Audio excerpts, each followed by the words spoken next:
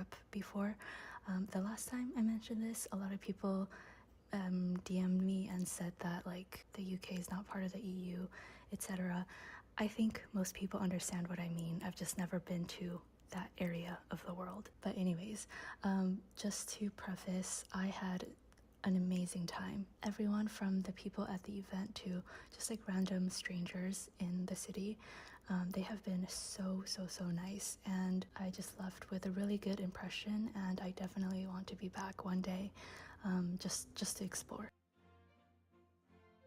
Okay, so I actually had a red-eye flight and I left on Wednesday evening, so actually most of my Wednesday was pretty normal.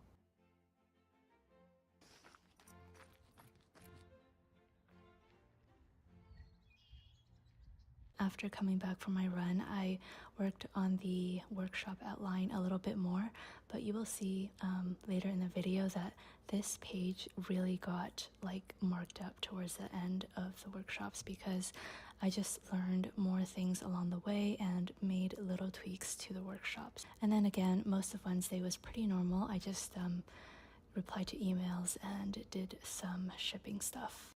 I still need to finish packing. Got a bunch of Coffee Crisp chocolates for Barbara and the other workshop hosts as well. And then I have a bunch of washi, vinyls, stickers. These are stamps. These are Tombow markers for the workshop, temporary tattoos, and little cards. Okay, so I am supposed to leave in about 2.5 hours, but I'm just getting some last minute work done. This is for the June pre-order, which I technically finished, but I'm just going back in to do a bunch of revisions. I think I'm going to call this one either Mail is Here or Happy Mail is Here. And currently it is a very light tan beige background. Yesterday I had a sudden idea to use a craft paper texture background, so I looked for a bunch of different craft paper patterns, and I am gonna see which one fits this, or I will just go with this light tan if the craft paper doesn't work out. I'm currently in between this one and this one. I cleared out most of my fridge, so this is gonna be a very interesting meal.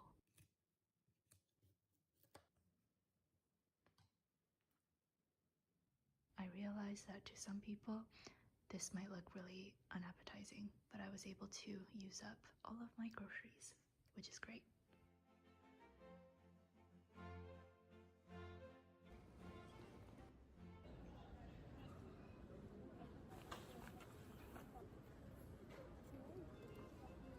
Many of you probably know this by now, but I am chronically early to the airport.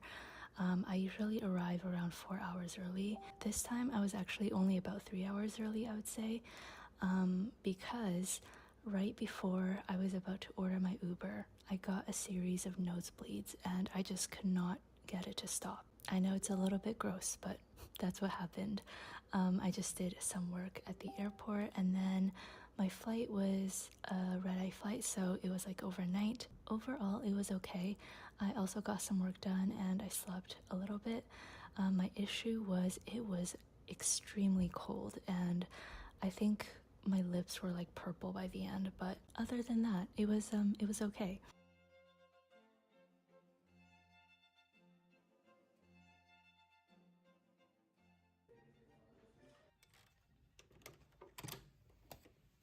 Okay, I made it to my hotel room. We have a nice city view, a cute little bed, bathroom, and I'm guessing that's a closet. I did something very stupid. I bought a travel adapter for Europe, and I didn't realize that the UK had a different plug. I did a Google search, and apparently Sainsbury's has an adapter. So I'm gonna quickly walk there because my phone is at 70%, which I know sounds okay, but my anxiety cannot handle anything below 80. So let's hope I can figure this out. We don't need as many of those. Oh, those are mine.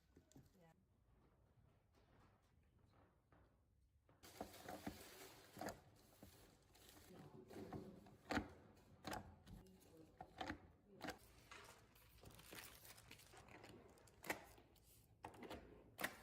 because I ran into issues with the eSIM as well as my power adapter, I arrived at the venue much later than I wanted to, and I ended up with just like 2-ish hours to help set up. Those are Abby's preparations. So cute.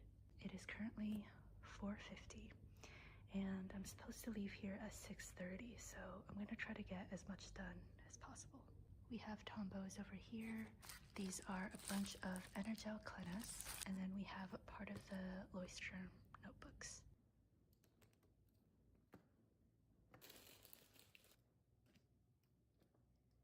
I was also supposed to include a Leuchtturm notebook and pen loop with every goodie bag. You can see that I have a few of them here, but unfortunately, like half, maybe more than half of the shipment has been stuck in UK customs since April 25th. So literally over a month. It's actually still stuck in customs right now. So yeah, I think over half of the goodie bags were missing the notebooks and pen loops. So we just included a note as a last minute thing, and we're gonna ship it out whenever it clears customs. It is almost 6:30 and I have to leave now. There is still a lot left to do.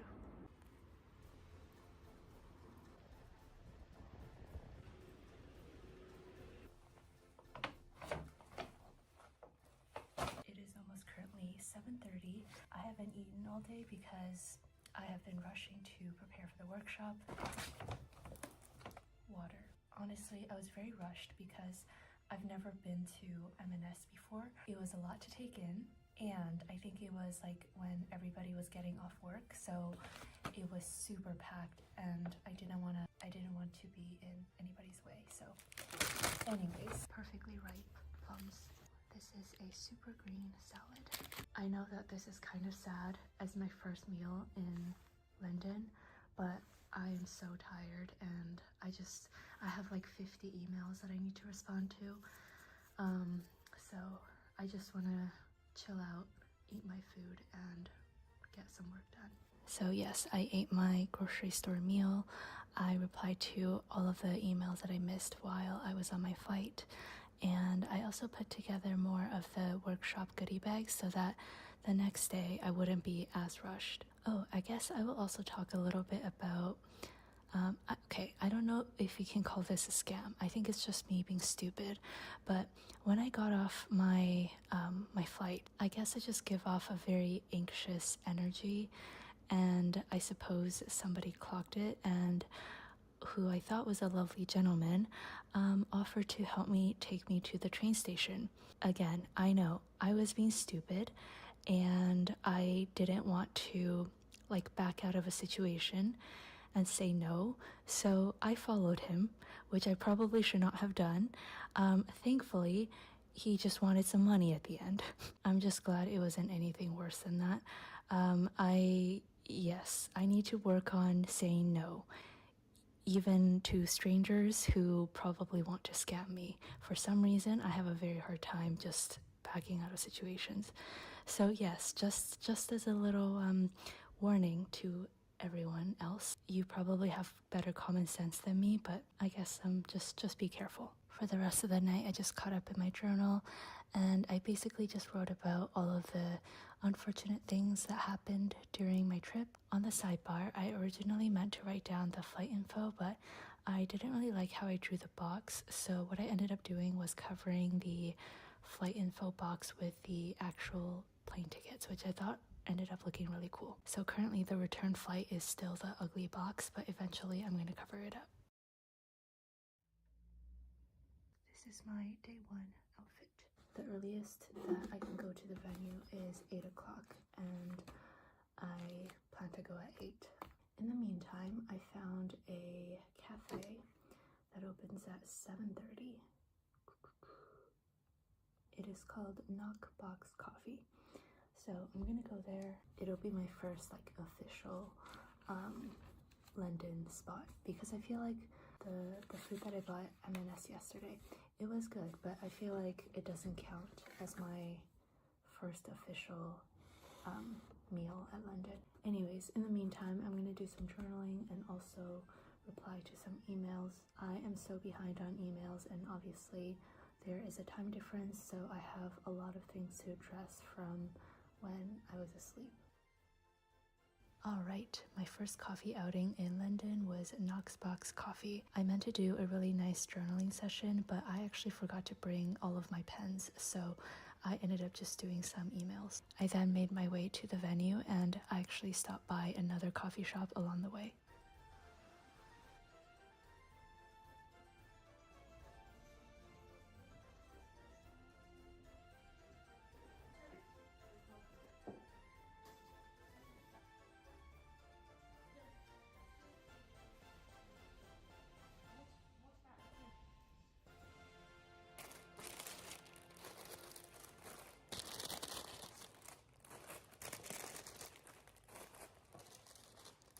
So my schedule for these few days was basically arrive at the venue at around 8, prepare for the workshops until 12, teach the workshops from 12 to 2, another set of workshops from 4:30 to 6:30. And then in between the workshops, I would usually prepare for the next workshop, while also whenever I get the chance, I would reply to emails or walk around the venue to say hi to everyone who couldn't make it to the workshops, but they just wanted to shop around.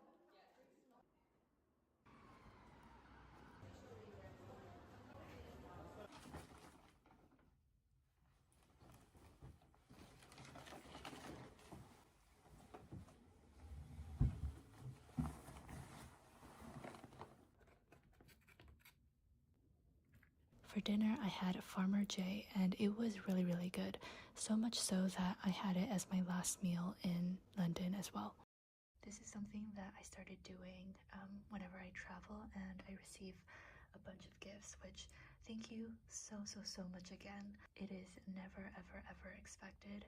You guys pay money for my workshops and my products, and it is literally my job to do the best I can and deliver. So please never feel the need to bring gifts, but it always just makes my day. Thank you so much, especially handmade things like this. So cute.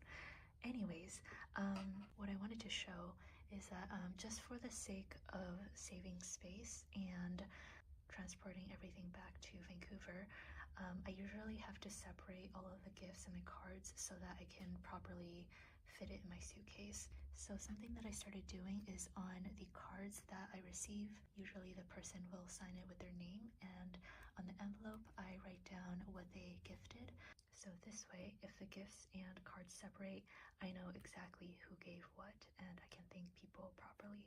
A little recap of the workshops. I wasn't too happy with my overall performance. I know a lot of people are gonna say I'm too hard on myself, etc. But it's not even subjective. Like objectively, I had tech issues with the projector. Abby and I had staggered workshops, so it was Abby's workshop, mine, Abby's, mine. And I think my only feedback about this event, which I'm very close with Barbara, so I'm not afraid to say things like this. This is also the first event, so it's very hard to, think of these things. But my only feedback is that we didn't have enough time in between the workshops. So we had 15 minutes and it wasn't enough time for the previous class to clean up and shuffle out of the classroom, and for the next class to, prepare each of the seats with the goodie bags and worksheets and stuff like that. So between the tech issues with the projector and the timing issues, I was very stressed, and I think I just stuttered a lot and said a lot of weird things, but hopefully nobody really noticed. Also, a big shout out to Abby and her friend Grace, because for a few of the workshops they lended me their projector, which was a lifesaver. My hotel room smells like sardines because I ate sardines yesterday. I'm a little bit embarrassed. Anyways, I got 3 hours of sleep yesterday, which is not great. We are gonna go get some coffee. I know this is kind of boring. I'm gonna go to Pret. I don't think we have Pret in Canada, or at least where I live, so I am very excited.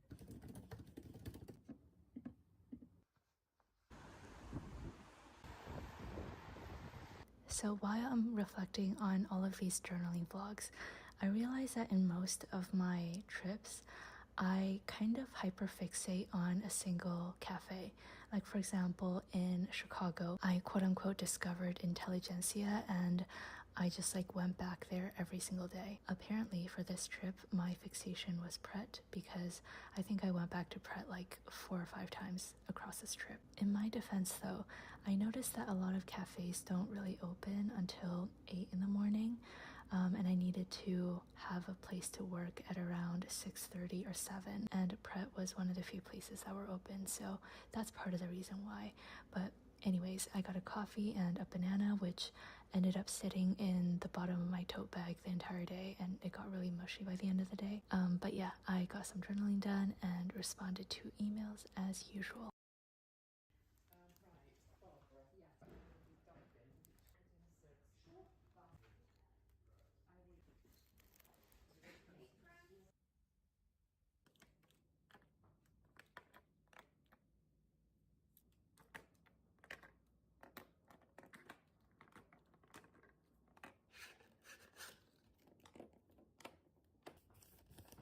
I didn't take as much footage of day 2 and 3 because it was largely the same as day 1, and just being honest, when I'm filming I tend to be slower at what I do, so I just really wanted to focus on getting my job done.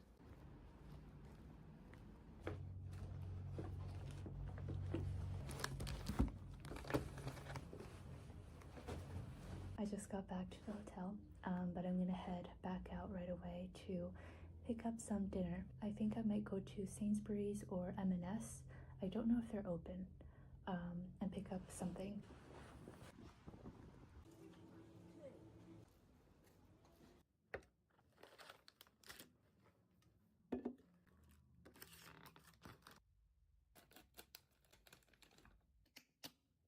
In this clip, you can see the mushy banana that I was talking about.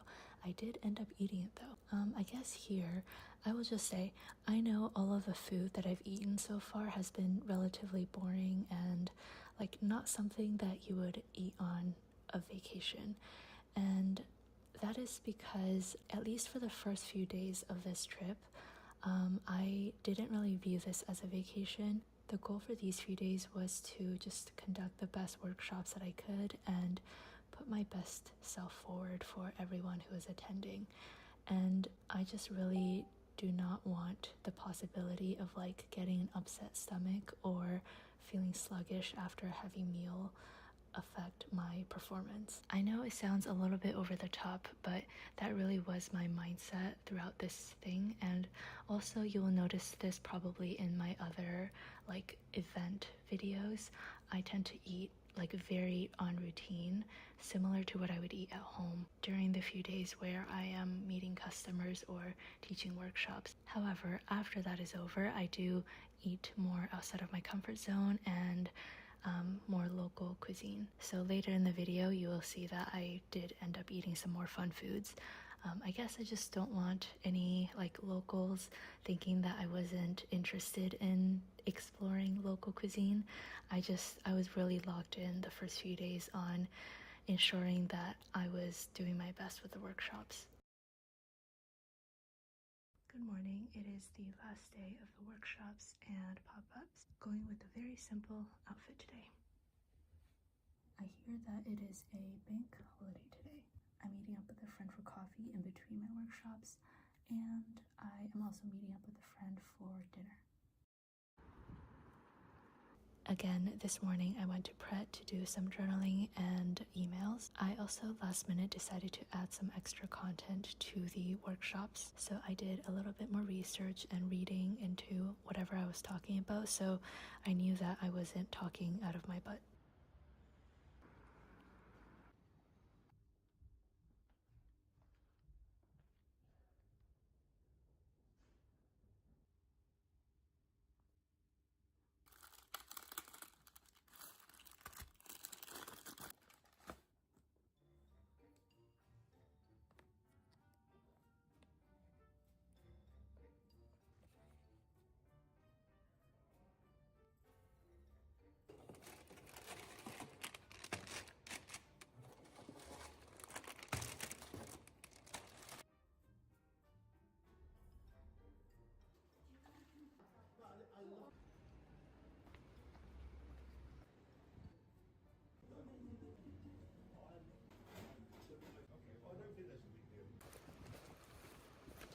For dinner, I decided to go with the classic fish and chips, which came with a side of mushy peas.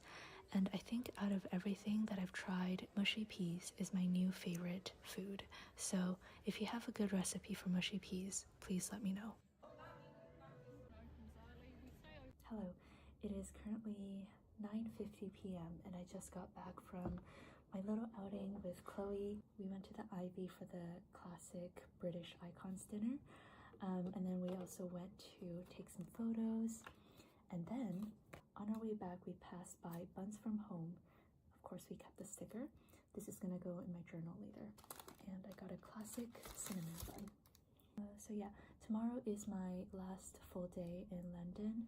I leave Wednesday morning, so tomorrow I'm gonna hit up as many places as possible.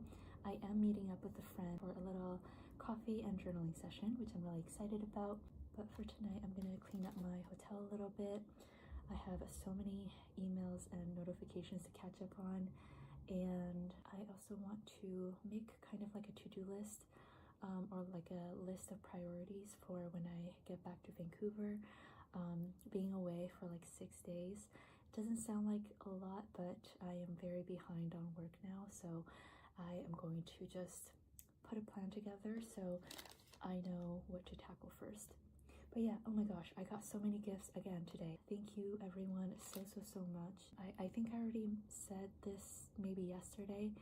I never ever expect gifts. This is, I mean, it sounds a little bit blunt, but this is my job. So in that sense, I'm just doing my job.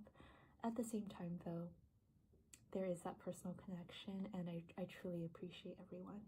So yes, that is it for today. I am going to get to work, get cleaning, and I will see you tomorrow, hopefully for some touristy London stuff.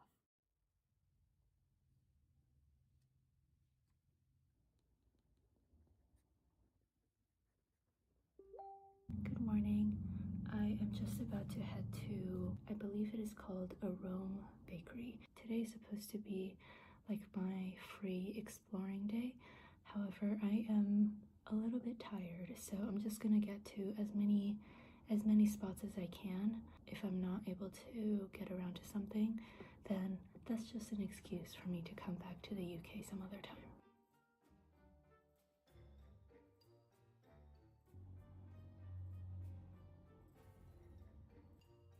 So again, this was my free exploring day, and in the morning and early afternoon I hung out with Bronte.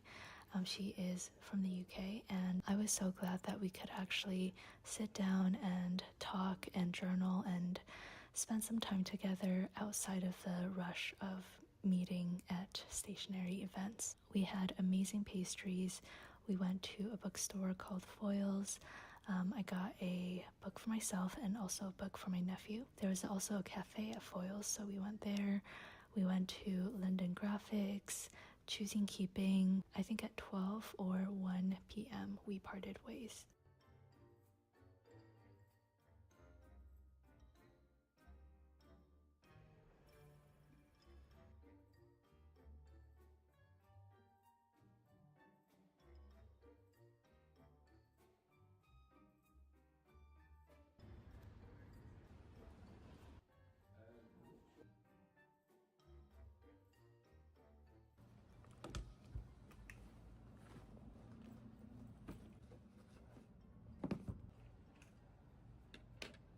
So I definitely made a rookie mistake, and I forgot to check the weather, and I forgot to bring the umbrella, but it wasn't too bad.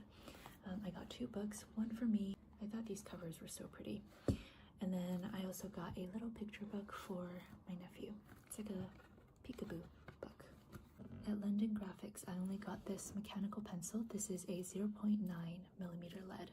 And I also got some 2B 0.9 millimeter lead. I didn't get anything from Choosing Keeping because everything was beautiful. I know I don't need anything at the moment, and my suitcase is already very heavy as is. So I'm gonna rest a little bit, dry off, reply to some emails, and then I'm gonna head back out to the British Museum.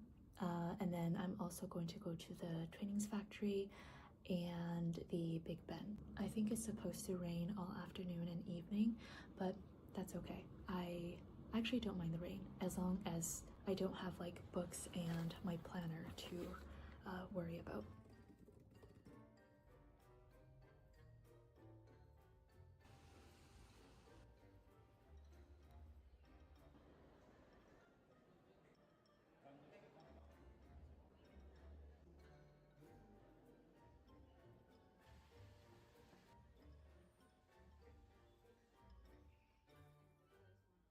So this video ends very awkwardly. This was me at yet another cafe after my Twinnings trip. So I actually dropped everything back home and I went for a run to the Big Ben. I also had Farmer J again for dinner, and I spent basically the evening just packing things up. The next day I went to Pret in the morning again, and then after I got to the airport I had Pret again for lunch/dinner. Anyways, I didn't record all of that just because I wanted to enjoy my last few moments in London, and I just didn't want to deal with the stress of filming while trying to get everything packed up. There were a few hiccups along the way, but this was overall just such an amazing trip, and I would say 99% of it is because of the people. I cannot get over how welcoming everyone has been, and it was so nice meeting everyone. I think in my brain it was just always impossible for me to meet my customers from the UK or from Europe, and the fact that I actually got to meet some of my longtime customers from the UK or from Europe, it just kind of broke my brain a little bit, and it meant a lot to me. So thank you so much, and of course thank you to Barbara and the Miso Paper team for putting all of this together. I hope this becomes an annual thing because I had a lot of fun. So I will stop yapping. Thank you so much again, everyone, and I hope you have a wonderful week ahead. Take care. Hello, I hope you're doing well. Welcome back to another week in my life / journaling vlog. This one is going to be a little bit more hectic than usual because I am reopening my store on Saturday and there is a lot of work to be done.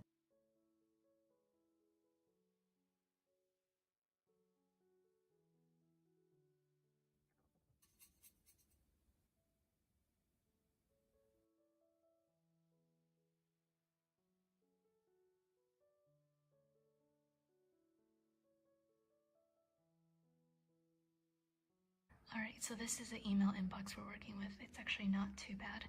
I have 9 emails that only I can respond to.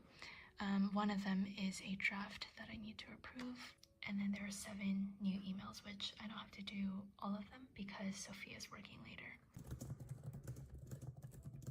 Currently, I'm working on the Lunar New Year mini kit for 2023, and I already have a very similar kit in the shop for previous years.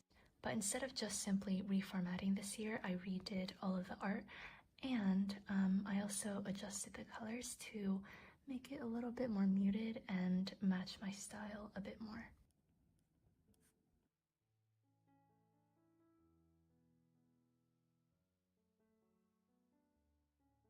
Alright, I have been working on this kit for about an hour now, and it is currently 8:57 a.m. So I'm gonna start getting ready for the gym.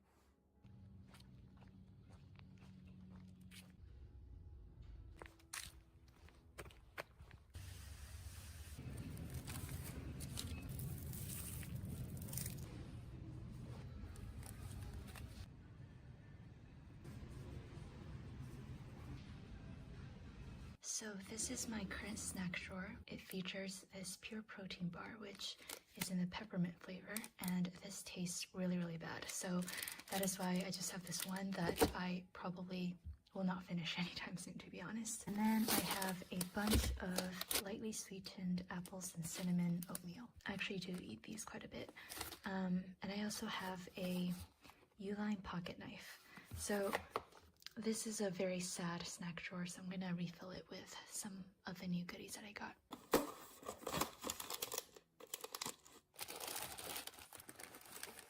Alright, looking good. So yeah, I'm gonna get changed and get to work.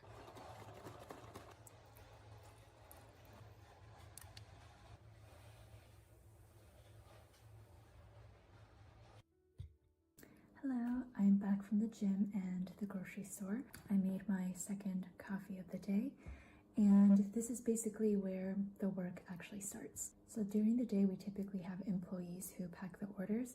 You might know them as Franny, Fiona, and Jan, and also my mom. So yeah, during the day, I do all of the design work, all of the social media, product photos, inventory organization, stuff like that. And then at night, after everybody leaves, I do the order packing. So that is kind of how things go.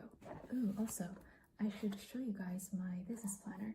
I hauled this in my most recent haul, and I can't really show you the calendar portion because that has like actual crucial business information, but I will show you like one of the note pages. So this is a Kokuyo Campus B6 monthly schedule. I have 3 tabs, the yearly, monthly, and this like little doodle pencil. I already pretty much filled out December, January, February, not November, March. So I can't really show you those, but this is a blank spread. This is for May. I also have to skip the first few note pages because it has my 7-year shop anniversary information. Okay, so this is a spread for my shop reopening on the 17th. I have a column for like marking things off, and then I have the SKU numbers, and then I have the listing title. And then if it's like a SKU that has variants, then I will just put the variants in an offsetted column. So those are the sticker releases, and these are the other specialty releases. I don't think I finished, yeah, I haven't finished this list yet. But let's see, the P stands for the listing photo, L stands for listing. This right arrow means the amount of stock that we had incoming, and then the up arrow is the amount of stock that I'm putting in the store. So yeah, I'm pretty much done all of this except for the Lunar New Year stuff and most of the other releases.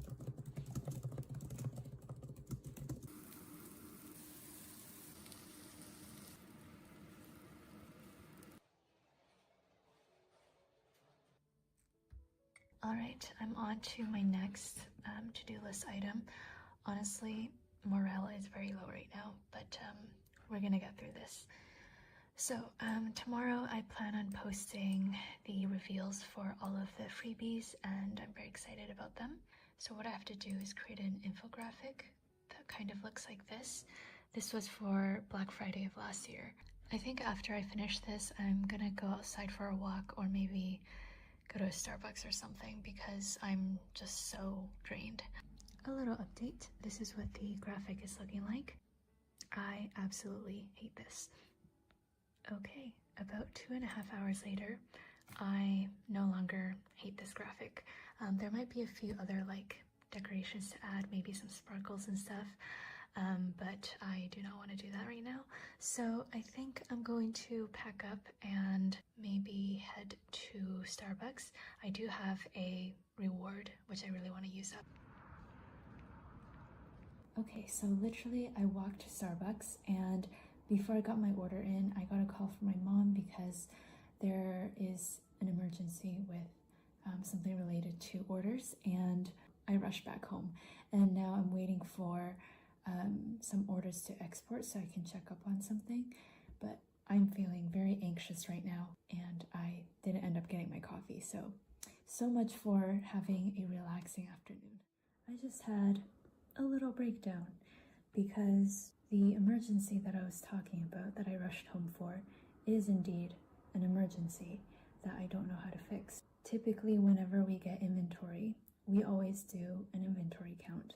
These past few weeks, we received one large shipment, and I just said, you know what, we've never really had a problem, so we'll just skip on counting inventory because we have so many Advent bundles to do and so many orders to process. I just don't have the time. Well, we are several hundred units short of the sheet protectors. and still a few hundred orders left to pack, and I don't know what to do. And it's especially hitting me hard right now because literally just a few days ago, I was writing in my journal how I felt like a failed person, and I feel like this is just the example to solidify exactly what I was thinking. This is just the reality of running a business. I definitely did not plan to have this as part of this daily journaling vlog, so I'm gonna drink some water and think about what to do and how to solve this problem. I don't know if this is interesting to you at all because it's all like back-end stuff, but I thought about it for like a good 30 minutes, and I think I found the best course solution. Obviously, it's not ideal. So the issue is we have the 2-pocket sheet protectors that are short, several hundred units. However, I did make a double-sided version with 4 pockets. So it's literally the same thing, but you get double the space. So technically it's like a upgraded version, and I'm going to be emailing every single customer affected by this and asking if they will be okay with getting the 4-pocket sheet protectors in replacement, which again is technically an upgrade, but like it's definitely not what they ordered. So I want to ensure that like at least I give them the choice of whether they want it or if they want to wait for the 2-pocket sheet protectors, or whether they want a refund or something like that. I'm going to write a Python script to extract all of the orders that are lacking the 2-pocket sheet protectors. And I just did a peace sign. No time for jokes. I think that is the best thing that I can do right now. I don't want to keep talking down on myself because I know a lot of you are so supportive in the comments. I really don't want to cook right now, so I got Chipotle for dinner. I typically eat dinner with my family, but I'm trying to deal with my manufacturer to ensure that we still get the stock, even if, you know, we can solve this problem earlier. My heart is beating really, really fast, so yeah, it's kind of hard for me to talk. This is what I got. It is sofritas, brown rice, pinto beans, fajitas, medium green salsa, and also lettuce. It is currently 9 p.m. I have sent out about 150 emails. All of the responses have been pouring in, and I'm just processing all of the choices that people have made. And honestly, like, everybody is so kind and understanding, and I don't even know what to say apart from just being super grateful. As for whatever I'm designing, I am working on the boxes for my 7-year shop anniversary. Yes, the 7-year shop anniversary is in March, but I'm already preparing for it because we need to get things done early. And this theme is so cute, and I'm so excited for it. Alright, it is now 11:30 and I finally finished this listing photo. And now I have about 30 more emails to respond to.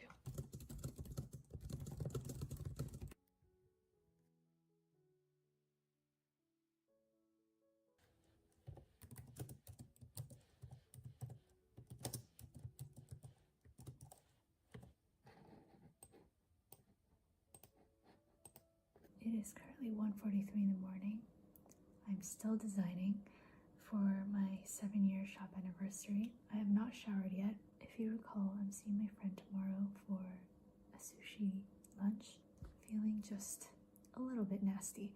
So I'm going to go shower now, and I will continue designing probably until 2:30, and then I will finally go to bed, and I will wake up at 6:30. So hopefully a solid 4 hours of sleep today.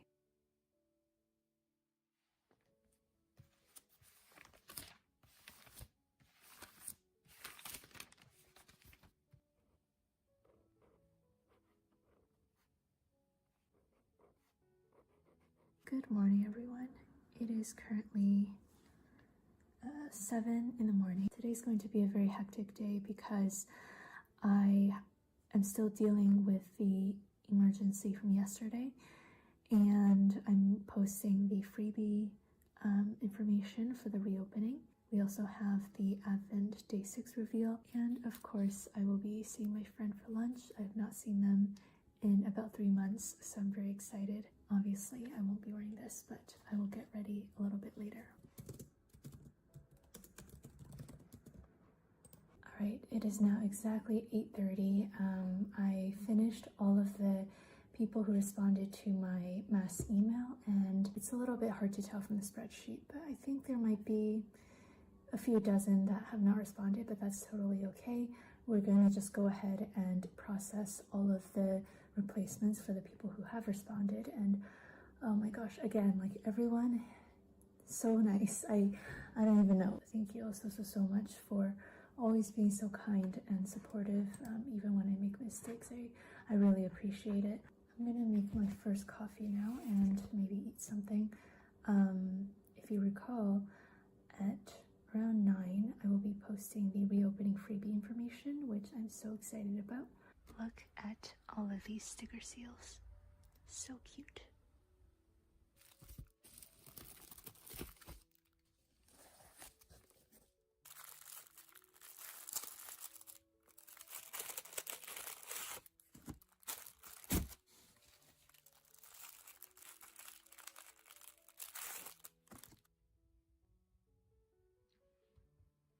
Our storage space is incredibly cold, so this cup of coffee is much needed.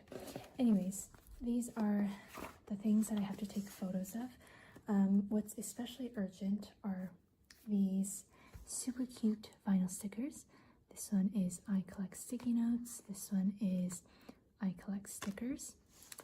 I collect pens, and I collect washi. And these are some of the freebies that I will be giving out with the reopening. I think I showed you guys the graphic already, so if you have already seen these.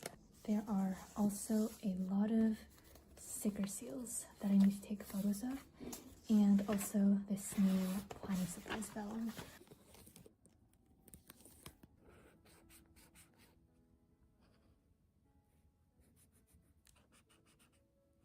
Okay, I really should be getting back to work, but I just had to doodle this little house scenery, and I think it turned out really cute, really sweet and whimsical. Okay, so this is my current setup for taking the Instagram photos. I think I'm gonna just hold this one somewhere here. Okay, this is the final edited photo. I'm literally doing all of this like rapid fire, like one after the other, because it is currently 9:22. If you recall, I wanted to post this at 9, so I'm actually 20 minutes late, and I am still wearing my pajamas, and I have a sushi lunch. So I'm gonna quickly get this posted now. It is 9:36, and I just posted the freebie information. Fingers crossed everybody likes these freebies. I always get nervous whenever I post anything, to be honest. Okay, it is currently 10 in the morning. I'm supposed to leave at 11, but I'm still in my PJs. So I'm going to get ready now, and after that I will continue responding to all of your wonderful comments. Okay, if you can't tell, I'm a bit flustered. Okay, I have 3 outfit choices. So this is choice number 1. It is a knit dress, which is great for winter, and it's a midi dress, so I can't really show you the bottom. I do like this one, except I don't have tights, and I think it's going to be really cool. This is option 2. I don't know how I feel about this top, to be honest. Kind of sits a little weird. And then this is option 3, which is very wrinkled. Again, I don't have tights, so I'm wearing leggings. I can layer on a sweater. No, definitely not. Add a belt of some sort. Okay, I also don't like the belt. I think I'll just go with this because I don't like any of my other options either. I'm supposed to be on a no makeup thing, but I did my makeup today. And I felt like the neckline was a little too boring, so I just threw on a necklace, and this is the jacket that I'm going to wear. Alright, so now that I'm ready, I am going to continue responding to all of your comments.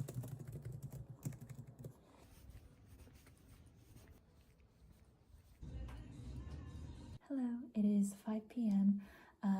I was so cold, so as soon as I got home, I had to take a hot shower. I have 43 Facebook notifications and 14 plus 8, 22 emails to respond to, and a lot of work to do. I'm getting very stressed. I made myself another coffee. This is my third one of the day, but I also had 3 cups of tea, so it's a bit too much caffeine, but this will be my last one. But yeah, I'm gonna tackle the Facebook group and Instagram, and then I will do emails, and then after that I will continue prepping for the digital pre-party that is on Thursday. I know I said I have a lot of work to do, so you might be wondering, why am I doodling in my planner right now? I honestly got a little bit anxious, actually very anxious, just because there are so many things to do. So I'm gonna create a priority list. I know, like, it's not the best use of my time, but it really does help me kind of clear my mind a little bit, and then I can tackle all of my to-dos with a clear mind. So I'm literally just going to write down exactly what I said I would do earlier, but just the act of writing it down makes me feel a lot better.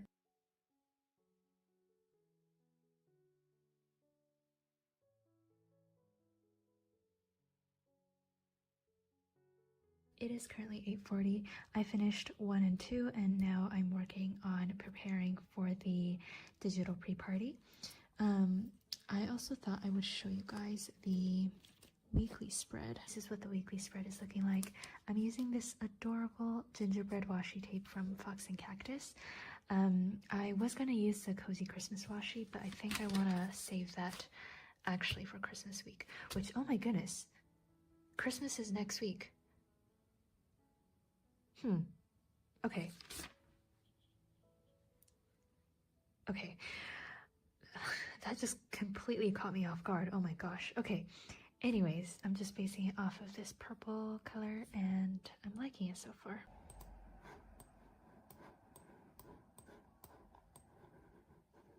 Currently what I'm doing are the individual photos for the 4 biomes vinyls, which are probably one of my favorite things of this release. This is what they actually look like in my Hobonichi 2 weeks, and obviously I will be selling them this weekend. As you can see, I'm not really packing orders these few days, and it's because we're actually caught up on orders now. There's still like a few hundred left to do, but my packing team is amazing, and barring some unprecedented stuff, they will be able to get orders done earlier. In fact, I wasn't going to open the store for physical orders until the reopening, but I might put all of our regular stock stickers up a little bit early during the pre-party.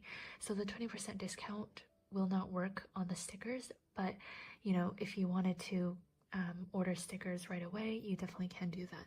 So yeah, the reason why I'm not packing orders is because as much as I love packing orders, there is zero reason for me to do so.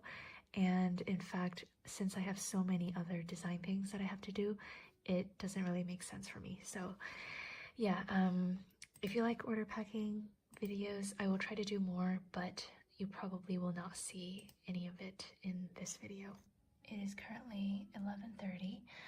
I'm working on the digitals for the digital pre-party release. I have a few others that I have finished and a few that I still need to do. However, I've been sleeping so poorly lately that I think I need to take a nap at 11:30, and I will be back up again to finish things off. This is what my spread is looking like, and I think I'm gonna stop filming for today because I am literally just gonna be working on the digital prep and nothing else.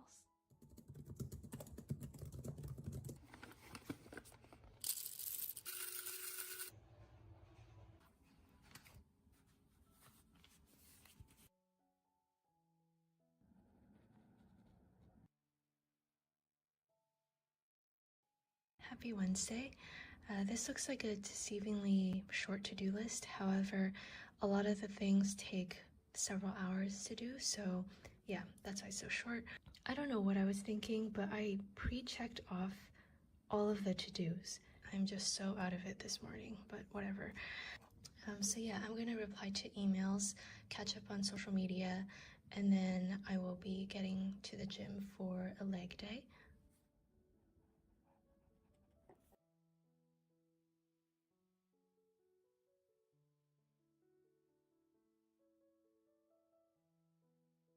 So this is another example of why sometimes I think I'm insane. I woke up really early today. I finished all of the digitals for the release tomorrow, and just now at 8:56 in the morning, the day before the digital pre-party, I decided that I don't like any of the things that I designed and I'm going to delete them all. I'm not exaggerating at all. I'm deleting like all of this because I don't like it. And instead I sketched out some new ideas, and after I come back from the gym, I'm gonna redo all of the digitals. I do not know why my brain is like this. Like, I have perfectly good digitals to release for tomorrow, and honestly I think people will love them, but I hate them, so I'm gonna redo them all.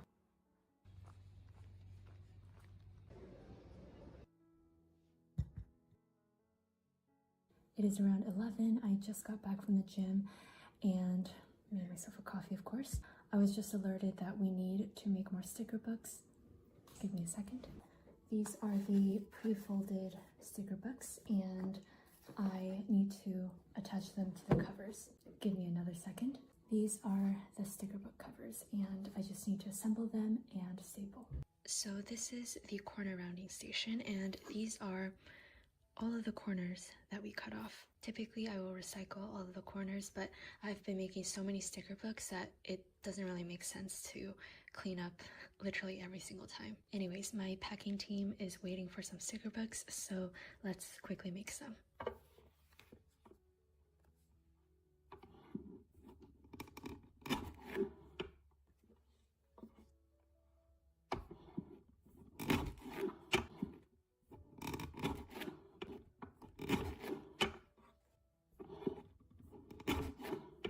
Corners are all rounded now. I do have, the ones I showed earlier, but it's not enough, so I need to fold some more. And I will be using a bone folder so that I don't ruin my fingertips. And this is typically when I put on a TV show or a movie, but this is so little that I can probably finish in about 30 minutes. Typically, I would have a stack of about 250 to do, and so that is when I put on like a TV show. I have all of the covers done now, so I can assemble. This is the electronic stapler. It has stapled thousands of sticker books already, and it is amazing. So very simply, I take the inside pages. I do a double check to make sure that it has all of the pages. Take a cover, I center it, and then I take a wide paper clip to clip it in place. And I do this twice. Then I slide it onto this plate. This is what it looks like, and then I'm gonna press on the foot pedal. And now we have a perfectly stapled sticker book. I just finished this small batch of sticker books, and now I'm gonna deliver it to my packers so they can use them for orders.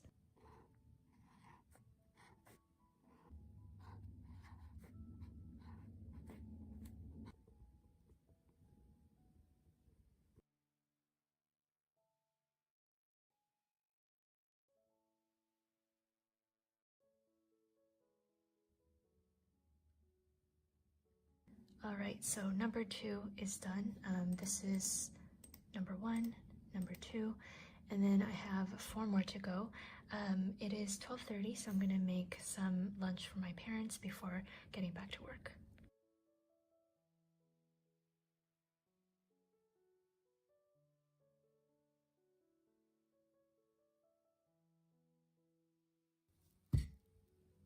We are on coffee number 3, and it is currently 1:30. Back to preparing for the digital pre-party.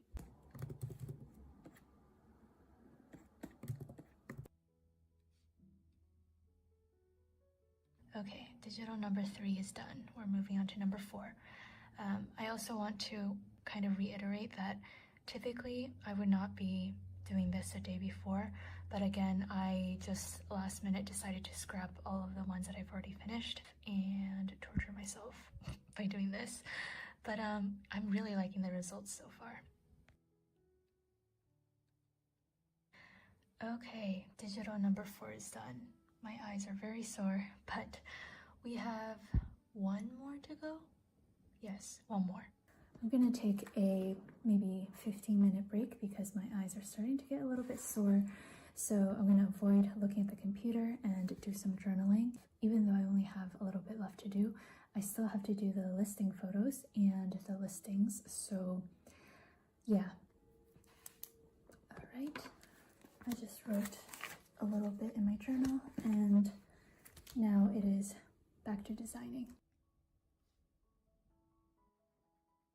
Okay, number 5 is done, so I've officially finished. My brain is fried, so I think I'm gonna go out.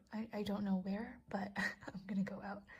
Okay, I actually never ended up going outside because I started doing the listing photos. This is how all 5 of them turned out, and even though it took 1,020 years and caused me a lot of stress, I am so happy I redid them. And you will never see the original versions because I still hate them. So yeah, this is a functional set and I especially love these icons. I feel like I should do more emoji icons like this. So yeah, I'm gonna take a break and I'm actually gonna bake 2 loaves of zucchini bread. Oh my goodness, definitely not bikini bread. I don't know what I'm talking about. I'm gonna bake 2 loaves of zucchini bread and it's gonna have like pecans, craisins. I'm gonna use flax egg and just all the healthy stuff. Again, this is gonna be for my parents. I am just trying to get them to eat as many good things as possible. So anyways, let's make some zucchini bread, not bikini bread.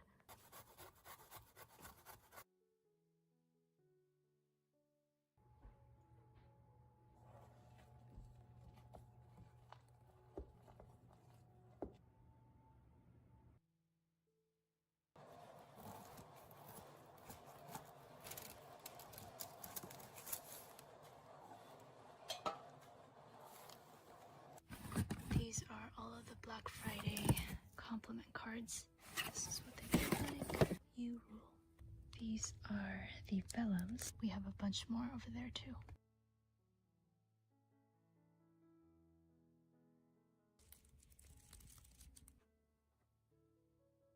Good evening. It is currently 11 and I'm just finishing up work for the day. For the past few hours, I've just been doing like little listings and replying to emails and dealing with manufacturers, stuff like that. So nothing really worth filming. But yeah, these sticker books, this is the sticky note ones. They're needed to finish off orders tomorrow morning, so that is why I am working on them now. Tomorrow is a digital pre-party, so I think it'll be a pretty busy day as well. I'm really looking forward to it because I think a lot of you are gonna like the cottage themed digitals that I created. So yeah, apart from finishing up my journal entry, this will probably be the last thing I film. Good night for now.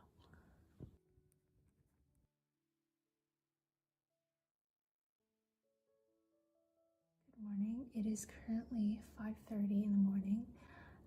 The digital pre-party release is at 9 and I'm posting the stuff at 8:45. So I just wanted to wake up early and double check all of the listings, answer any questions beforehand and all of that. Since I typically go to the gym at around 9 and the release is at 9, I will today move it to probably after lunch. Obviously, I don't want to be at the gym while the release is happening. Okay, so what exactly am I double checking? We have these 4 files that I showed yesterday, and I'm just gonna go to each one, double check all of the prices and stuff like that, and then also make sure that I uploaded the correct file. Where is it? Correct file. And then I'm gonna go to my computer, open up this file, and make sure that all of the files are in there. And I repeat that 8 times because I need to double check on Etsy as well.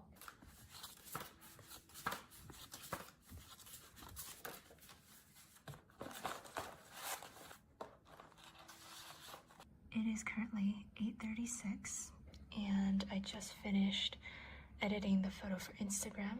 This is currently the website and I have all of the countdowns ready. There are 23 more minutes left to go. I have a few listing photos that I have yet to finish editing and upload to the website, but I should probably eat breakfast right now.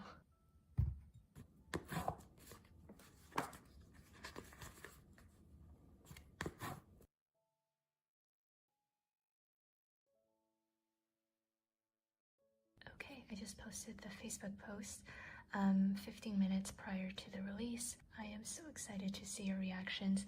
I really hope you guys like them. Currently, I'm just responding to all of the Instagram comments.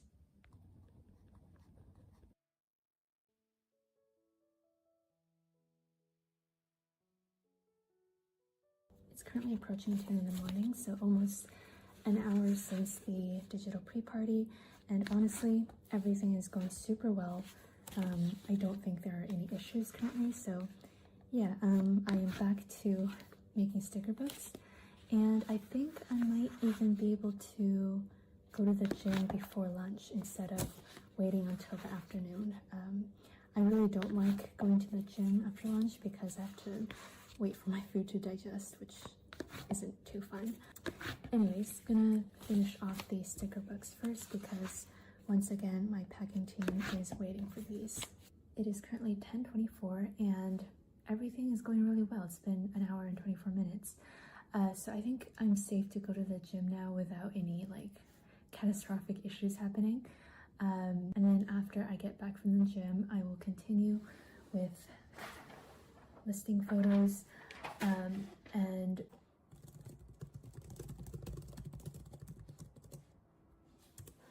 I am stressing out just a bit because everything with this icon I have not finished. This is a little bit too last minute for my liking. I did take all of the photos, but I have not edited them. Oh gosh. So yeah, that is my next task. Okay, if you recall, there were quite a few empty pictures earlier, but they're all filled out now. We are good on that front, except for this one. I only put the photo of the two of them because I still cannot find the other 3 colors, which is so crazy to me because I definitely have them. I just don't know where. So yeah, for now it's just gonna be these 2, and fingers crossed if I can find the other 3 tonight, then I will add a second photo with the different variants, because as you can see there should be 3 more, so I don't know. Currently I'm just filling out my journal entry for this afternoon because I have a little bit of downtime. Good evening. I have some very good news. Look at what I found. The missing vinyls. I knew they were somewhere, but I just didn't know where. This is a pastel version. This is what I'm calling Starburst. Very fun. This one is neutral. And then this one, I think I just called it purple because I don't really have any other names. And then this one is chalkboard, which I think if you use like a white oil-based marker, it's gonna look really cool, just like a chalkboard, obviously. So I'm very glad that I found them and I can actually sell them on Saturday. So I'm gonna finish up the listing photos. I'm not sure if I need to retake the main photo. As you can see, it is very dark outside, so we'll see if I can take a decent photo. I could do it tomorrow morning, but I honestly don't want to rush, so yeah. I'm gonna try something, and I rarely do this. I don't do this often, so please don't think that this is a regular thing, because I feel like I'm like deceiving people. But again, it is very dark outside, so I can't take a decent photo. So this is a photo that I took earlier. What I'm gonna do is first get rid of these 2. Okay, they're gone. So now I'm gonna move this down a little bit. Now I'm gonna create a background color, just something random, so that I can clearly see the vinyls. What I'm gonna do is create an outline of white. increase the radius. You can see that's the outline.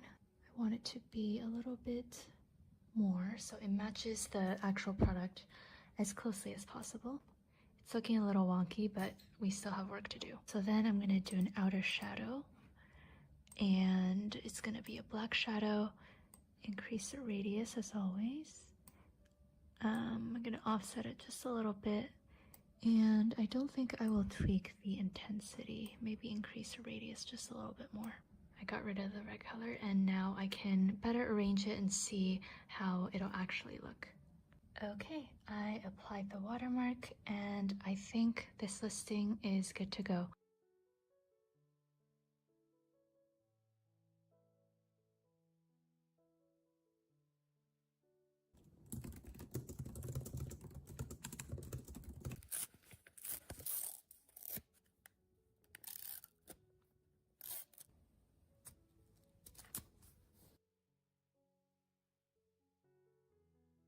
I was going to film Monday through Friday for this vlog, but I actually didn't end up filming Friday just because I was so incredibly overwhelmed.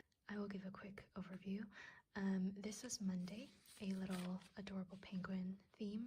And then for Tuesday and Wednesday, I washed my hands and then I touched my planner and like a huge droplet of water fell, and then I didn't notice and I flipped the page. So that is what these splotches are.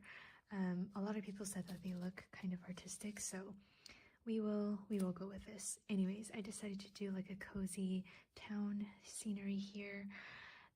This was a digital pre-party and I doodled a bunch of snowy trees. And then this was Thursday, a rather plain day I would say. I got a little bit lazy with doodling, so I just used the winter emojis washi tape up top. And then Friday, which was yesterday, I didn't film just because as soon as I woke up in the morning, it was just go, go, go. I didn't have time to like film me writing all of this. So yeah, that's just kind of what happens sometimes. And in the evening, I had a brilliant idea, but I couldn't work on it because I had other things to do. So there's that. And then this is today. I already did the new release. It is currently 1:30, so it's been 4.5 hours. I will fill this out a little bit more later. So anyways, I hope you enjoyed this video. I feel like it wasn't as great as my other daily journaling vlogs, but yeah, if you have any comments, definitely leave them down below. And I will see you next week for, I think, 2 videos. One is going to be a Christmas special, and the other video will likely just be a plan with me. So I hope you have a wonderful day and take care. Bye.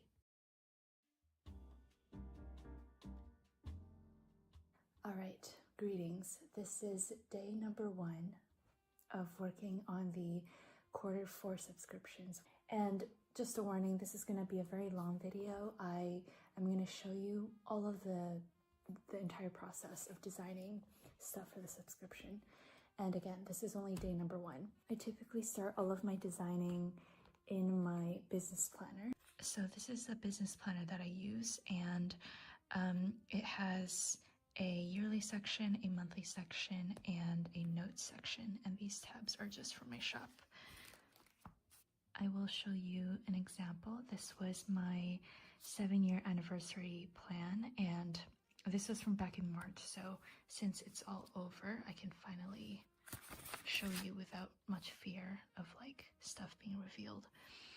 But yeah, this is what I typically do, and I'm gonna do something similar for the subscriptions. All right, let's get started. For social media, I might do some extra like lettering and stuff and make things look pretty. But honestly, like when I do my actual work, I aim for efficiency. So I do, pretty things up a little bit just to kind of motivate myself. But I'm like super quick with all of my sketches. I don't really try to make things look super pretty and all of that. So when I first announced the subscription, I actually already showed all of the themes. And even though you can skip and cancel anytime, I still felt like signing up was kind of a big commitment for the buyer. And I personally don't mind having little indicators of what I'm getting myself into. So yeah, for October, it was already determined that it's going to be a vintage theme, and for November, it is going to be a weather-related theme.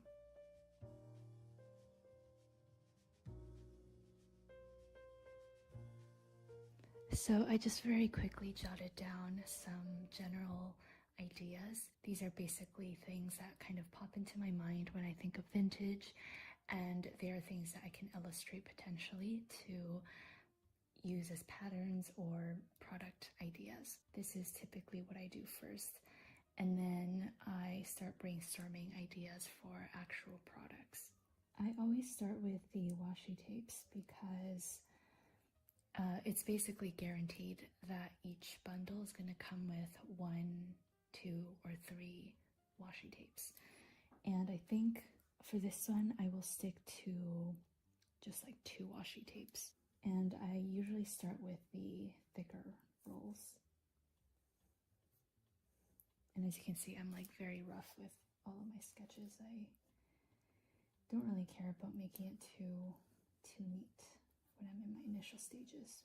So the first idea that I have is kind of like a map of the world that is continuous.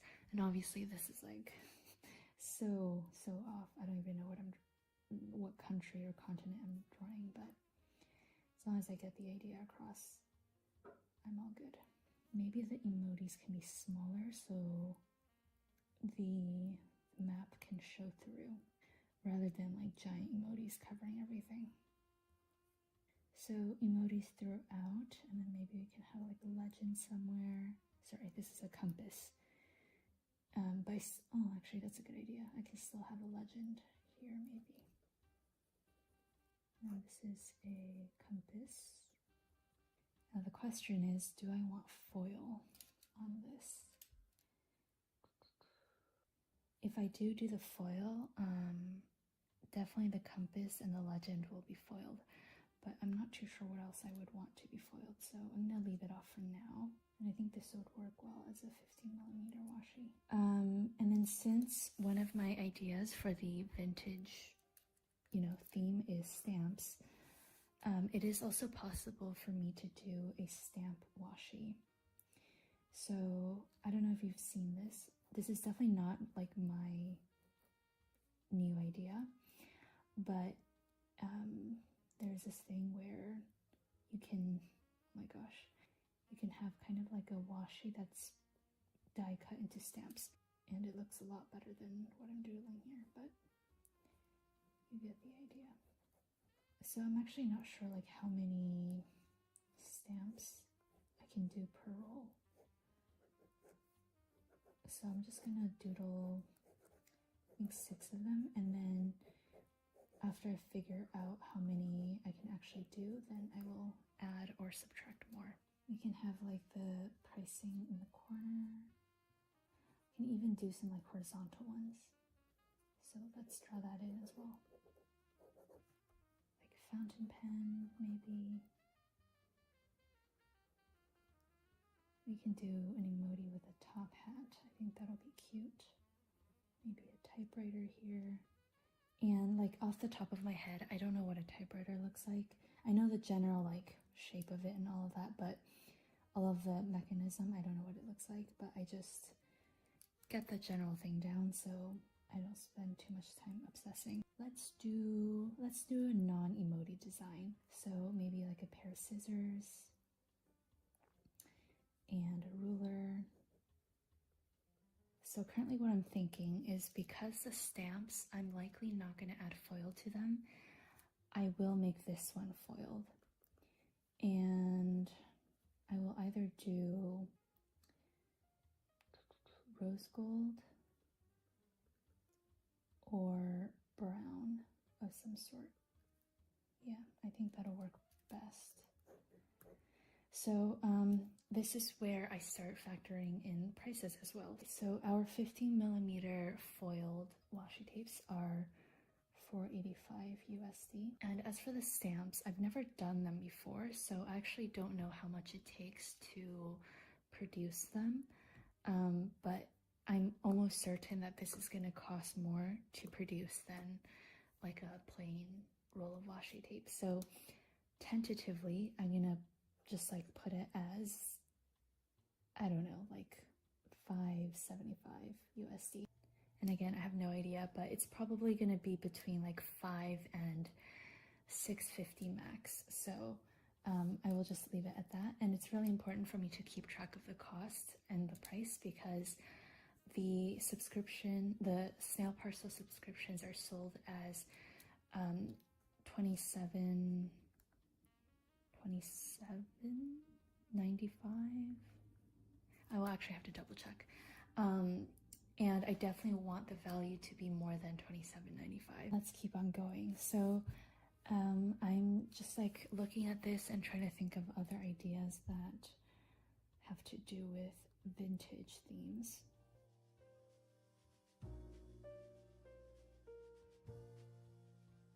I think this is a good time to do another ruler of some sort. Go along with like the brassy sort of theme. So we've already done emoji rulers and several times. And for that reason, I don't want to make this like just a plain ruler. Maybe we can do centimeters on one side and then inches on the other. Some sort of stenciling. I think that'll be really cool. Maybe a triangle as well. But then I can also do like a slit where this is like 1.3 inches wide, like for the Hobonichi cousin, and then 1.5 inches for other vertical planners. So these are basically like size guides. Okay, if I'm being honest, I am kind of at a roadblock with this ruler. I definitely want to include a ruler, but I want to make it unique in some way. So yeah, I think this is gonna wrap up my first planning session for the subscription, because I have an entire other list of things to do for the shop. So yeah, I will come back another day to continue brainstorming.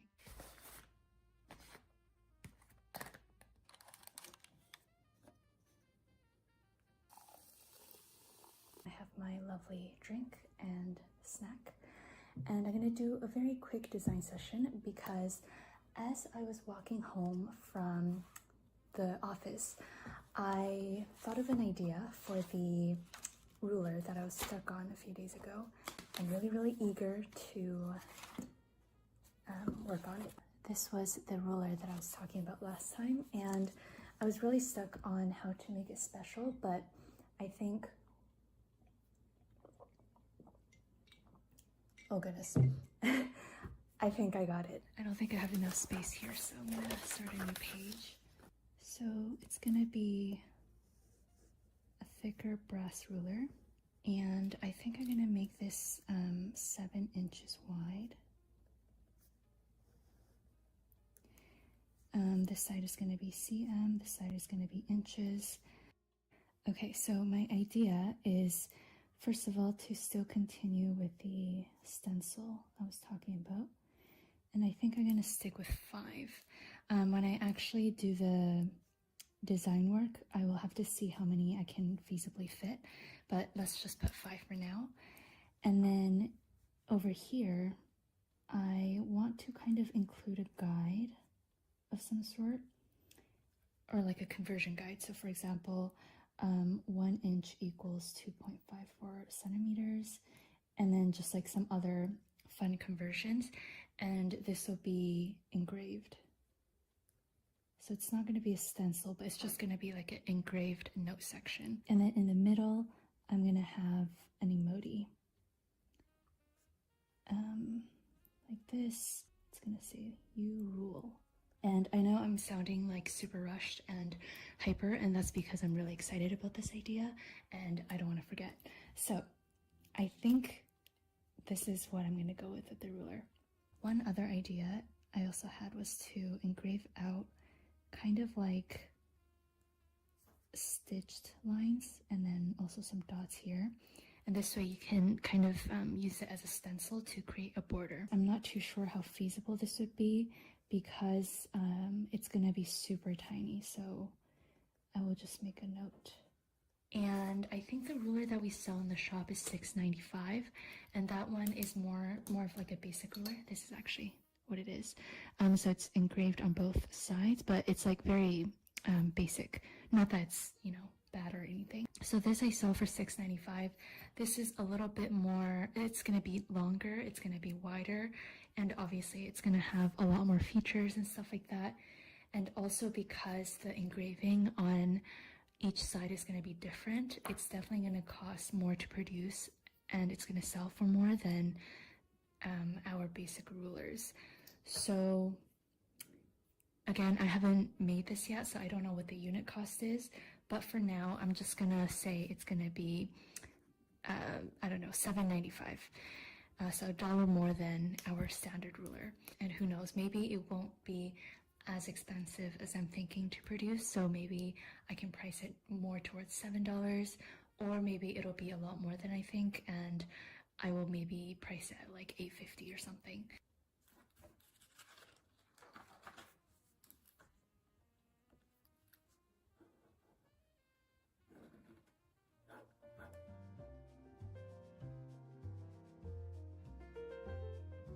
Hello, you are at my computer desk, and I'm getting ready to do some sketches. We're officially converting all of my sketches on paper onto the computer, and this is the initial sneak peek that I posted. So I'm not like directly using just these colors that I used in the sneak peek. This is just kind of like an indicator. However, I do like to start off by color picking the colors that I used initially, just so that I have a place to go off, and also this ensures that it's not completely different from what I advertise to customers. So I'm gonna just hide that because it's no longer needed. And then at this point, I am going to start tweaking the colors and go with whatever I actually want. So I do quite like this grayish color, but I think I want it to be a little lighter. Whoops, my phone just went off again. Okay, apologies about that. I do still like this color. I think it's a nice contrast. I think I like this one as well. This one, I don't think I like it. I think I need it to be a little bit more on the yellow side. Now I'm going to work on the washi, which I don't know if you can recall, but it is a map of the world in the background, and then I'm going to have little emojis everywhere and foil detailing. Now this is a little bit more challenging to do. First of all, I have to somehow recreate the map of the world in a long washi strip and also have a continuous. Just drawing a map is very difficult, so I don't know how I'm gonna do that, but I will just try my best. I do have my lunch break coming up soon. It's currently 12:30 and I usually have lunch at around 2. So I think for the next hour and a half, I will work on just sketching the background, and I won't worry about doing any of the refined work, at least until after lunch, because otherwise I will be hangry and I would just be rushing through it all. Okay, I present to you this gorgeous washi tape. Obviously this is like the rough sketch. Just kind of mapping out, no pun intended, but just sort of mapping out the map. And essentially my idea is that we're gonna fit in all of, I forgot Antarctica. I am basically repeating the continents twice, so this is like roughly the center point.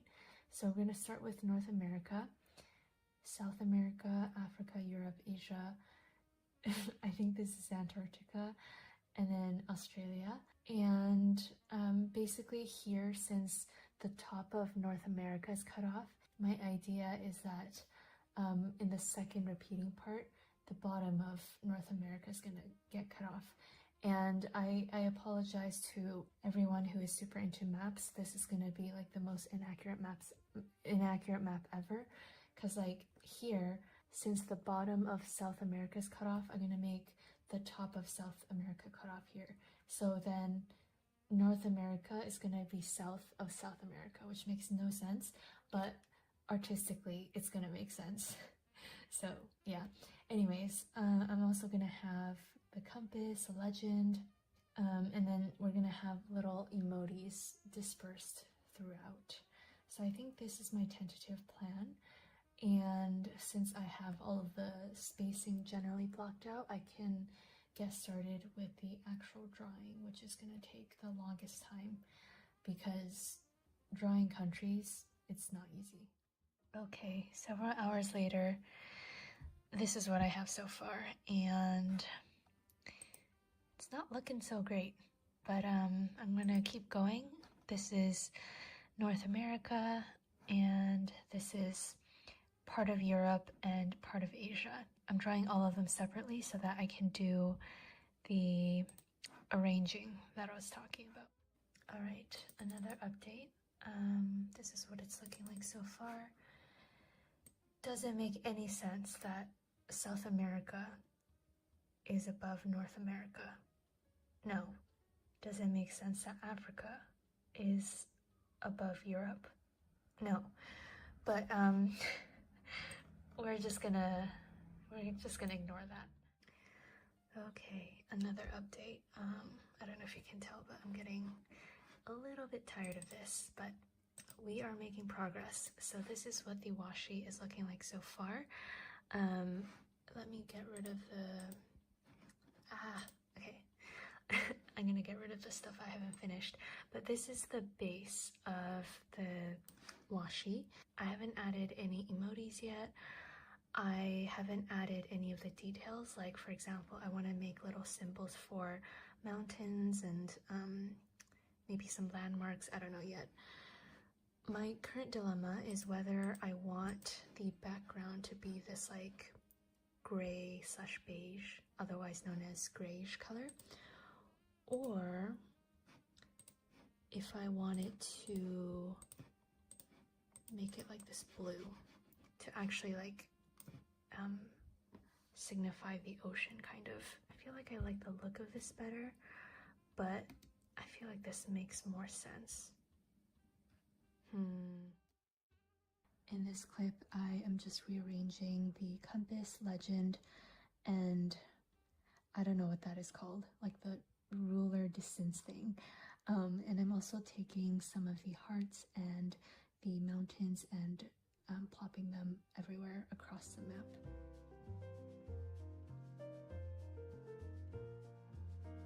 Alright, another update. I added some more foil detailing. I love the little face on Australia.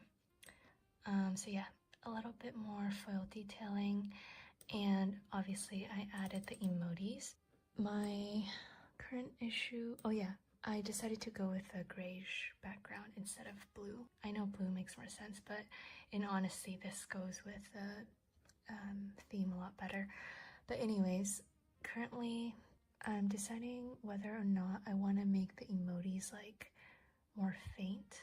So typically they have black outlines, but I'm considering on making them have like dark gray outlines, just because I made the maps have like a brown outline or like a very dark taupe. And even though the foil, it looks black now, it's gonna be, I think, like a rose gold or something. So in the end, it's just gonna be emojis with black outlines, and I feel like that's gonna look a little too jarring, so I don't know. Okay, final update. I think I have finished. Except I don't know what the heck this is. Let me get rid of that. Okay, take two.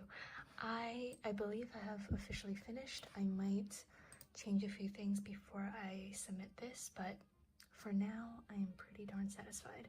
So we have this base layer. This is gonna be printed with color, obviously. And I did decide to make the emojis a dark gray outline instead of black. I think this is actually the first time I'm doing something like this. Oh no, actually I've done this one other time. But yeah, this is the print. And then this is the foil detailing. This is what it looks like. And then overlaid on top of each other. I think this is gonna be super cute. And I probably won't decide on a final foil color right now just because I don't have to send off the information yet. But let's see. I think these three are my favorites so far. Another design day. We are really pushing deadlines right now. I am working on the second washi tape design, which is the, where is it? It is the stamp design that I was talking about. And for this one, I'm actually doing 7 different designs, which is good because if you recall, I actually brainstormed 8 different designs. So I just have to pick my least favorite to get rid of. So let's get started. I have 3 different beverages here to get me through. So this is me starting the sketches for the stamp washi tape. And I ended up doing 10 of them. I started off by numbering them in the top left corner, but then I realized that I likely will be changing the order anyways, so I just like ditched that effort. And these sketches were super quick because you might recall that at the very beginning of the video, I already sketched out a lot of the ideas in my planner sketchbook thing, so I'm basically just transferring those ideas onto the screen, although I did change quite a bit. Sometimes I like to cut corners and skip the like physical pen on paper sketching part, but I do find that my workflow is a lot better when I actually do sketch it out on paper before transferring it onto the computer. Anyways, after finishing these sketches, I then went on to do the black line work, and then after doing the line art for all of them, I then colored it in, and I just used the color palette that I determined towards the beginning of the process. I didn't record myself for all of them, but I basically just repeated this process times 10, and I am quite pleased with how the stamp washi turned out.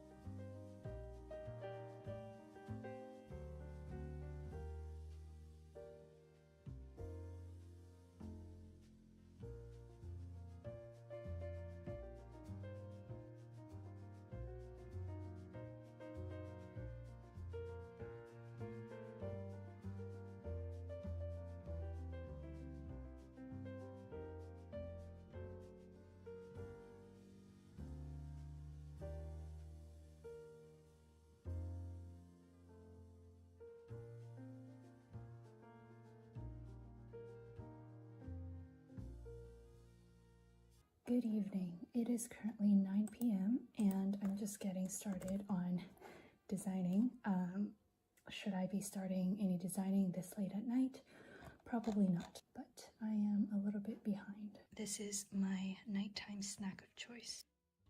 Here I am working on sketching the large doodle sticker sheet, and when I do my large doodle sticker sheets, I always start off with the largest doodles. So for example, the globe and the typewriter and the fountain pen emoji, and then I fill in the little nooks and crannies with smaller doodles and medium-sized doodles, I guess. And yeah, after the sketch, I then went on to do the final artwork, and this actually took several days to do.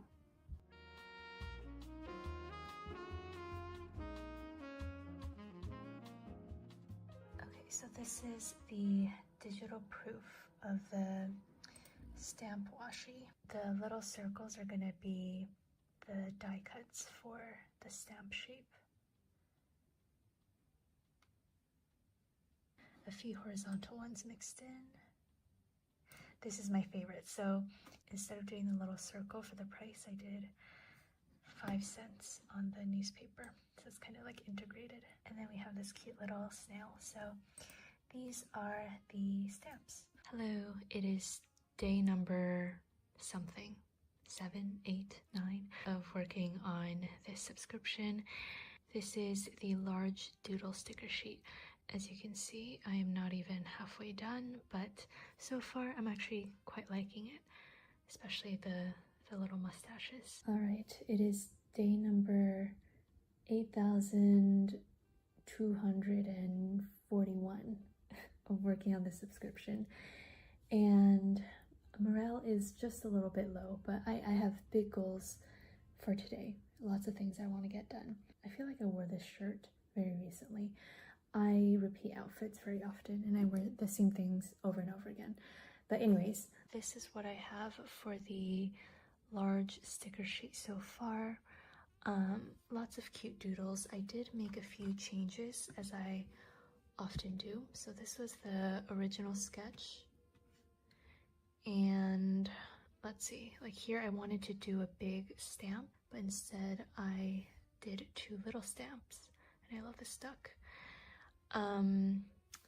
You can see that this fountain pen emoji is a little bit different from my original sketch, and here I wanted to do some sort of like a postage thing, but I decided to replace it with a key and lock and also a golden snitch here. It is 25 degrees outside and I don't know why I'm suddenly super cold, hence this cardigan.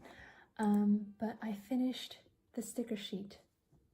Yes, and now I'm working on the B6 sized folder, and I honestly have been brainstorming ideas on what I want the cover to be for like 5 iterations, and I just couldn't think of something to do with the vintage theme that I wanted for a folder specifically. So I think this is the idea that I'm gonna go with. This is just an emoji working, but there's like an old phone, and also I think I will put a typewriter somewhere, maybe a newspaper. So not like a full-on vintage theme, but something a little bit more universal so you can use it anytime. Hello, it is a few days later and I have made some more progress on the subscription.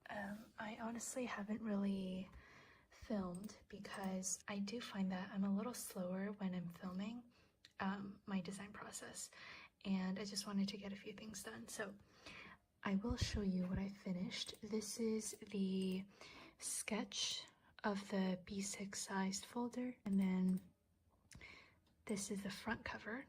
So as you can see, it is a little different. Instead of the flying papers, I instead did a clock, as well as this like hand waving a newspaper and this like speech bubble. I think that's about it. Everything else is pretty much similar, but just like more refined. All right, and then this is gonna be the back. Super boring, nothing too exciting. And then there will be two large pockets. So they're gonna have this like vintagey floral design, which I have been using throughout the collection. This is the stamp washi. And then there are going to be 2 small pockets in the front. If you have seen my file folders, you know what I'm talking about. So this is gonna be one of the small pockets. It's like a little shelf with an emoji. I think this is so cute. And then this other pocket is gonna be like a envelope that is sealed with an emoji head. Also super cute.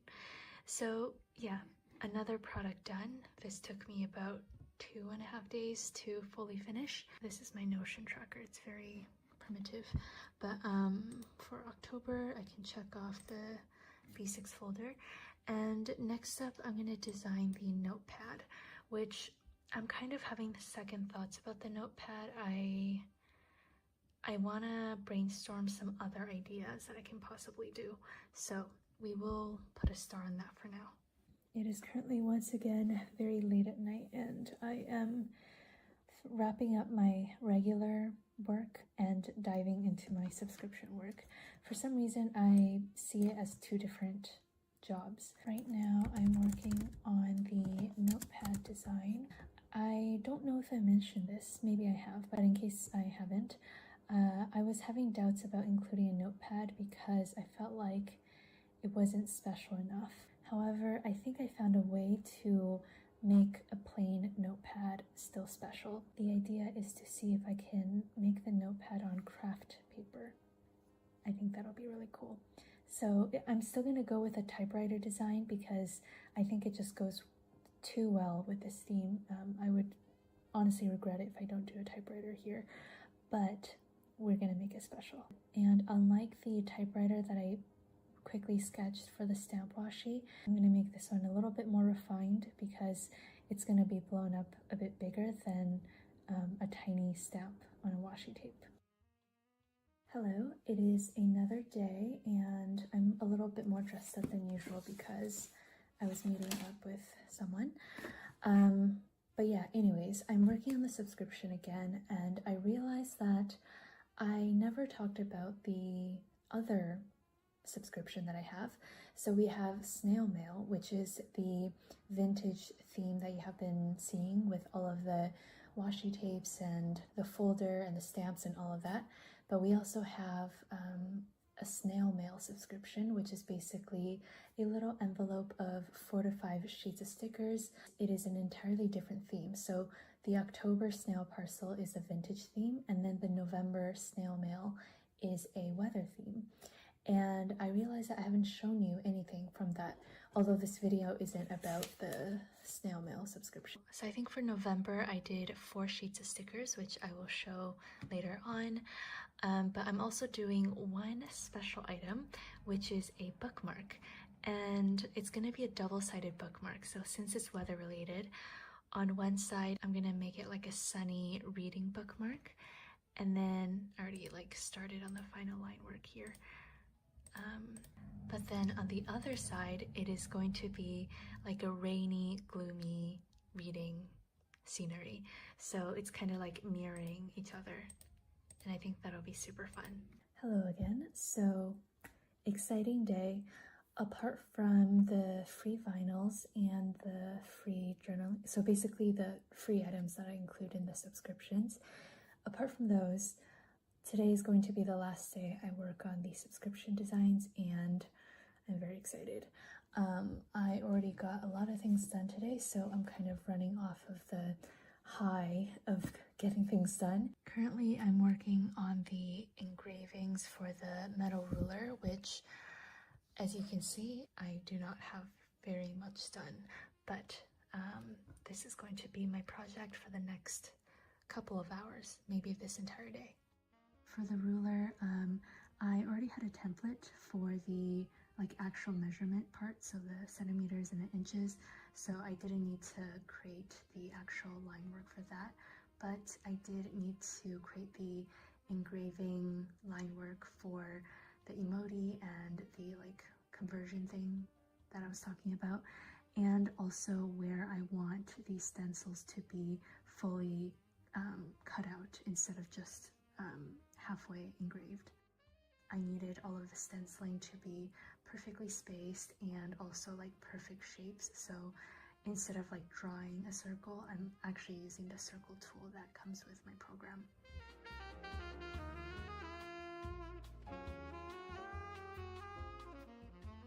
Alright, so it's been about 4.5 hours and I'm finally done. Okay, so this is the mock-up and I'm going to try to make it double-sided, and there are subtle differences that you might not see right off the bat that actually I think greatly makes this ruler just so much better than our previous ones. So on one side, the centimeter is going to be the default, so you can see that the emoji is upright and all of the text is upright, but then on the second side, the inches are going to be the default, so the inches are going to be upright with the emoji and the text, if that makes any sense. And also the stencils are different because once you flip it, it's like cut through, so it's on opposite sides. I hope I'm making sense. I'm getting kind of delirious. So anyways, very happy to be done with this, and I have just 2 more things to design, which are the November sticker sheets, but because this video is just about the October designs, I will not include those in this video. So yay! Apart from the free vinyl, I am all done with the October designs. Hello, it is a few months later, and I now have some of the October subscription items which you guys saw me design ready to go. I'm excited to show you. Number 1, we have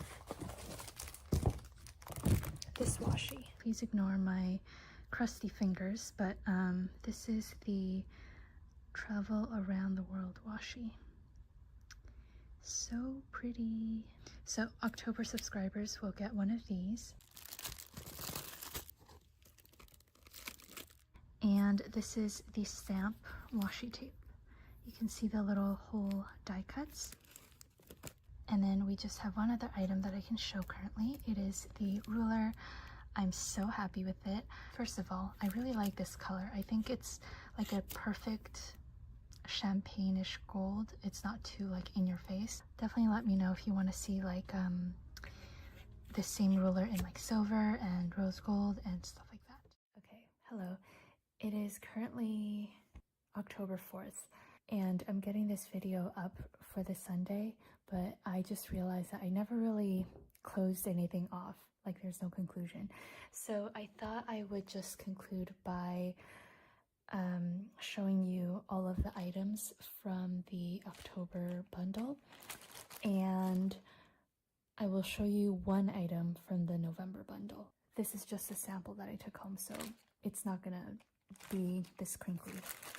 So I believe I already showed you guys the 2 washi tapes, and I will also show the swatches so you can see it better. This is the stamp washi. I wasn't able to fit all 10 designs here, but this is most of them. And then this is the Around the World washi. I think at first I called it Travel Around the World, but I just feel like it's a little too long, so I'm just calling it Around the World. And I'm very happy with how these 2 designs turned out. And this one is a 15mm washi, and this one is 25mm. Okay, a bunch of stuff. This is the B6 sized file folder, and it is just a plastic folder. There is a 3mm spine. You do kind of have to like train it. It is scored, but you kind of just have to bend it so it actually creases. During transit, it's going to be flat. So yeah, there's a little 3mm spine so that you can really stuff the pockets inside and not have it be like bulging. So yeah, there are 2 smaller front pockets and then 2 of these like larger secretarial pockets. Very pleased with this. And then we have the sticker sheet. This is the large doodle sticker sheet, and it is on our washi paper. So it's kind of semi-transparent, and it just blends in beautifully with any planner page. And then we have the craft sticky note pad, which I am so excited about. I honestly can't remember how many sheets there are in here, and it's just on this craft material. It is rather thin just because, again, it's like a craft material. I don't think you should use like super inky pens on here, like fountain pens, but gel pens should work beautifully. And yeah, I think this is so nice. To kind of make it a little bit more scrapbooky, you can even like rip up the edges of the sticky note and then paste it onto a journaling spread, and I think that would look super cool. And then we have the ruler, which I already showed you guys when I received it, so I won't open this one. And then lastly, I always do a free vinyl, and this one is for October. This is just a matte white vinyl. Love the little owl. Okay, then for November, I said I would show one thing, but I will actually show you two things. The stickers, I'm going to keep it a secret for now, just not to spoil it. But I thought I would show the two kind of extra items. Oh, actually there are 3 extra items, but I will save that once again, just for subscribers to see. But I already sneaked this double-sided bookmark. This is on a really nice soft touch cardstock, very sturdy. There's even a little hole if you want to attach like a ribbon, and it's rounded corners, and it's like a sunny day and then a gloomy day. And then this is a vinyl, and the reason why I wanted to show this in this video is it looks very similar to, wait, where is it? Oh, there it is. It looks pretty much identical to this one in terms of material. It looks like a matte white vinyl, but this is actually special. If I can peel it. As you can see, it is actually like kind of a clear material. So the printed image is solid, but the outline is clear.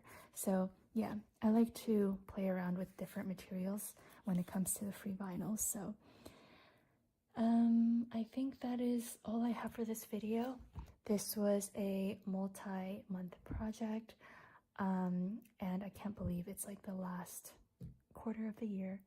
A big thank you to all of the subscribers who have trusted me with this. If you're interested in these items, the sign up for quarter 4 is open until October 15th. So you still have a few days to sign up, and I will leave the link in the description below.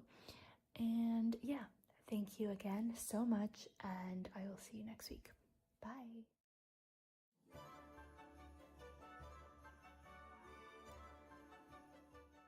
Hello, I first want to wish you a very Merry Christmas if you celebrate, and if not, I hope you're having a wonderful Monday. Every year on Christmas, I try to upload a bonus video, so if you happen to struggle around the holidays, hopefully this video can keep you company at least for 25 minutes.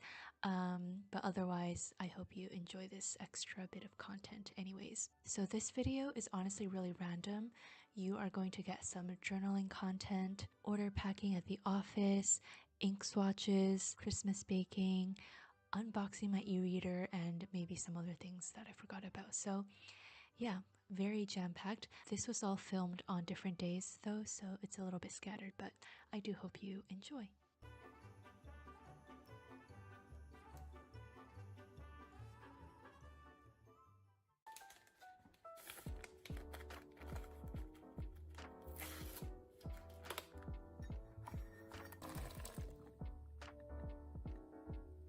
Good morning.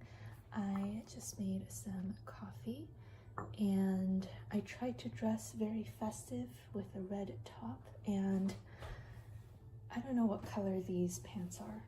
Anyways, I am going to respond to some emails, and then we are going to walk to the office and then pack some orders, do stuff there. Nobody else is at the office, so it's just gonna be you and me.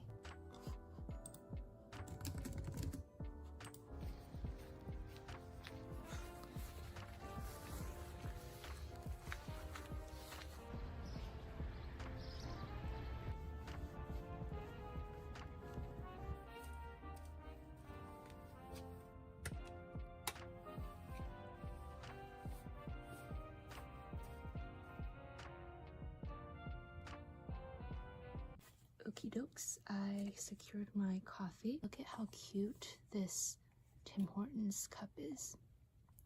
Love it.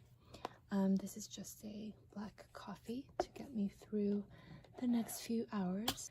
I'm gonna be packing some orders, but typically whenever I come into the office, there is a stack of a few orders that I need to look at, and today I just have this one, which is in a box. So I'm gonna quickly take care of this first and then we will pack some orders. I have my fountain pens here to sign orders with.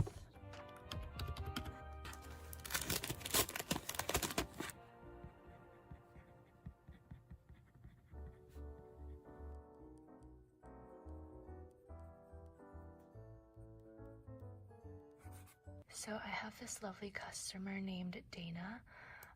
She purchased 51 sticker sheets to specifically give out to 51 orders. We're gonna randomly like pick 51 orders that are under $30 and add in a bonus sticker sheet. This is honestly like what makes my job amazing. Like, my customers are just the most generous people ever.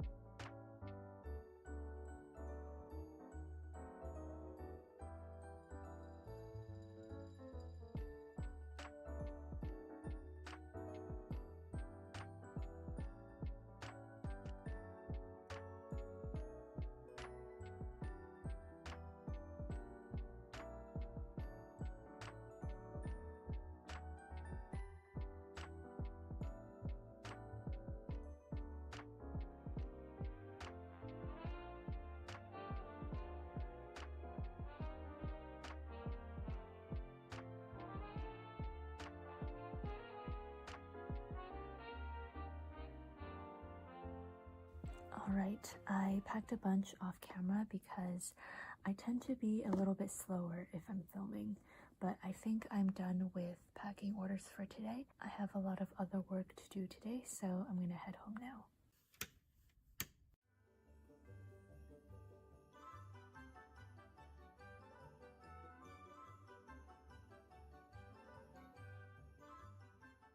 I just got back from the gym and I have a very exciting package this should be my first ever e-reader. This is the Kobo Libra 2 and the cover. I feel like a lot of people have similar opinions where for many years I always thought about getting an e-reader, but I just absolutely love the feel and smell and whole experience of paper books. And also I just didn't want another gadget in my life to, you know, keep charged and take care of.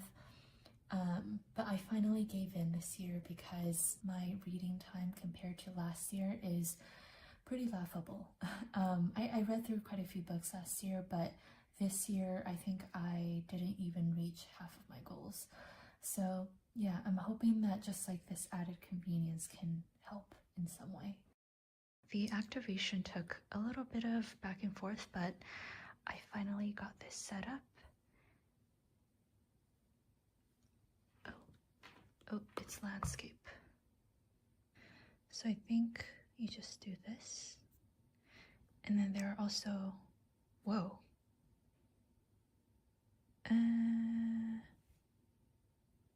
What? Okay, I see. So this is the back button, and then this is the forward button. Cool. And I think you can search a word. Yeah, you get the definition, highlight,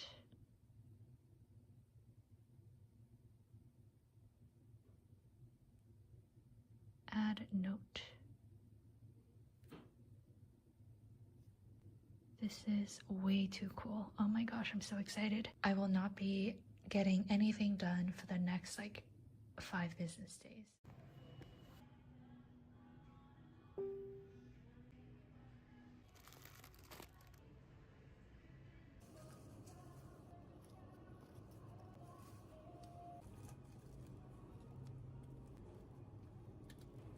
Okay, so if you have been watching my channel for a while, you probably know that I love baking and cooking. And I think for last year's Christmas vlog, I made these like cookies with peppermint M&Ms, super festive. And for this year, I have decided to make some white chocolate, pistachio, and cranberry biscotti. It's a mouthful. And the reason why I picked those is because, you know, the white chocolate's white and the pistachio is green and the cranberry's red. So I think it's like a really nice set of Christmas colors. And I do think the flavors would work really well together. So I just modified a recipe that I found online, and we will see how things go. I'm first going to crack open all of these pistachios. We need about half a cup. So in the past little while, I've noticed that even though I let my butter sit at room temperature for 1 or 2 days, it doesn't cream well with sugar. And I actually stumbled across an article that said that in recent years, there has been a change in the feed for Canadian cows, and it is impacting the fat content of Canadian butter. So yeah, I don't know if it's true, but just something interesting. It is at this moment I am kind of regretting my decision of getting unshelled pistachios, because they do sell the pre-shelled kernels, but it was like 2.8 times the price. But I have been doing this for over 10 minutes. I thought it would be a little bit quicker, and I actually eyeballed this, so hopefully it is enough.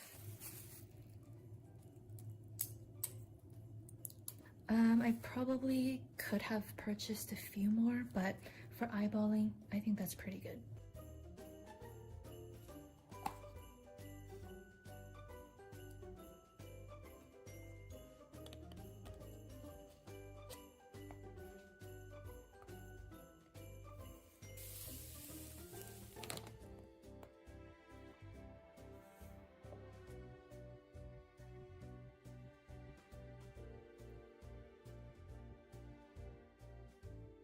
I accidentally bought medium eggs instead of large, so I weighed every egg in the carton and I picked the 2 heaviest ones.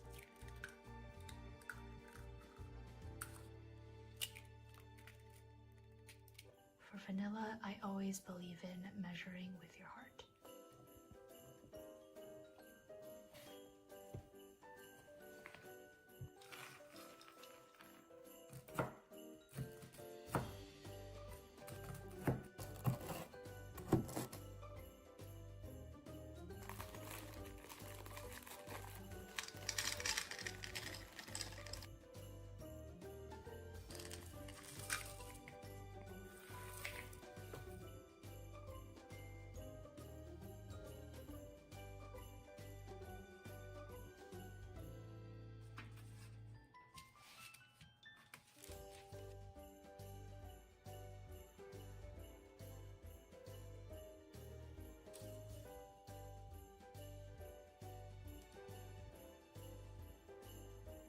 Okay, so these have been cooling for about 10 minutes.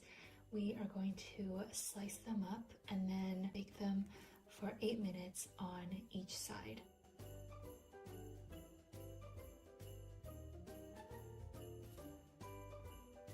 They look kind of fugly, but it is the thought and taste that counts. So they just came out of the oven. They don't look like store-bought biscotti for sure, but they smell really good, and I feel like they would taste really good. I also did bake off the end bits that look kind of ugly. I thought I would show you guys the final coloring page. Similar to the reason why I post a video on Christmas, I always do kind of like a DIY printable sort of thing. I think it's a nice way to distract yourself if you're having a tough time or if you just want something to do. And for this year, I decided to do a coloring page. This is available in the Facebook group, but I will also leave the link in the description. But essentially on this side, you can do a bunch of color swatches and then obviously color on this side. A lot of you know my obsession with sardines, and I've gotten questions in my past videos asking how I eat them, and typically I just eat them straight out of the can.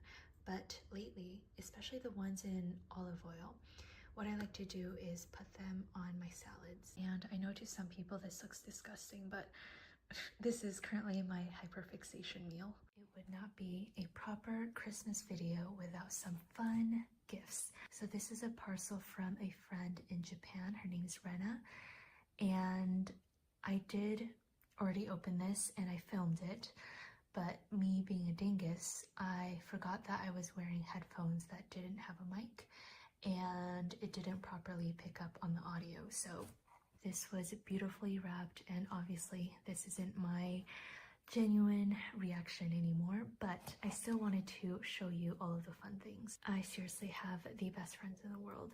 So first up, we have these 2 planners, and she said that these are really popular in Japan. Also, look how neat her handwriting is. So this first one is a very tiny, even smaller than my pocket Leuchtturm. Like, it's so small. I don't know what size this would be, but this is the format. And the cool thing about this is that, I don't know if you can see, it is like perforated. So as you finish a week, you can rip it off. And that way you don't actually need like a bookmark, because you can just thumb through to the correct page, if that makes any sense. Japanese people, always so innovative. There's also like a mini notebook in the back, a ruler. I think this is a subway system for the bullet trains. So cool. And then there's also like the typical monthly section. And as she said, I do have my planner lineup ready for 2024, but oh my gosh, this is just so adorable. I feel like I have to find a use for it. And then from the same brand, this is the B6 size. This is just the same layout. It seems like there are 2 sections for every single day, so you get a little bit more structure. And then again, the bottom is just all grid. And then they literally give you like an entire notebook insert in the back. And then she got me the Midori Hibino planner. This is a very thick planner. Essentially every day you get 2 pages. There's a section, there's like the timeline section, so the schedule. There's a slightly bold line to section it off, and then the rest is all grid pages. So I think there is like a larger version. This is a smaller version. I think there's also, is there a monthly section? There is a monthly section. Very nice. I definitely will not be able to like use this and all of this and my existing planner lineup. However, what I'm noticing is that this is actually quite easy to redate. It's just this little section that has a date. So maybe I'll just use this as a normal notebook and not necessarily a planner for 2024, if that makes any sense. Oh, but I just love seeing a very chunky notebook. I think it's really cool. And then she got me two of these cream tape whiteouts. And this is basically like whiteout, but it's cream colored, which is perfect, especially for note pages that aren't bright white. Because, you know, if you have a cream colored page and then you use this bright whiteout, it really stands out. So if you're looking for something like this for your Hobonichi, this is what I use. And I have owned this before, and it is like, it blends in seamlessly. So I'm happy to have some backups. Then we have this adorable little calendar. This is from Eric. I have seen their doodles all over Instagram. I think Eric partners with like official stationery brands, like big name brands. And I always admire their artwork. So very excited about this. This is just a cute kind of novelty thing. I'm not too familiar with this product, to be honest. I think there's like a way for you to like stand this up against the table, and then each day there's just this little doodle. Oh, there are instructions, of course. Okay, look at this. That is so cute. You can just stand this up on your table. So cute. Then lastly, but certainly not least, she got me 2 beautiful glass pens. She said that these are from Kyoto. And let me take off the cap. Look at how gorgeous this is. I'm going to use it later in the video to do some ink swatches. So beautiful. Another big thank you to Rena. I wish I could have saved the original footage because I was like squealing at everything. Oh dear. Abort mission. Oh my gosh. Okay, so in this segment of the video, I am going to be doing some ink swatches. When I went to the Orlando Planner Conference, a lovely customer named Cassandra, she gave me a bunch of ink samples, as you can see, from Birmingham Inks. And I've always wanted to try this brand, but I think either shipping to Canada is incredibly expensive or they just don't ship to Canada. I can't remember. So yeah, I'm really curious. And this is the glass pen that I hauled earlier from my friend Rena, and I haven't tried it yet, so we will see how things go. Now, I don't know if you can see, but one of the inks exploded in this cute little, oh no, in this cute little suitcase. So I think this is gonna get quite messy. I'm first going to clean the bottles. I have my paper towels here, and then we will get swatching. Oh no. Oh dear. Oh dear. Oh dear. Maybe I should just wash all of them.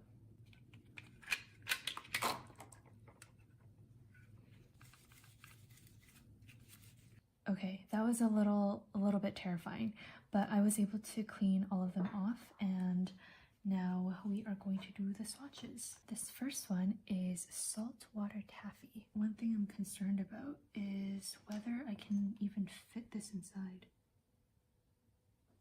Oh, oh dear. Oh dear. Okay. I didn't expect this to be a thicker tip. Abort, abort, abort mission. What is going on?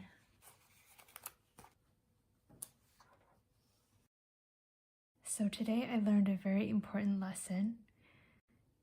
When I get a new pen, I should swatch it first to see how thick the nib is before attempting to write. That was so scary. I think it would be more suitable for bigger swatches, like big swatches, and not like these tiny little squares. So instead, I'm going to use my other glass pen. This was actually also gifted to me by Rena, I think 2 years ago. And this one is definitely a skinnier pen or skinnier nib, so it's more suitable to write in these little squares with. Although, so as you can see, it doesn't fit through the mouth, but I'm kind of just swirling it to see if it works. This is a little bit dangerous though. Basically forgot the name after that ordeal. Saltwater taffy, okay. That is so pretty. I don't have any fountain pen inks like this color.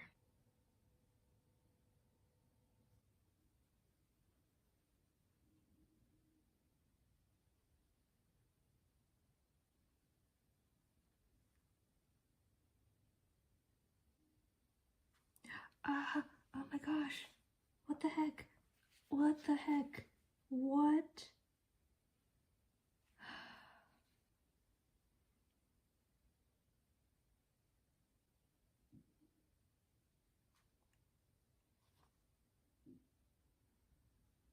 That was so chaotic. Oh my gosh. But these are so gorgeous. My favorites are definitely the last two, I think. Those are totally my aesthetic. But anyways, thank you so much again, Cassandra, for these ink samples, as well as Rena for the glass pens. If you are looking to do ink swatches, I definitely recommend glass dip pens because they are really easy to clean off between ink colors. Okay, and then to end off the video, I just wrote down a little blurb about my thoughts on the Britney Spears memoir. It's called The Woman in Me, and it happened to be my first completed read on the e-reader that I unboxed earlier in the video, so quite a special book. Anyways, I hope you enjoyed this video, and I hope you have a wonderful 2024 ahead. Hello and welcome back to my Dandelion Diaries. It's a very exciting day. We are going to be unboxing my Hobonichi order. This is a yearly tradition over here at my Dandelion Diaries. I have been in love with Hobonichi for several years, and I'm always excited to share with you guys what I got. So let's go ahead and open the biggest box and see what I have inside here. I should preface this with saying I will be going over each item with the names of the items on the screen, and I will do my best to kind of fit different covers and things if I have the thing that might fit in it. Anyways, looks like we have a little pamphlet about the Hobonichi app. I personally have mixed feelings on this, but I'm just going to set it to the side for now.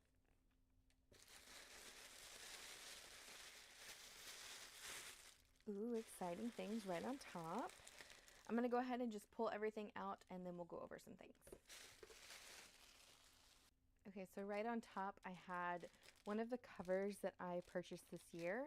I am going to leave all of the crinkly sounds in, so if you're not a fan of the crinkles, just move forward a little bit.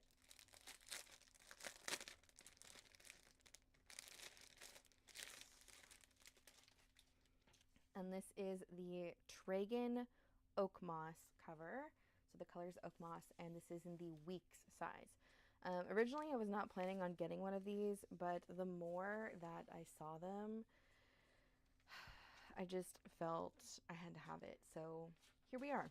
I am going to test out some Weeks sizes in this. So first off are some Weeks that I am currently using or had plans to use for 2025. This is a Hobonichi Sneaker Weeks Mega. I'm going to leave it in the clear cover and see how this goes.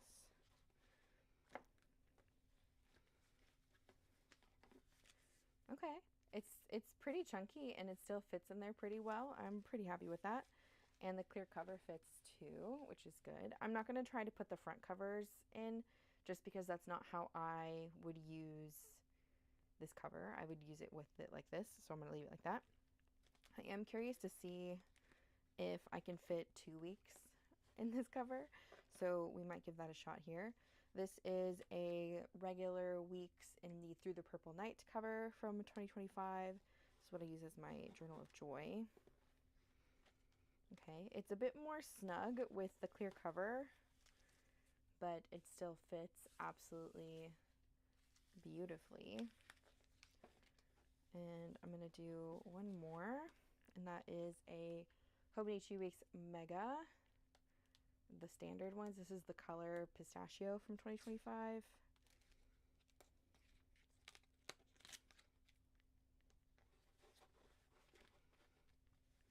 I really like those colors together. And that one also fits very nicely, very chunky.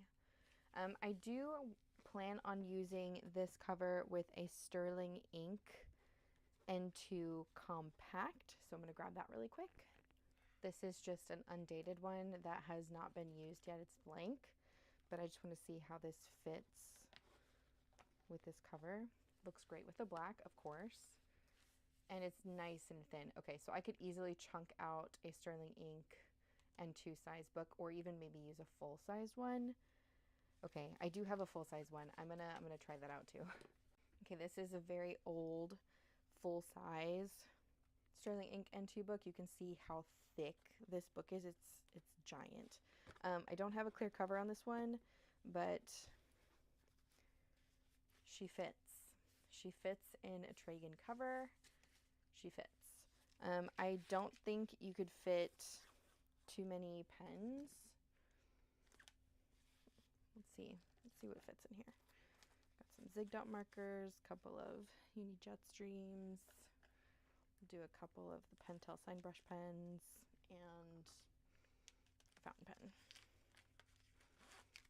Okay, that's a lot of pens in there. It looks kind of awkward, kind of fluffed up here, but it's staying closed for the most part. It's just really bulky. I don't think I would use that many pens at once if I was taking this as like a pencil case, but it's nice to see that I could fit a good amount of pens in there and it still keeps the planner closed. So that's really cool. That was one of the things I was concerned with. But just to recap, it holds all of these planners here. So the Sterling Ink N2 Full Year, Sterling Ink N2 Compact, Hobonichi Weeks Mega, Hobonichi Weeks Regular, which is kind of fluffed out to be a mega size now, and a Hobonichi Sneaker Weeks, which is also very fluffy. So all of these fit, at least by themselves, in here. I do want to try putting in a Hobonichi Weeks Mega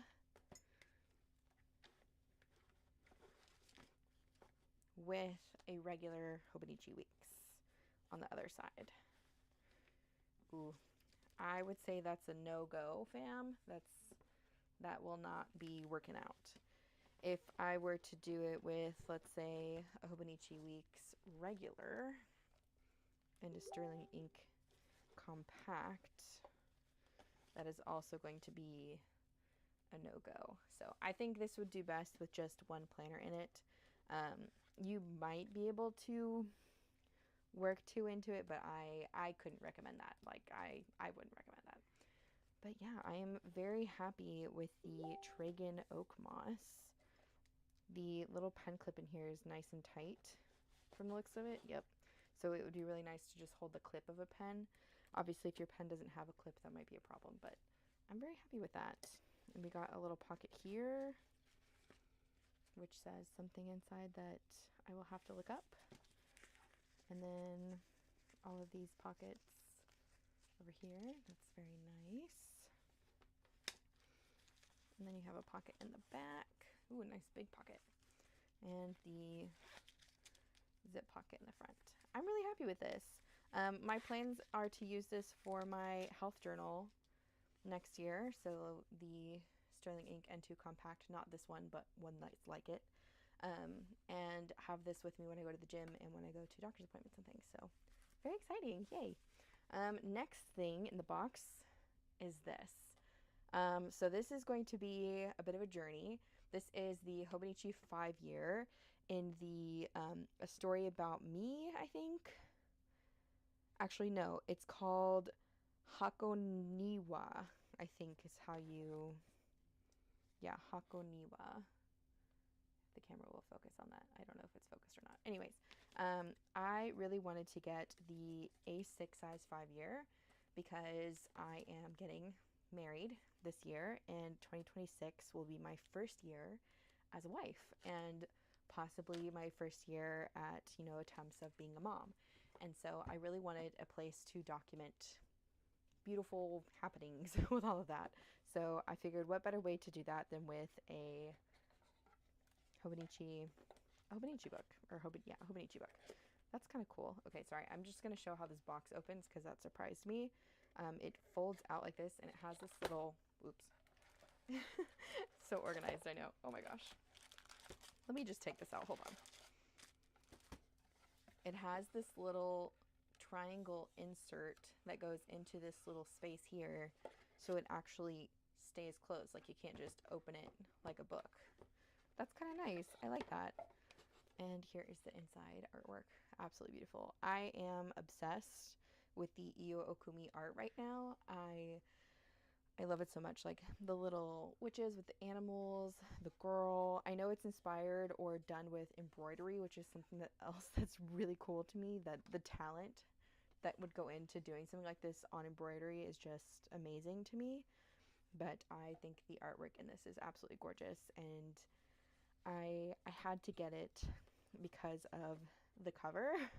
I specifically wanted an A6 5-year, but mainly I wanted the cover, which is this gorgeous thing right here.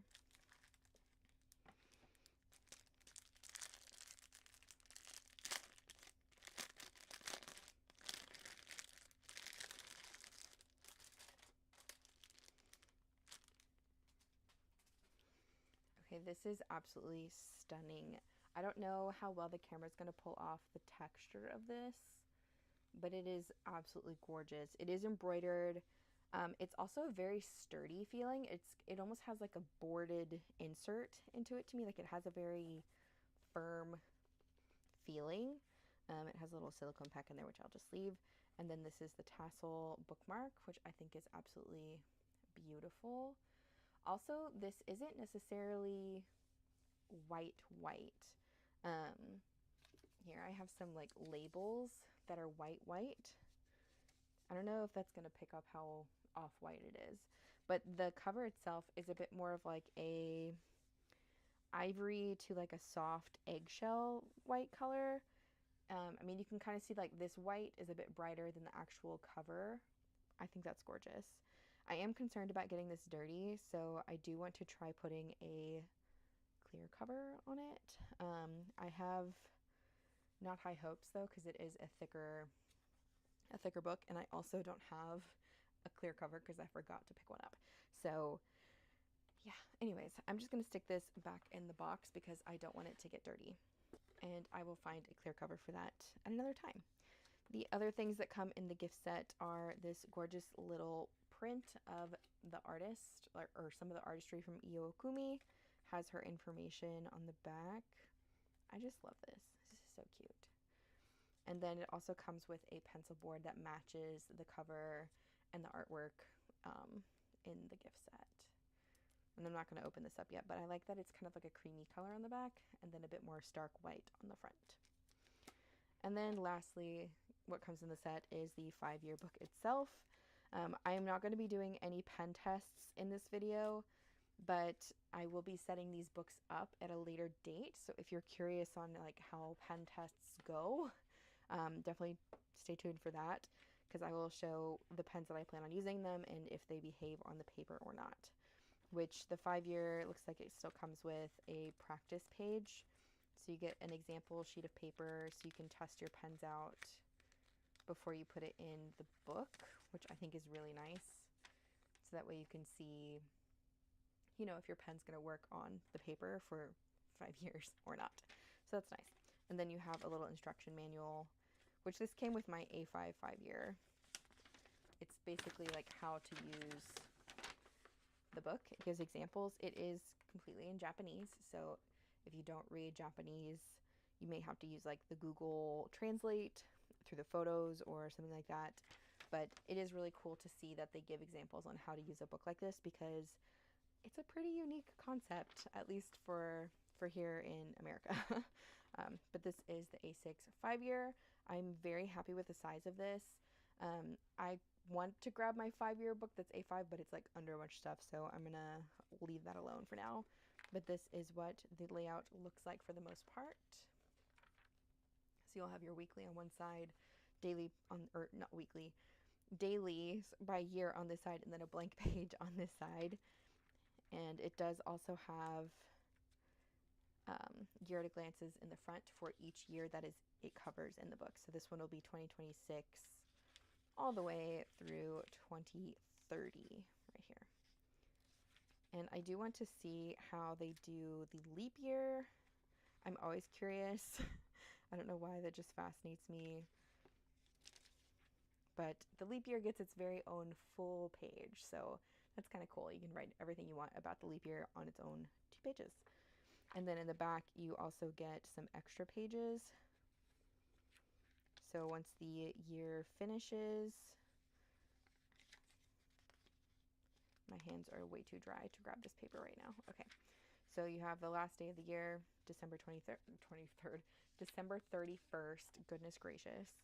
And then it goes into full year pages. So you could do like reviews on these pages, photo collages, whatever you want, but you get 1 page per year that's covered in the book.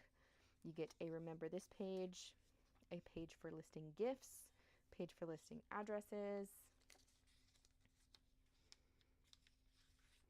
a my lists page, which has 1, 2, 3, 4, 8 different sections and 10 lists per section. And then you get another section here, which I believe is for, I don't remember what this is for actually. I will have to, I think it's favorites, but I'll put whatever it is on the screen. And then your section for personal notes where you can fill out your information, return to, all that kind of stuff. But that is the 5-year in a nutshell. Again, I'm hoping to use this as my kind of like wife journal in a way, or how I plan on, you know, keeping track of wife things or mom things. Just really like my first 5 years of my new name and like kind of like a new beginning in a way. And 2026 is also considered a 1 year if you're into numerology, so it is really truly a new beginning kind of thing. Okay, now let's get into the box. And can I just say how happy I am? It is green. Oh my gosh. I love green. Green is probably like my favorite color. Can you tell? I got a lot of green things already. My nails are green. But yeah, I'm very excited that the box is green this year. I collect these boxes, and I'm also very grateful that my box came inside another box and is not damaged. It's also very heavy, and based on the other boxes that I've seen people open, it is kind of challenging to open as well because of the locking mechanism they did for the box. So I'm going to try to figure this out really quick without ripping anything if I can. Okay, so I kind of did, I had to pull this to release the tab, but it is open.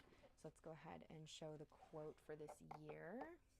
Every year they do a fun quote on the inside of the box.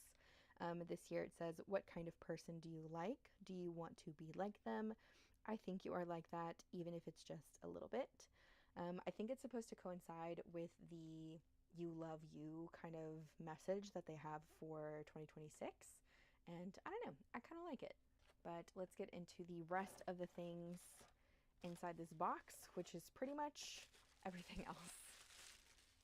So right off the bat, I'm going to say I did not go as ham as I normally do at Hobonichi this year, specifically because we were in a bit of a different circumstance with the tariff situation in the US. So this is a very small order in terms of what I've done before. But at the same time, I am very intentional with a lot of these purchases, and I'm excited to use all of them. I'm going to start with this stack over here, and then we're going to talk about planners last because I want to do more like cover tests and stuff. So first up are these. So these are the Junji, or I think it's Junji Ito's Tomie, which is an anime, a horror anime, and these are the sticky notes for that collection. They're called Sticky Notes of Terror. And they have these 4 different designs inside the sticky note package. It's just all kind of broken down that way, so it just tears out for each section. I have to say, I think I'm most excited for just the top version like this, because it's like she's screaming whatever I would write in this bubble, whether it's screaming at myself, or if I leave this on the fridge to, you know, scream at my husband, or give it to my mom or a friend or something. I just think they're hilarious. And then this one, I don't know, there's something about her expressions that just make me giggle. And then we have this one, which is probably the plainest out of all of them, but still kind of fun with the pattern around the edges here. And then she has Tomie sitting here, you know, telling you the 3 tasks that you need to get done. So I really liked all of these, and I'm so glad that I was able to get a set. I do know a lot of this collection sold out very quickly. I did order direct from Hobonichi, as you can see, and I ordered actually like 20 minutes after the initial launch because I was busy, and I still managed to get them. So I'm sorry to those who have to wait for them to be restocked, but just know they are very, very cute. The next thing I picked up are the add-on sticky notes, and I got a pack of 2, or I picked up 2 packages. I will open up one of them. And I specifically wanted these because I wanted the grid to match the Hobonichi planners. So it rips off as a sticky note with just the edge being sticky right here. I've already watched this on like several videos. And it is not Tomoe River paper. It's kind of similar to the Papers little notebooks, if you've ever ordered one of those. It's a bit thicker. I don't know what GSM it would be, and I don't think it says it on the packaging either.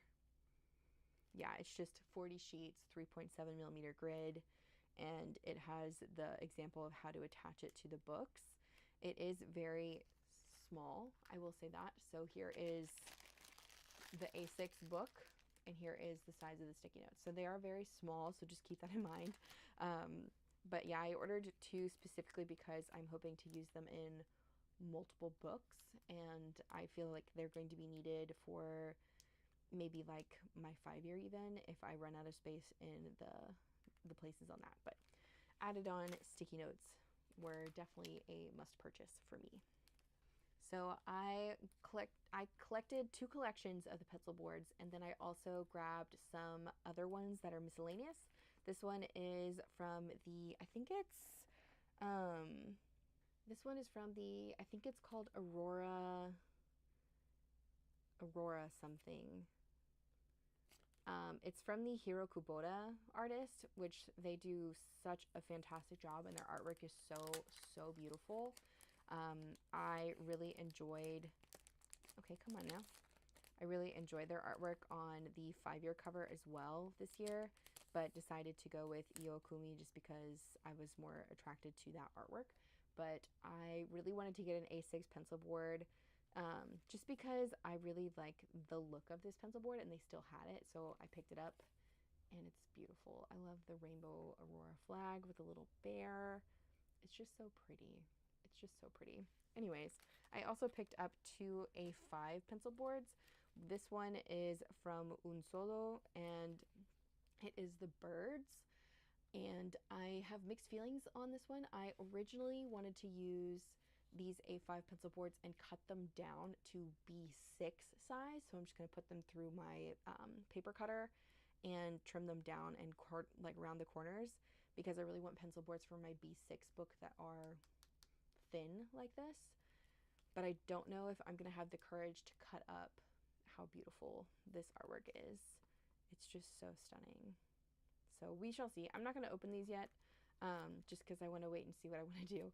But that is my plan for these two, is to use them for my B6 planners that I've ordered for 2026. The next ones in here are the ones that I think are going to be the most popular, and that is, again, the Tomie collection. I'm obsessed. So I'm going to open all three of these really quick because it's going to be very crinkly, and we will talk a bit about these.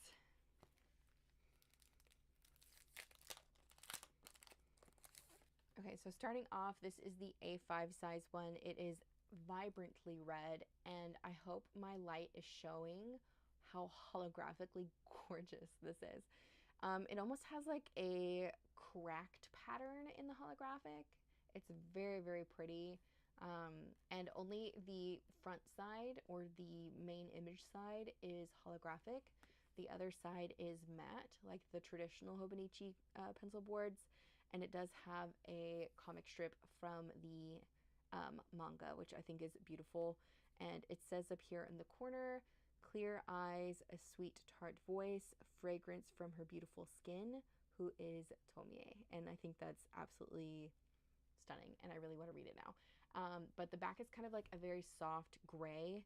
It's a bit darker gray, I would say, almost like a silvery color, but I think it matches really well with the kind of holographic, like, boldness of this side to have a more muted kind of grayscale on the back. But that is the A5. Then we have the Weeks, which I believe this one is sold out as well. We have the same kind of saying up here at the top, and again, that kind of cracked hollow look.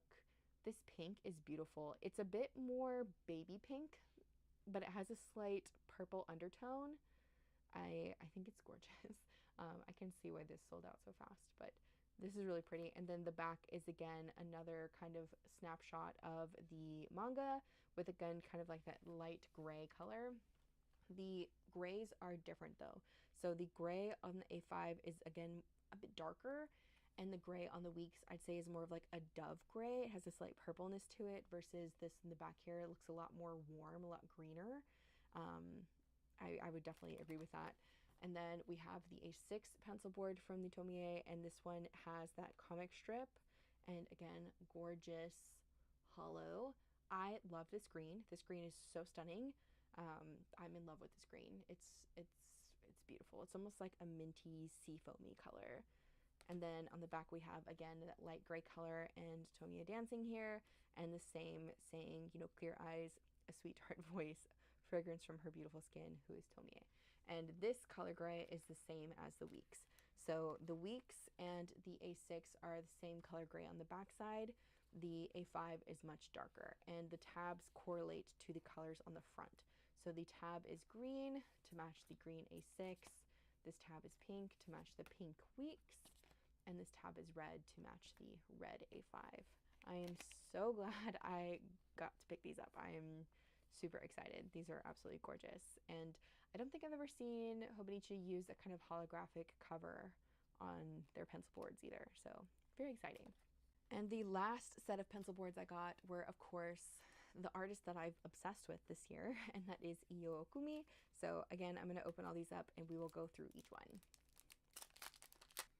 Okay, so again, starting with the A5, I believe all of these are called A Story About Me, but the back color of this is kind of like an orangey yellow. It's giving goldenrod, it's giving canary. It says taste good here in the middle with this artwork with the little bears and the dog. Not gonna lie, the dog looks a little creepy, but I'm okay with it. And we got 2 candles and a half-bitten cookie, which is so cute. And then on the front, we have this very elaborate design of this girl with what looks to be maybe like a couple of goats, some half horse, half men, another little girl having a donut, looks like, with a bear. This whole ring around them has pastries like cookies and like croissants and pretzels. And then we have that dog again up here with the 2 candles, and then a couple of ladies. One's having a glass of wine, one's eating a cookie. We have some birds. And then on the bottom here we have a couple of mer people with Taste good again, wine and cookies and two little bears again. I think this is so sweet. I know it's not everybody's cup of tea in terms of art, but I really just love the way this looks. And it almost looks like it's a scanned piece of art. So like this was done really, like this was embroidered on something and they scanned it. Like if I can show you guys, I don't know how well the camera is going to pick it up, but it almost looks like there's fabric texture underneath like where the design is. And I don't know if that's because again it's like a scanned photo or how this was done, but I think it's absolutely gorgeous and so sweet. Then we have the Weeks version, which is kind of more of a horizontal theme, I would say. We have a little lady here having tea with some witchy looking folk, and half leopard, half human. Looks like we have some snakes over here, the three dogs, and the trees, and there's like this little bird up here with a little hat, and it's so cute. There's also some skulls in this one, and I'm a fan of I guess more like darker, macabre looking things. I think they're fascinating, and this fits that vibe for me. The back is again a bit more of like a golden orangey yellow color, but this one is much deeper. So the A5 is very bright, and the week size one is a bit more burnt looking. Almost like this would be like a sunrise color, and this would be like a sunset color. But the back design on this one is cute. We have like a couple of little bears inside a vase with some flowers. I just love this. This is so creative. And again, I think this one is similar to being photographed, although this one looks more like a sketch. So up close, it looks a bit more of like a drawing versus like paper or fabric on the back, but it easily could have been a scanned design. There's a close-up of that little bird. He's my favorite little guy. But I think the artwork is just so beautiful. It's so interesting, so whimsical. And then the last one from the pencil boards for Iwakuni is the A6 size one, and it has this like little shelf thing on the back here. And then on this side, it's a bright yellow with a little bear and a little girl just having some juice. So here's the three yellows kind of compared together. We probably have like the most orangey yellow one here, the darkest, and then the brightest. This one's much more yellow. This one's a little bit more orange, and this one's a bit more burnt. But I still think it's gorgeous. And then on the shelf, we have a little bunny clock, some tea, water. I think I'm going to have to figure out what this is. I'm going to zoom in and show you guys what that is because I'm not sure. Maybe you can tell me. But we have some teacups and mugs, a little hourglass, a little dog with some cakes, and then some mice with some biscuits, and again, some kind of fun little characters. So up close here we have, I don't know what this is, but you can see the bunny clock. The bunny clock is so cute. And there's almost like a little tassel on this teapot, and I think these are turnips. I'm not sure. It's still really cute. A little tiger serving tea inside the teacup, and the three little girls, and the little dog. He has like a plate of food on his head, I think. I don't know. It's so interesting.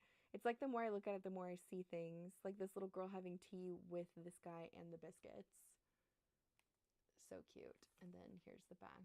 So you can see them up close with like the grape juice and probably the apple juice and the little strawberries and cherries. So precious. Anyways, that is it for pencil boards. I do like to collect the pencil boards because if I can't get a cover from the collection, or I don't feel like I need another cover but I still want to enjoy the artwork, they usually have really good pencil boards that kind of satisfy that for me, and they're a much more affordable option, I should say. Okay, the last two accessories I have here are the cover on covers. So I got I think this is by, let's see if it says it on here. Yeah, it's the Yuri Sane clear cover for Weeks, and the pattern is called Forest Lake.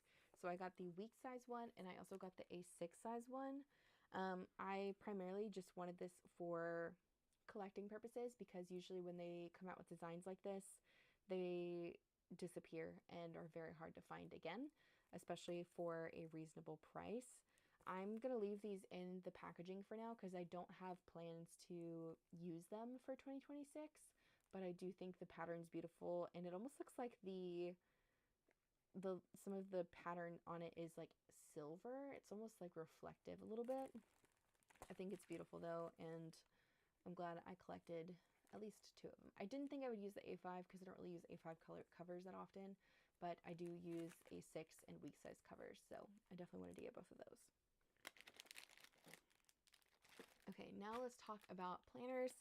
You will see a Hobonichi Cousin here, and I'm going to tell you it is not for me. So I am actually skipping using a Hobonichi Cousin for 2026, which is kind of scary, but I'm excited. So this one is actually for my husband. He is going to be using a Cousin for 2026. He's been using a Hobonichi Cousin for almost 3 years now, and I'm so proud of him. So I'm going to leave this for him and just set it to the side. If you're interested in what the innards of a Hobonichi Cousin looks like, I have shared them plenty of times, and they do not really change year to year. So, or you can find other unboxings that show flip throughs or whatever you need to do, but I'm going to be setting this to the side. I do want to talk about the weeks that I ended up choosing. I was torn between like 5 different weeks designs. The weeks designs they had this year were out of this world. They had way too many good weeks designs. I had so much trouble deciding. But I did end up going with the, again, Io Okumi collection. I really just love this artwork. It's so beautiful.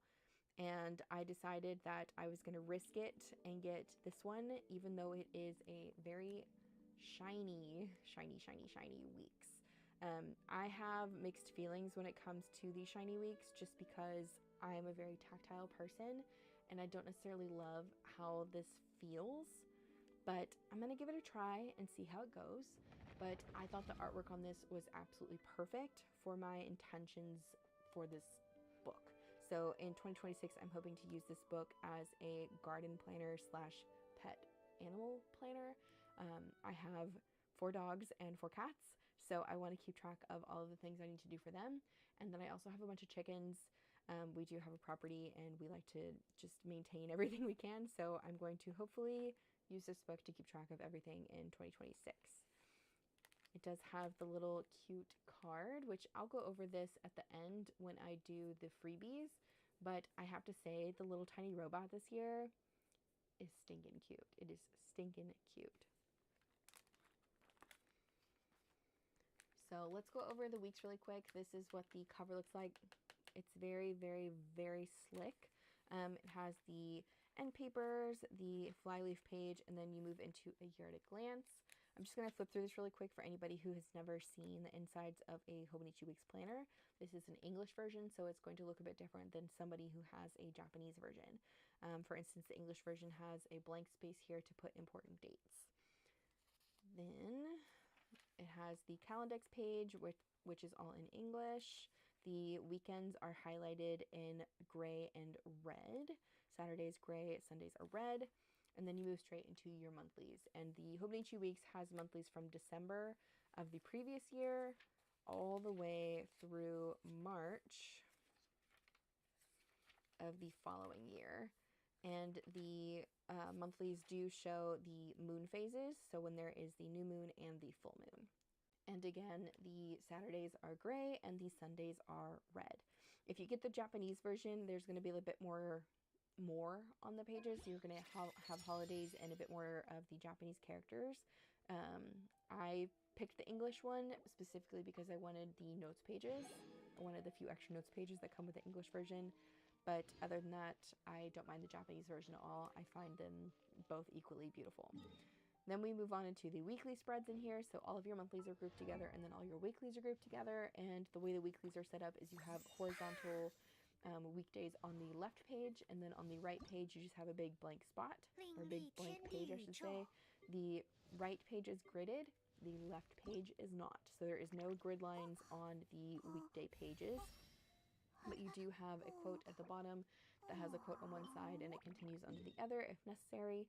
And they are in English in the English book, which would make sense. And then if you go to Japanese, they are in Japanese. Also, you have the little ghost tab. I don't know what to call this. It's like a tab that you can see when the book is closed from the outside. Like, you don't have to add tabs if you don't want, but it just shows up here on the side, which takes up about, I don't know, 1 grid square, 1 or 2 grid squares. But I really like the Hobonichi Weeks layout. It's a very portable planner. It's a very functional planner. You can do a lot with one of these babies, and they're very fun to me to use because it's like enough space to get done what I need to put in them, but also, I don't know, small enough that I don't feel overwhelmed. Yeah, that's just my feelings on the Hobonichi Weeks. Anyways, in the English planner, after you finish all of the weeklies, you go into a notes section. You get a notes abbreviation page and then a page to put your indexing if you want for any of the notes pages, because all of the notes pages in the back are numbered at the bottom. So they are page numbers from 1 all the way to 75 in the English version. If you have the Japanese version, I believe it is 73 notes pages. It's a few less. It's not a lot less, but it's a few less. And then you also get the extra pages in the back. There is a things to measure around you, a section for favorite things, a My 100 section. This section I'm kind of excited for, Memories of 2026. And then 12 switches to help you focus. Another one that I really want to kind of look into. I feel like focus is something a lot of us struggle with right now, with the way social media kind of sucks you in, like Instagram Reels and all that kind of stuff. You have a 365-day checkoff, an address page, and then a personal notes page. If you were to get the Japanese version, these back pages are a bit different than they would be in Japanese.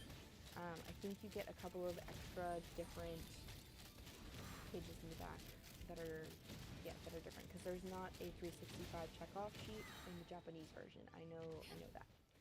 You also get a lovely stamp for every Hobonichi. It is unique to your book, so you know exactly which number your book is. So, I don't know, it's kind of fun. They're different every time.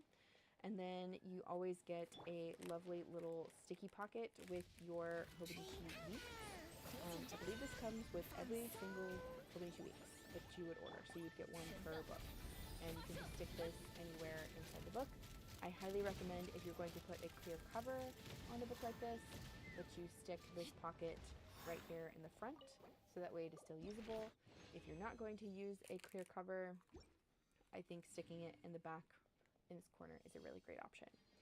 This one also comes with this little card, which matches the artwork in the front, which I am very excited about, because I'm probably going to put this on my main book, so that way it matches.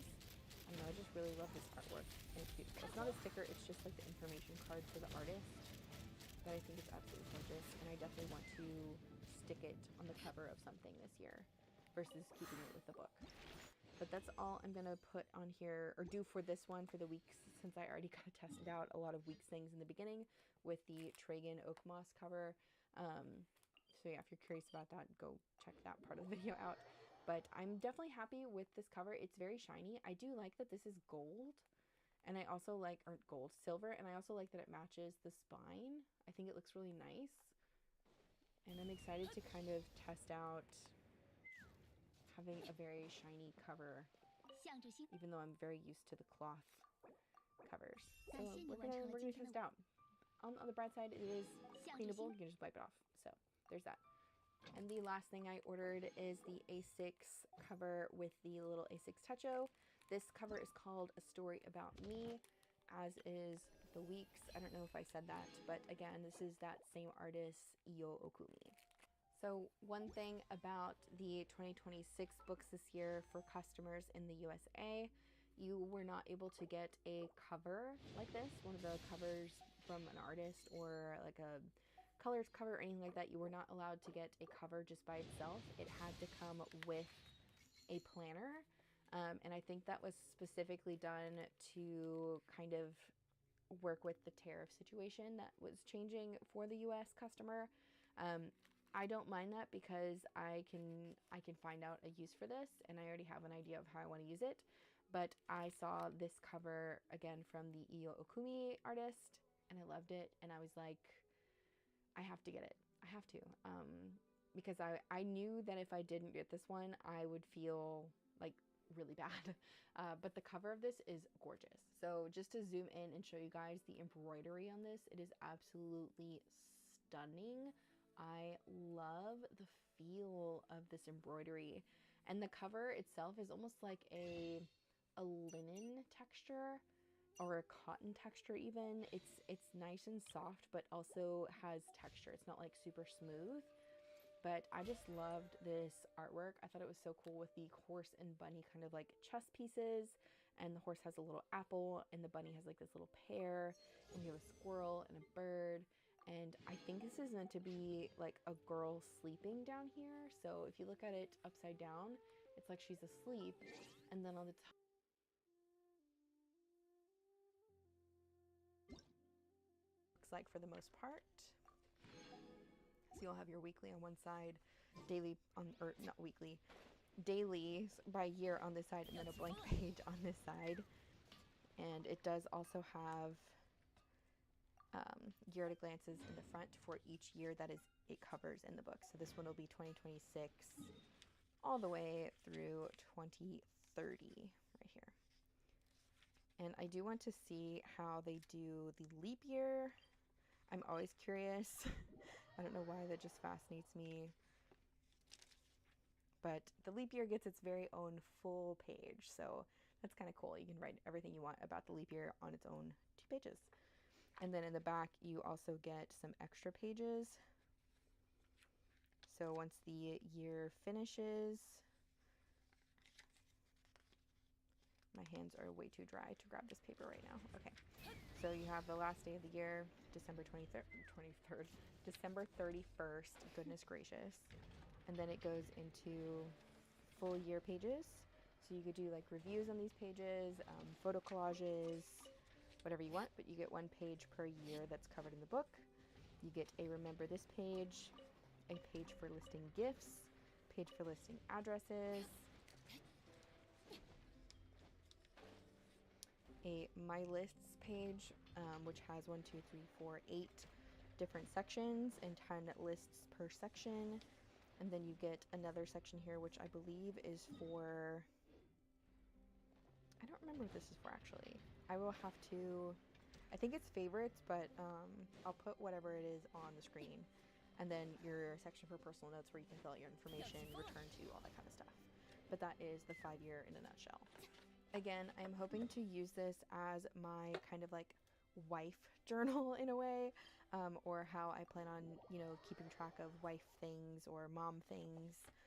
Just really like my first 5 years of my new name and like kind of like a new beginning in a way. And 2026 is also considered a 1 year if you're into numerology, so it is really truly a new beginning kind of thing. Okay, now let's get into the box. And can I just say how happy I am? It is green. Oh my gosh. I love green. Green is probably like my favorite color. Can you tell? I got a lot of green things already. My nails are green. But yeah, I'm very excited that the box is green this year. I collect these boxes, and I'm also very grateful that my box came inside another box and is not damaged. It's also very heavy, and based on the other boxes that I've seen people open, it is kind of challenging to open as well because of the locking mechanism they did for the box. So I'm going to try to figure this out really quick without ripping anything if I can. Okay, so I kind of did, I had to pull this to release the tab, but it is open. So let's go ahead and show the quote for this year. Every year they do a fun quote on the inside of the box. This year it says, "What kind of person do you like? Do you want to be like them? I think you are like that, even if it's just a little bit." I think it's supposed to coincide with the "You Love You" kind of message that they have for 2026. And I don't know, I kind of like it. But let's get into the rest of the things inside this box, which is pretty much everything else. So right off the bat, I'm going to say I did not go as ham as I normally do at Hobonichi this year, specifically because we were in a bit of a different circumstance with the tariff situation in the US. So this is a very small order in terms of what I've done before. But at the same time, I am very intentional with a lot of these purchases, and I'm excited to use all of them. I'm going to start with this stack over here, and then we're going to talk about planners last because I want to do more like cover tests and stuff. So first up are these. So these are the Junji, or I think it's Junji Ito's Tomie, which is an anime, a horror anime, and these are the sticky notes for that collection. They're called Sticky Notes of Terror. And they have these 4 different designs inside the sticky note package. It's just all kind of broken down that way, so it just tears out for each section. I have to say, I think I'm most excited for just the top version of this, because it's like she's screaming whatever I would write in this bubble, whether it's screaming at myself, or if I leave this on the fridge to, you know, scream at my husband, or give it to my mom or a friend or something. I just think they're hilarious. And then this one, I don't know, there's something about her expressions that just make me giggle. And then we have this one, which is probably the plainest out of all of them, but still kind of fun with the pattern around the edges here. And then she has Tomie sitting here, you know, telling you the 3 tasks that you need to get done. So I really liked all of these, and I'm so glad that I was able to get a set. I do know a lot of this collection sold out very quickly. I did order direct from Hobonichi, as you can see, and I ordered actually like 20 minutes after the initial launch because I was busy, and I still managed to get them. So I'm sorry to those who have to wait for them to be restocked, but just know they are very, very cute. The next thing I picked up are the add-on sticky notes, and I got a pack of 2, or I picked up 2 packages. I will open up one of them. And I specifically wanted these because I wanted the grid to match the Hobonichi planners.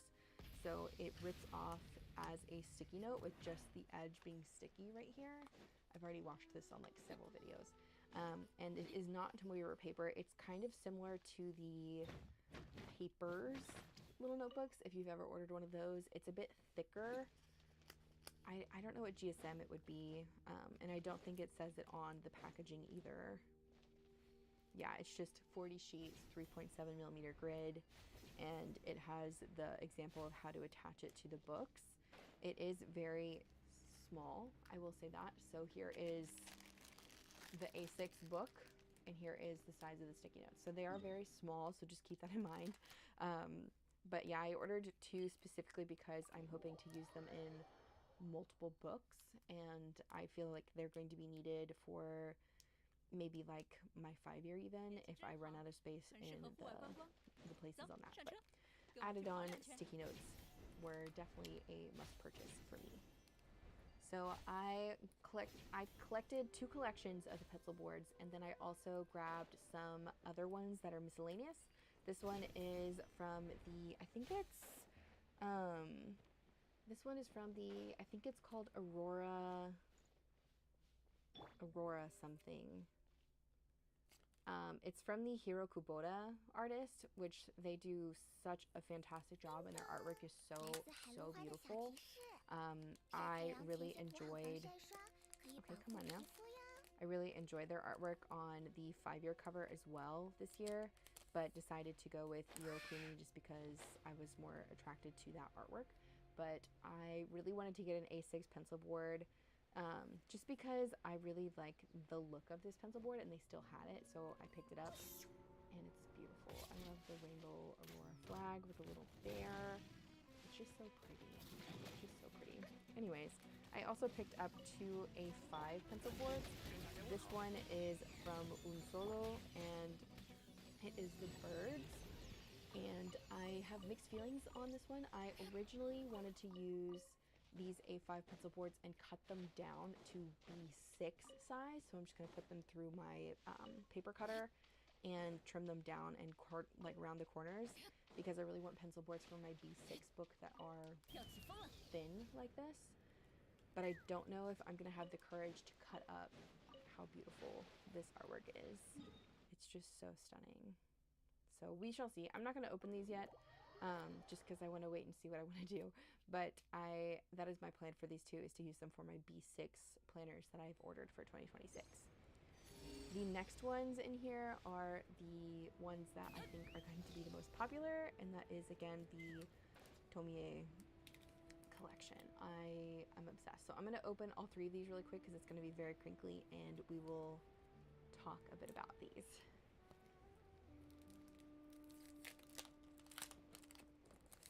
Okay, so starting off, this is the A5 size one. It is vibrantly red, and I hope my light is showing how holographically gorgeous this is. It almost has like a cracked pattern in the holographic. It's very, very pretty. And only the front side, or the main image side, is holographic. The other side is matte, like the traditional Hobonichi pencil boards. And it does have a comic strip from the manga, which I think is beautiful.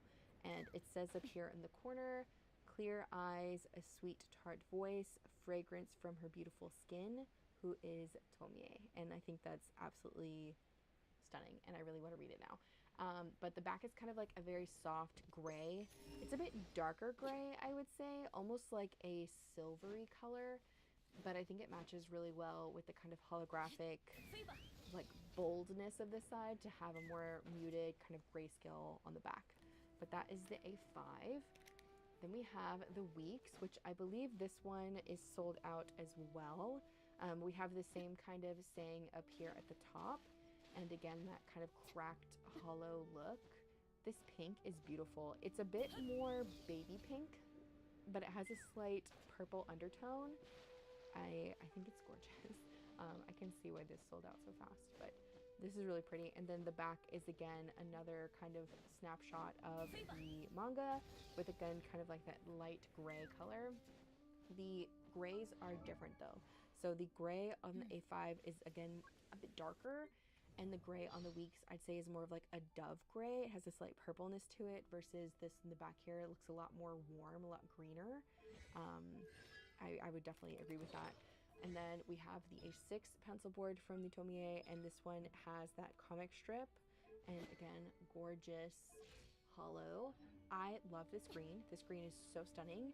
I'm in love with this green. It's beautiful. It's almost like a minty, sea foamy color. And then on the back we have, again, that light gray color and Tomie dancing here, and the same saying, you know, clear eyes, a sweetheart voice, fragrance from her beautiful skin, who is Tomie. And this color gray is the same as the Weeks. So the Weeks and the A6 are the same color gray on the back side. The A5 is much darker, and the tabs correlate to the colors on the front. So the tab is green to match the green A6. This tab is pink to match the pink Weeks. And this tab is red to match the red A5.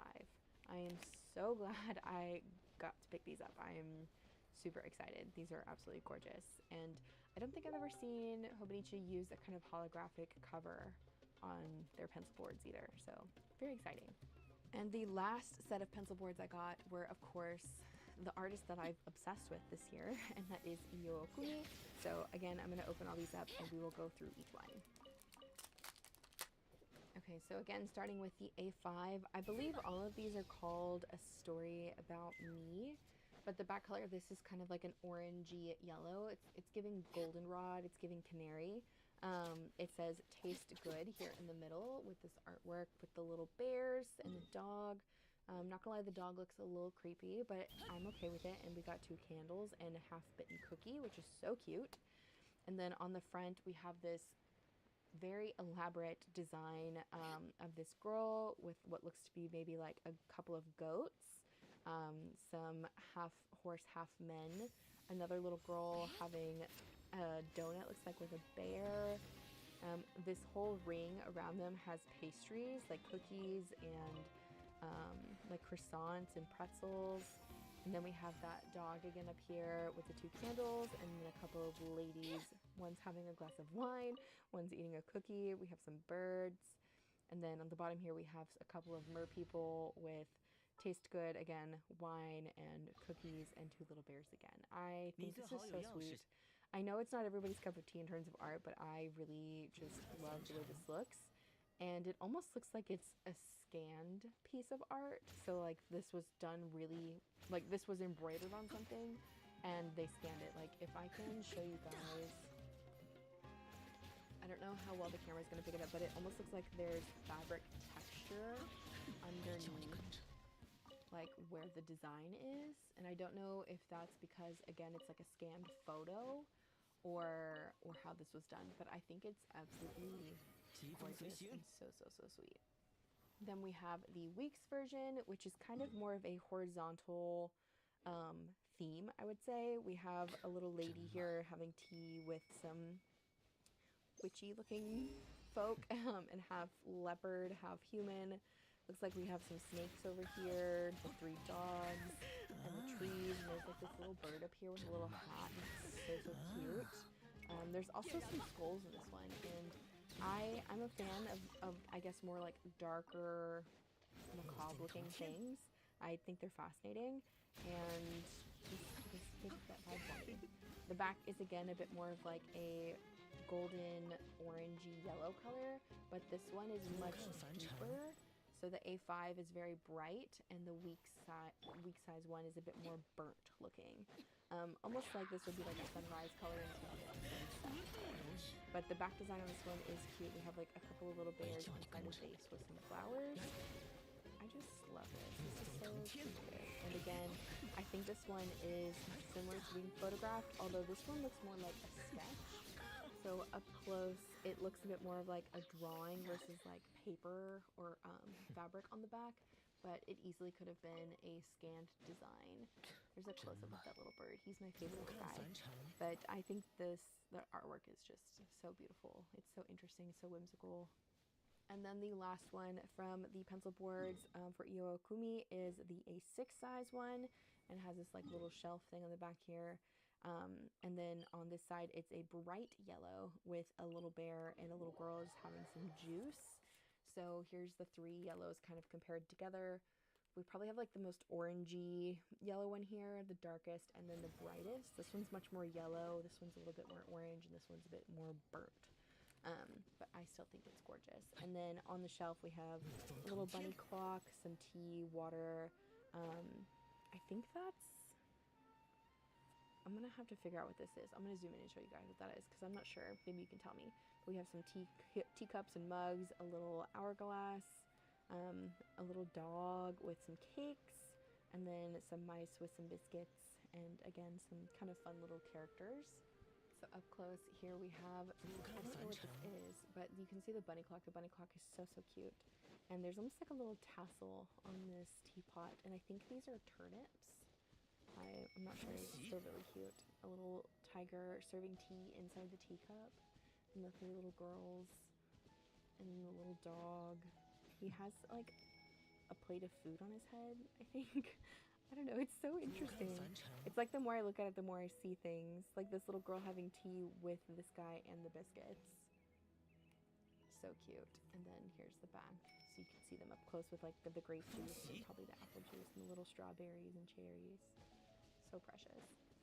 Anyways, that is it for pencil boards. I do like to collect the pencil boards because if I can't get a cover from the collection, or I don't feel like I need another cover but I still want to enjoy the artwork, they usually have really good pencil boards that kind of satisfy that for me, and they're a much more affordable option, I should say. Okay, the last 2 accessories I have here are the cover on covers. So I got the, I think this is by, let's see if it says it on here. Yeah, it's the Yuri Sane clear cover for Weeks, and the pattern is called Forest Lake. So I got the Week size one, and I also got the A6 size one. I primarily just wanted this for collecting purposes, because usually when they come out with designs like this, they disappear and are very hard to find again, especially for a reasonable price. I'm going to leave these in the packaging for now because I don't have plans to use them for 2026, but I do think the pattern's beautiful, and it almost looks like some of the pattern on it is like silver. It's almost like reflective a little bit. I think it's beautiful though, and I'm glad I collected at least 2 of them. I didn't think I would use the A5 because I don't really use A5 color covers that often, but I do use A6 and week size covers, so I definitely wanted to get both of those. Okay, now let's talk about planners. You will see a Hobonichi Cousin here, and I'm going to tell you it is not for me. So I am actually skipping using a Hobonichi Cousin for 2026, which is kind of scary, but I'm excited. So this one is actually for my husband. He is going to be using a cousin for 2026. He's been using a Hobonichi Cousin for almost 3 years now, and I'm so proud of him. So I'm going to leave this for him and just set it to the side. If you're interested in what the innards of a Hobonichi Cousin looks like, I have shared them plenty of times, and they do not really change year to year. So, or you can find other unboxings that show flip throughs or whatever you need to do, but I'm going to be setting this to the side. I do want to talk about the weeks that I ended up choosing. I was torn between like 5 different weeks designs. The weeks designs they had this year were out of this world. They had way too many good weeks designs. I had so much trouble deciding. But I did end up going with the, again, Yo Okumi collection. I really just love this artwork. It's so beautiful. And I decided that I was going to risk it and get this one, even though it is a very shiny weeks. I have mixed feelings when it comes to the shiny weeks, just because I am a very tactile person and I don't necessarily love how this feels, but I'm gonna give it a try and see how it goes. But I thought the artwork on this was absolutely perfect for my intentions for this book. So in 2026, I'm hoping to use this book as a garden planner / pet animal planner. I have 4 dogs and 4 cats, so I want to keep track of all of the things I need to do for them. And then I also have a bunch of chickens. We do have a property, and we like to just maintain everything we can, so I'm going to hopefully use this book to keep track of everything in 2026. It does have the little cute card, which I'll go over this at the end when I do the freebies, but I have to say the little tiny robot this year is stinking cute. It is stinking cute. So let's go over the weeks really quick. This is what the cover looks like. It's very, very, very slick. It has the end papers, the flyleaf page, and then you move into a year at a glance. I'm just going to flip through this really quick for anybody who has never seen the insides of a Hobonichi Weeks planner. This is an English version, so it's going to look a bit different than somebody who has a Japanese version. For instance, the English version has a blank space here to put important dates. Then it has the Calendex page, which is all in English. The weekends are highlighted in gray and red. Saturdays gray, Sundays are red.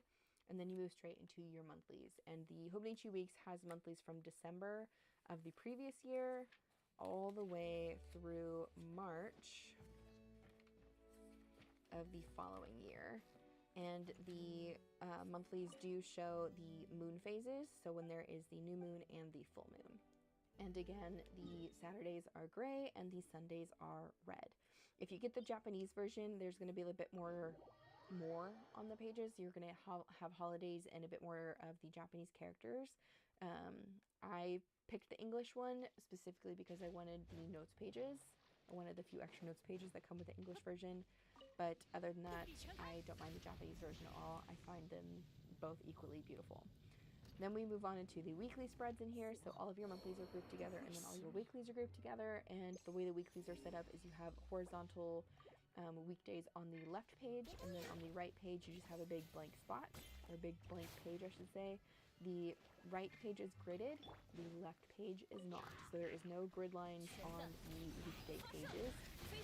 But you do have a quote at the bottom that has a quote on one side and it continues on the other if necessary. And they are in English in the English book, which would make sense. And then if you go to Japanese, they are in Japanese. Also, you have the little ghost tab. I don't know what to call this. It's like a tab that you can see when the book is closed from the outside. Like, you don't have to add tabs if you don't want, but it just shows up here on the side, which takes up about, I don't know, 1 grid square, 1 or 2 grid squares. but I really like the Hobonichi Weeks layout. It's a very portable planner. It's a very functional planner. You can do a lot with one of these babies, and they're very fun to me to use because it's like enough space to get done what I need to put in them, but also, I don't know, small enough that I don't feel overwhelmed. Yeah, that's just my feelings on the Hobonichi Weeks. Anyways, in the English planner, after you finish all of the weeklies, you go into a notes section. You get a notes abbreviation page and then a page to put your indexing if you want for any of the notes pages, because all of the notes pages in the back are numbered at the bottom. So they are page numbers from 1 all the way to 75 in the English version. If you have the Japanese version, I believe it is 73 notes pages. It's a few less. It's not a lot less, but it's a few less. And then you also get the extra pages in the back. There is a things to measure around you, a section for favorite things, a My 100 section. This section I'm kind of excited for, Memories of 2026. And then 12 switches to help you focus. Another one that I really want to kind of look into. I feel like focus is something a lot of us struggle with right now with the way social media kind of sucks you in, like Instagram Reels and all that kind of stuff. You have a 365-day checkoff, an address page, and then a personal notes page. If you were to get the Japanese version, these back pages are a bit different and they would be in Japanese. I think you get a couple of extra different pages in the back that are different, because there's not a 365 checkoff sheet in the Japanese version. I know that. You also get a lovely stamp for every Hobonichi. It is unique to your book, so you know exactly which number your book is. So, you know, it's kind of fun. They're different every time. And then you always get a lovely little sticky pocket with your Hobonichi Weeks. I believe this comes with every single Hobonichi Weeks that you would order, so you'd get one per book, and you can just stick this anywhere inside the book. I highly recommend, if you're going to put a clear cover on a book like this, that you stick this pocket right here in the front, so that way it is still usable. If you're not going to use a clear cover, I think sticking it in the back in this corner is a really great option. This one also comes with this little card which matches the artwork in the front, which I am very excited about because I'm probably going to put this on my main book so that way it matches. I don't know, I just really love this artwork and it's beautiful. It's not a sticker, it's just like the information card for the artist, but I think it's absolutely gorgeous, and I definitely want to stick it on the cover of something this year versus keeping it with the book. But that's all I'm gonna put on here, or do for this one for the weeks, since I already kind of tested out a lot of weeks things in the beginning with the Tragan Oak Moss cover. So yeah, for curious about that, go check that part of the video out. But I'm definitely happy with this cover. It's very shiny. I do like that this is gold, and I also like gold silver, and I also like that it matches the spine. I think it looks really nice, and I'm excited to kind of test out having a very shiny cover, even though I'm very used to the cloth covers. So we're gonna test it out. On the bright side, it is cleanable. You can just wipe it off. So there's that. And the last thing I ordered is the A6 cover with the little A6 Toucho. This cover is called A Story About Me, as is the Weeks. I don't know if I said that, but again, this is that same artist, Iyo Okumi. So one thing about the 2026 books this year for customers in the USA, you were not able to get a cover like this, one of the covers from an artist or like a colors cover or anything like that. You were not allowed to get a cover just by itself. It had to come with a planner, and I think that was specifically done to kind of work with the tariff situation that was changed. Excited. So this one is actually for my husband. He is going to be using a cousin for 2026. He's been using a Hobonichi cousin for almost 3 years now, and I'm so proud of him. So I'm going to leave this for him and just set it to the side. If you're interested in what the innards of a Hobonichi cousin looks like, I have shared them plenty of times, and they do not really change year to year. So, or you can find other unboxings that show flip-throughs or whatever you need to do, but I'm going to be setting this to the side. I do want to talk about the weeks that I ended up choosing. I was torn between like 5 different weeks designs. The weeks designs they had this year were out of this world. They had way too many good weeks designs. I had so much trouble deciding. But I did end up going with the, again, Yo Okumi collection. I really just love this artwork. It's so beautiful. And I decided that I was going to risk it and get this one, even though it is a very shiny weeks. I have mixed feelings when it comes to the shiny weeks, just because I am a very tactile person and I don't necessarily love how this feels, but I'm going to give it a try and see how it goes. But I thought the artwork on this was absolutely perfect for my intentions for this book. So in 2026, I'm hoping to use this book as a garden planner slash pet animal planner. I have 4 dogs and 4 cats, so I want to keep track of all of the things I need to do for them. And then I also have a bunch of chickens. We do have a property and we want to just maintain everything we can, so I'm going to hopefully use this book to keep track of everything in 2026. It does have the little cute card, which I'll go over this at the end when I do the freebies, but I have to say the little tiny robot this year is stinking cute. It is stinking cute. So let's go over the weeks really quick. This is what the cover looks like. It's very, very, very slick. It has the end papers, the flyleaf page, and then you move into a here at a glance. I'm just going to flip through this really quick for anybody who's never seen the inside of a Hobonichi planner. This is an English version, so it's going to look a bit different than somebody who has a Japanese version. For instance, the English version has a blank space here to put important dates. Then it has the Calendex page, which is all in English. The weekends are highlighted in gray and red. Saturdays gray, Sundays are red. And then you move straight into your monthlies. And the Hobonichi Weeks has monthlies from December of the previous year all the way through March of the following year. And the monthlies do show the moon phases, so when there is the new moon and the full moon. And again, the Saturdays are gray and the Sundays are red.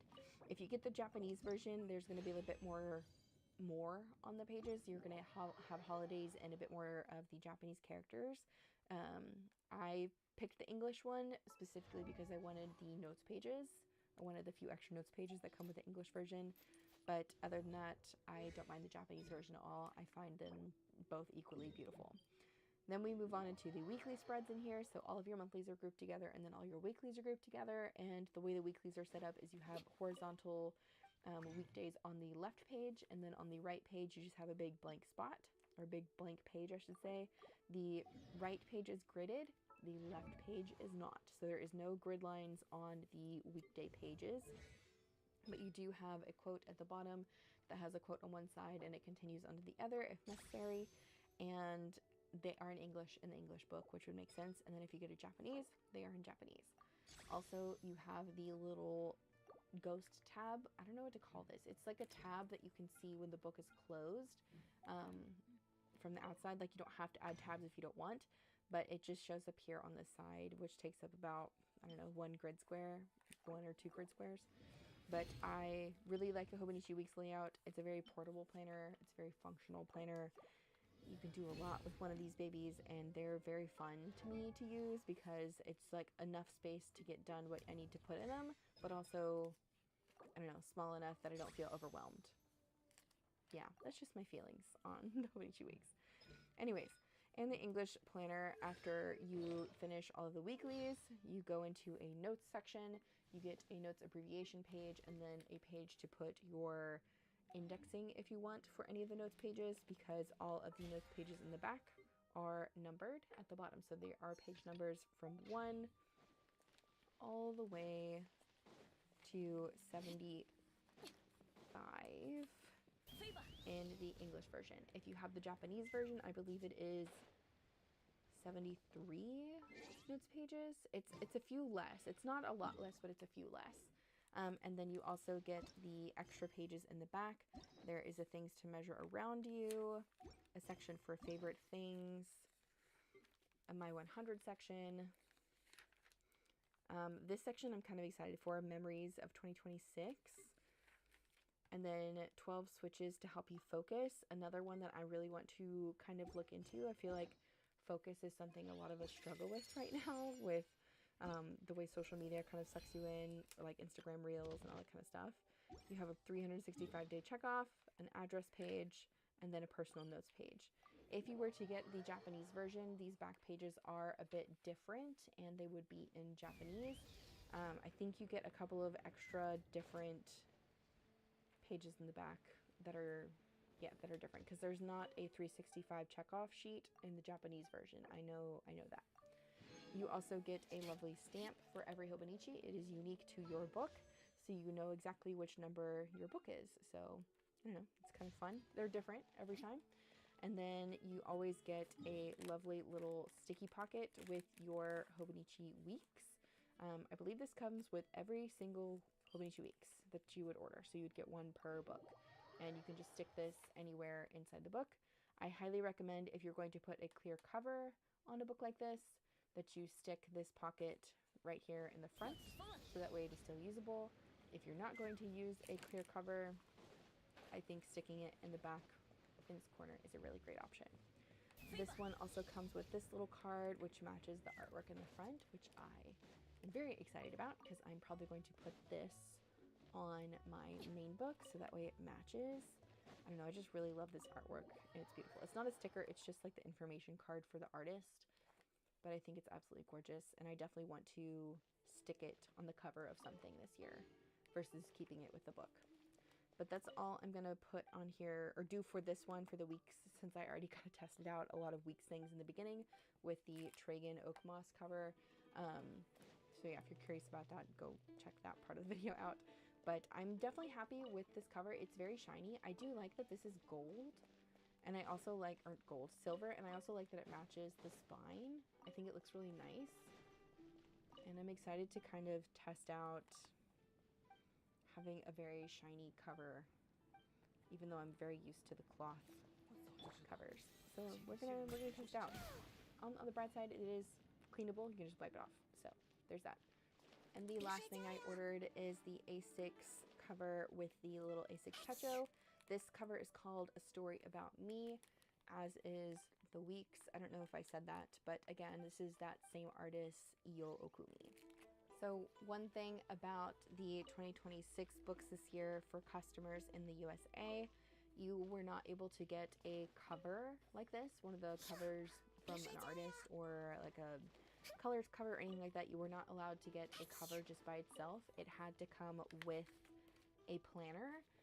And I think that was specifically done to kind of work with the tariff situation that was changing for the US customer. I don't mind that, because I can find out a use for this, and I already have an idea of how I want to use it. But I saw this cover again from the Io Okumi artist, and I loved it, and I was like, I have to get it. I have to. Because I knew that if I didn't get this one, I would feel like really bad. But the cover of this is gorgeous. So just to zoom in and show you guys the embroidery on this, it is absolutely stunning. I love the feel of this embroidery, and the cover itself is almost like a linen texture or a cotton texture even. It's nice and soft, but also has texture. It's not like super smooth. But I just loved this artwork. I thought it was so cool with the horse and bunny kind of like chess pieces. And the horse has a little apple, and the bunny has like this little pear, and we have a squirrel and a bird. And I think this is meant to be like a girl sleeping down here. So if you look at it upside down, it's like she's asleep, and then on the top, her eyes are open like she's awake. So it's like she's awake and she's asleep. And I think that's so cool with the little florals here as well as little accents. And then on the back, we have a couple of seashells, and I think that's so cute. There is nothing exciting in the inner pocket, which I am okay with. And on the inside, there is not any design work or anything on any of the pockets. They are just as they are. but you got another little info card for the artist, so I'll probably leave this one in here with this cover and then use the one that's inside the weeks as like a sticker. But the bookmarks in this cover are absolutely stunning. It's like a lace, so one of them is a bit more of like a flower pattern, and the other one is almost like I'd say leaves, honestly, like a garland of leaves. I think they're absolutely gorgeous. I don't really use the bookmarks, unfortunately, but because these ones are so pretty, I may try to use them just so I can admire them on a regular basis. But I'm just going to tuck these back inside the cover here. And because I got the cover on cover in the A6 size, I'm just going to test it on this and see how it does. I don't think it's going to fit, but I just want to see. So the designed ones don't have a pocket in the back. If you got the regular clear cover on covers for your planner cover, the cover for the cover, it does have a little Ziploc baggie in the back, which you can use to access the back pocket of the cloth planner. And I'm already struggling to get this on, which makes me feel like it's not going to fit at all, but you know, we will persevere.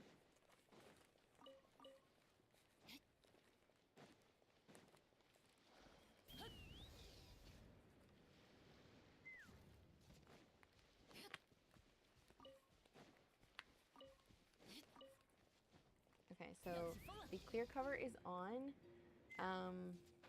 I would say it doesn't fit. As you can see, it kind of bunches the cover here.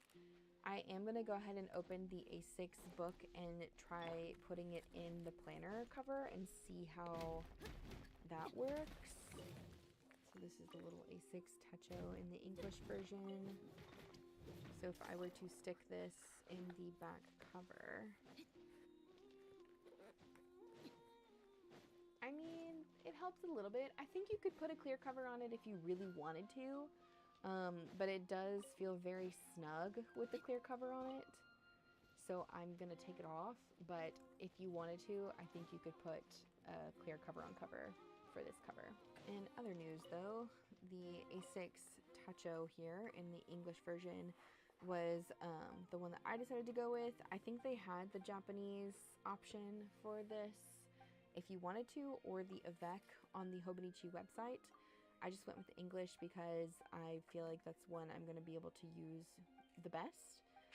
And yeah, we're going to flip through it really quick. So if you've already seen the insides of an A6 Techo, just feel free to move along for a moment.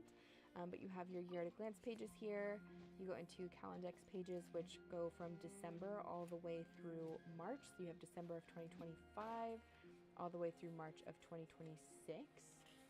And then you move into your monthlies, and just like the Hobonichi weeks, you have December of the previous year all the way through March of 2027, so like March of the following year. And again, because this is the English version, there's only going to be the moon phases denoted on here, and the Saturdays will be gray and the Sundays will be red. If I had a Japanese version, there would be a bunch more things going on there. Then you have a little break where it has turning the page to a new year. It's essentially 2 grid pages you can do for whatever you want. I usually use these for goals or like a letter to myself. And then you move on into your daily pages. The A6 Techo does not have any weekly pages. It is only daily pages. And when your month starts, you get a blank page as kind of like a header month page, and then you move straight into your dailies, which does have a quote on the bottom. And each month has a different color, which the colors are the same in the cousin. So if you were to get the A5 cousin, the colors of the months are the same. And this goes on and on through the whole planner. So you have January, February, March, April, May, June, July, August, all the way through December. And after the last daily page, you go into some notes pages. The notes pages and the A6 Techo and the Hobonichi cousin are not numbered, but you have 1, 2, 3, 4, 5, 6, 7, 8, 9, 10, 11, 12, 13, 14, 15, 16, 17 notes pages in the English A6 Techo. And then you move into the extra pages, which you have a timetable here, like some graph pages, a couple of favorites pages. I think this totals out to like 1, 2, 3, 4, 5. What is that? Almost 40 favorites spots, which is a lot. You have a May 100 page, a memories page, the same 12 switches to help you focus. For a comfortable night's sleep is included in the A6 size, so this was not included in the weeks size. And then you have words to remember, the 365 checkoff sheet. Looking back at the year, this is cute. So you write like, I guess, my big news of the year, my buzzword of the year, so on and so forth. That's really cute. I like that. And then getting the most out of your Hobonichi Techo. You have a gifts page, address page, personal notes page, and more about Hobonichi over here. And again, you have your unique Hobonichi stamp. Goodness, I feel like they included a lot more extra pages in the back this year, but that just might be me. If you wanted to look at the Techo from the side, you can see the colored tab sections for each month. Again, they go different colors by month, so you have January all the way through December. I find these to be very helpful when you're lining up tabs that you're adding on the outside. And one thing that Hobonichi released this year is actually things that match the colors of the Hobonichi, which I think is so cool. And I almost got some things, but I ended up passing on them. I really wanted the Uniball pens that matched the Hobonichi colors that they put out, but I wasn't willing to pay the price that they had on the website. So what I did was I ordered individual pens from Jet Pens and a pencil case for them. So I spent essentially the same amount of money on one set of 6 pens for all of this, plus a couple of extra colors. So I feel better that I did this way, and I got the 0.38 nib size of the Uniball ones here, and I just used the same colors they had listed on the listing.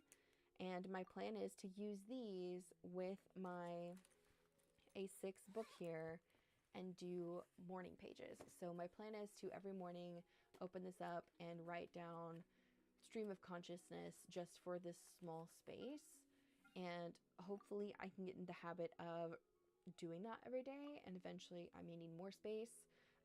But if I do, you know, I got those sticky notes. I can use those in here too.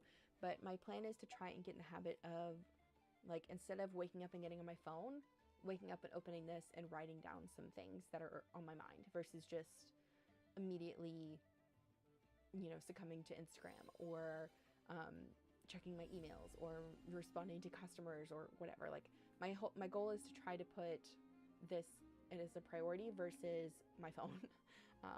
But yeah, so I want to use the matching pens that match with the monthlies, because I think it'll look really cool by the end of the year with everything kind of color coded.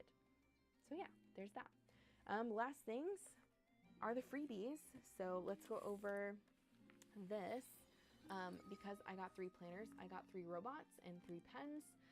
The planners that I got included the robot, so that was the 5-year, the A6, and the cousin. And then the ones that included the pens are the weeks, the A6, and the cousin. I don't believe the 5-year came with a pen, but it worked out. I'm happy with this. I am going to set a pen and a robot to the side for my husband, just because they are going to go with his planner and they are for him, and I want him to have that kind of joy. So we're going to put those over there. And for now, I'm going to go through the pamphlet first, then we're going to talk about pens, and then the cute little robot. Okay, so one thing I've been noticing about other people's unboxings is this little number up here in the corner of the pamphlet. They are different, and I think that means you have a different thing inside each one, but we will have to see if people do what's inside the pamphlet. But first up, you have You Love You, which is the theme. You loving yourself is probably a good start, a place to record your everyday. I really love this message. I think it's really special, and I think it's, I don't know, it's just really cool. The rest of this pamphlet is in English, probably because I have the English books. And it has a breakdown of like the different types of Hobonichi books there are, and some examples of things you can write about, which I think is really nice.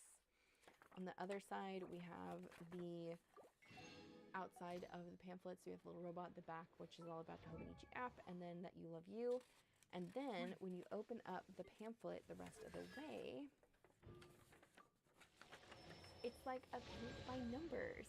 So it's called a dot picture, and it has versions. So you have like a very easy version, a medium version, and then like the biggest, I guess, hardest version. And it has the colors that correspond with the different numbers in each of the blocks. And I'm really excited to kind of color these in. I don't know.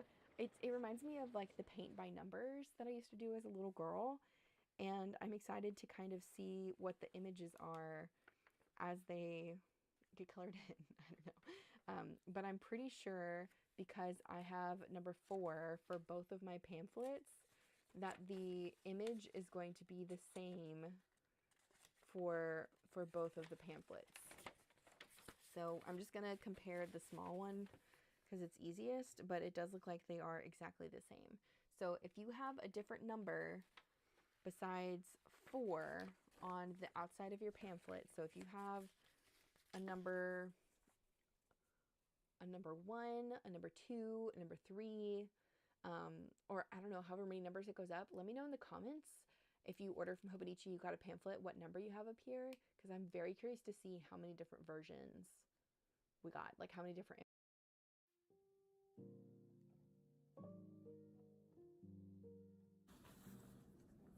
Happy Saturday. Everyone is out of the office today because Saturdays are our days off, but I have come in here to catch up on some stuff. This is where everyone eats lunch.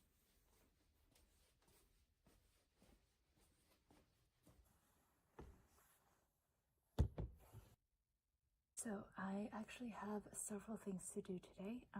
Number 1, I have several subscription orders that I need to look at. That's like a specialty case. And then second, I have some regular orders that are a specialty case that I need to look at. And then third, I just need to package some regular orders. First things first, when I came into the office, somebody gave me this order because I need to look at it. You can see it says to Helen. Okay, let's get into some questions. The first one is, at what point in your life did you think your artwork could become a business? How did you take the leap? So I think since I was like 11 or 12, I started looking for ways to make money from my art. And it wasn't for, I guess, greedy reasons like, oh, I just want to monetize my hobby.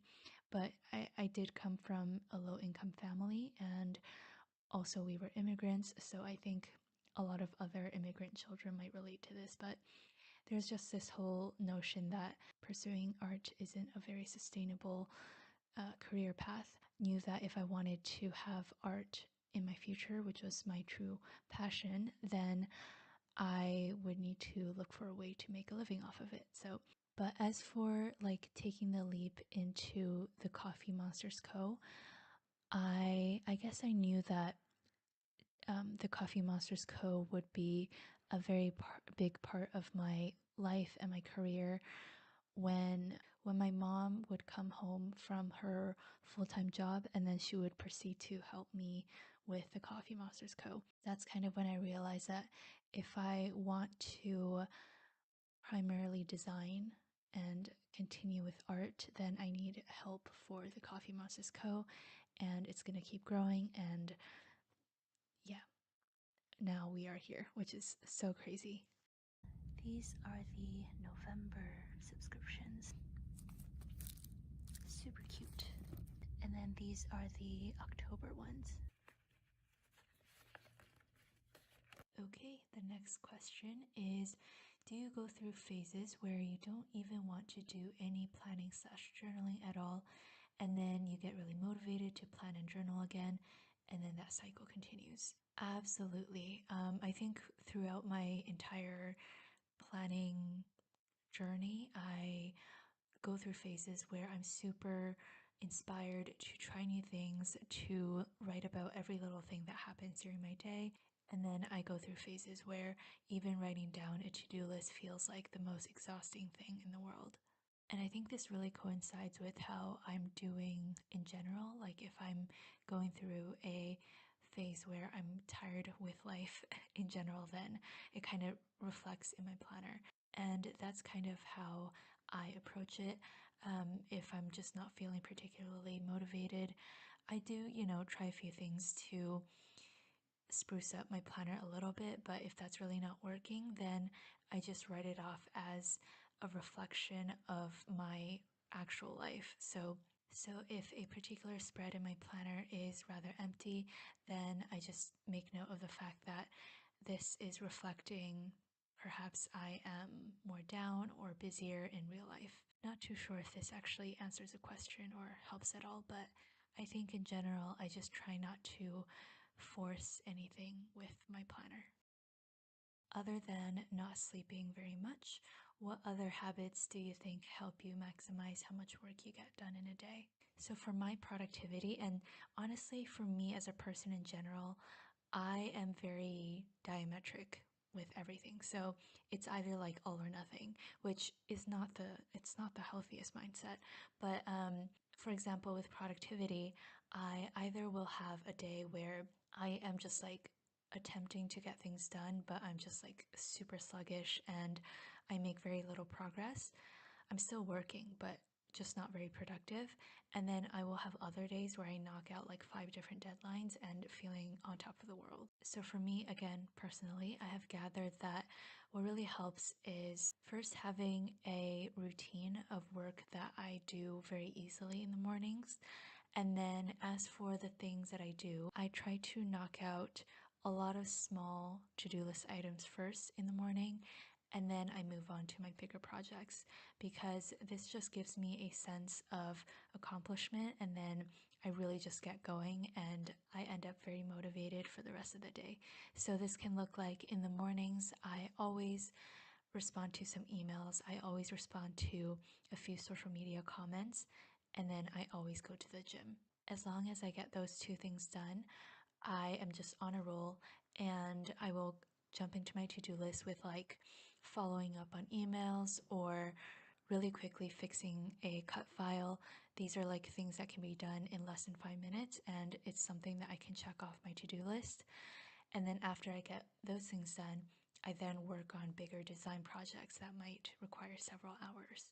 So I put, I think, 30 of the snail mails in the envelopes, and then I'm going to put it with the snail parcel into this bubble mailer. As a business owner, it is so easy to overwork. Do you have tips for not overworking and setting boundaries between life and work? And then also a follow-up question about having a brick and mortar store. So about overworking, I definitely struggle with this because, oh, okay, well, it's evident by the fact that I am there on a Saturday when Saturdays are supposed to be our out of office days. But in seriousness, it is something that I struggle with, and it's more so because I love what I do so much that I don't really see it as a struggle. Does that make any sense? Like, I know it's not good for me to work all the time, but I love it so much that the downsides just isn't very apparent to me. I do have, I think, 2 tips that have been really working for me.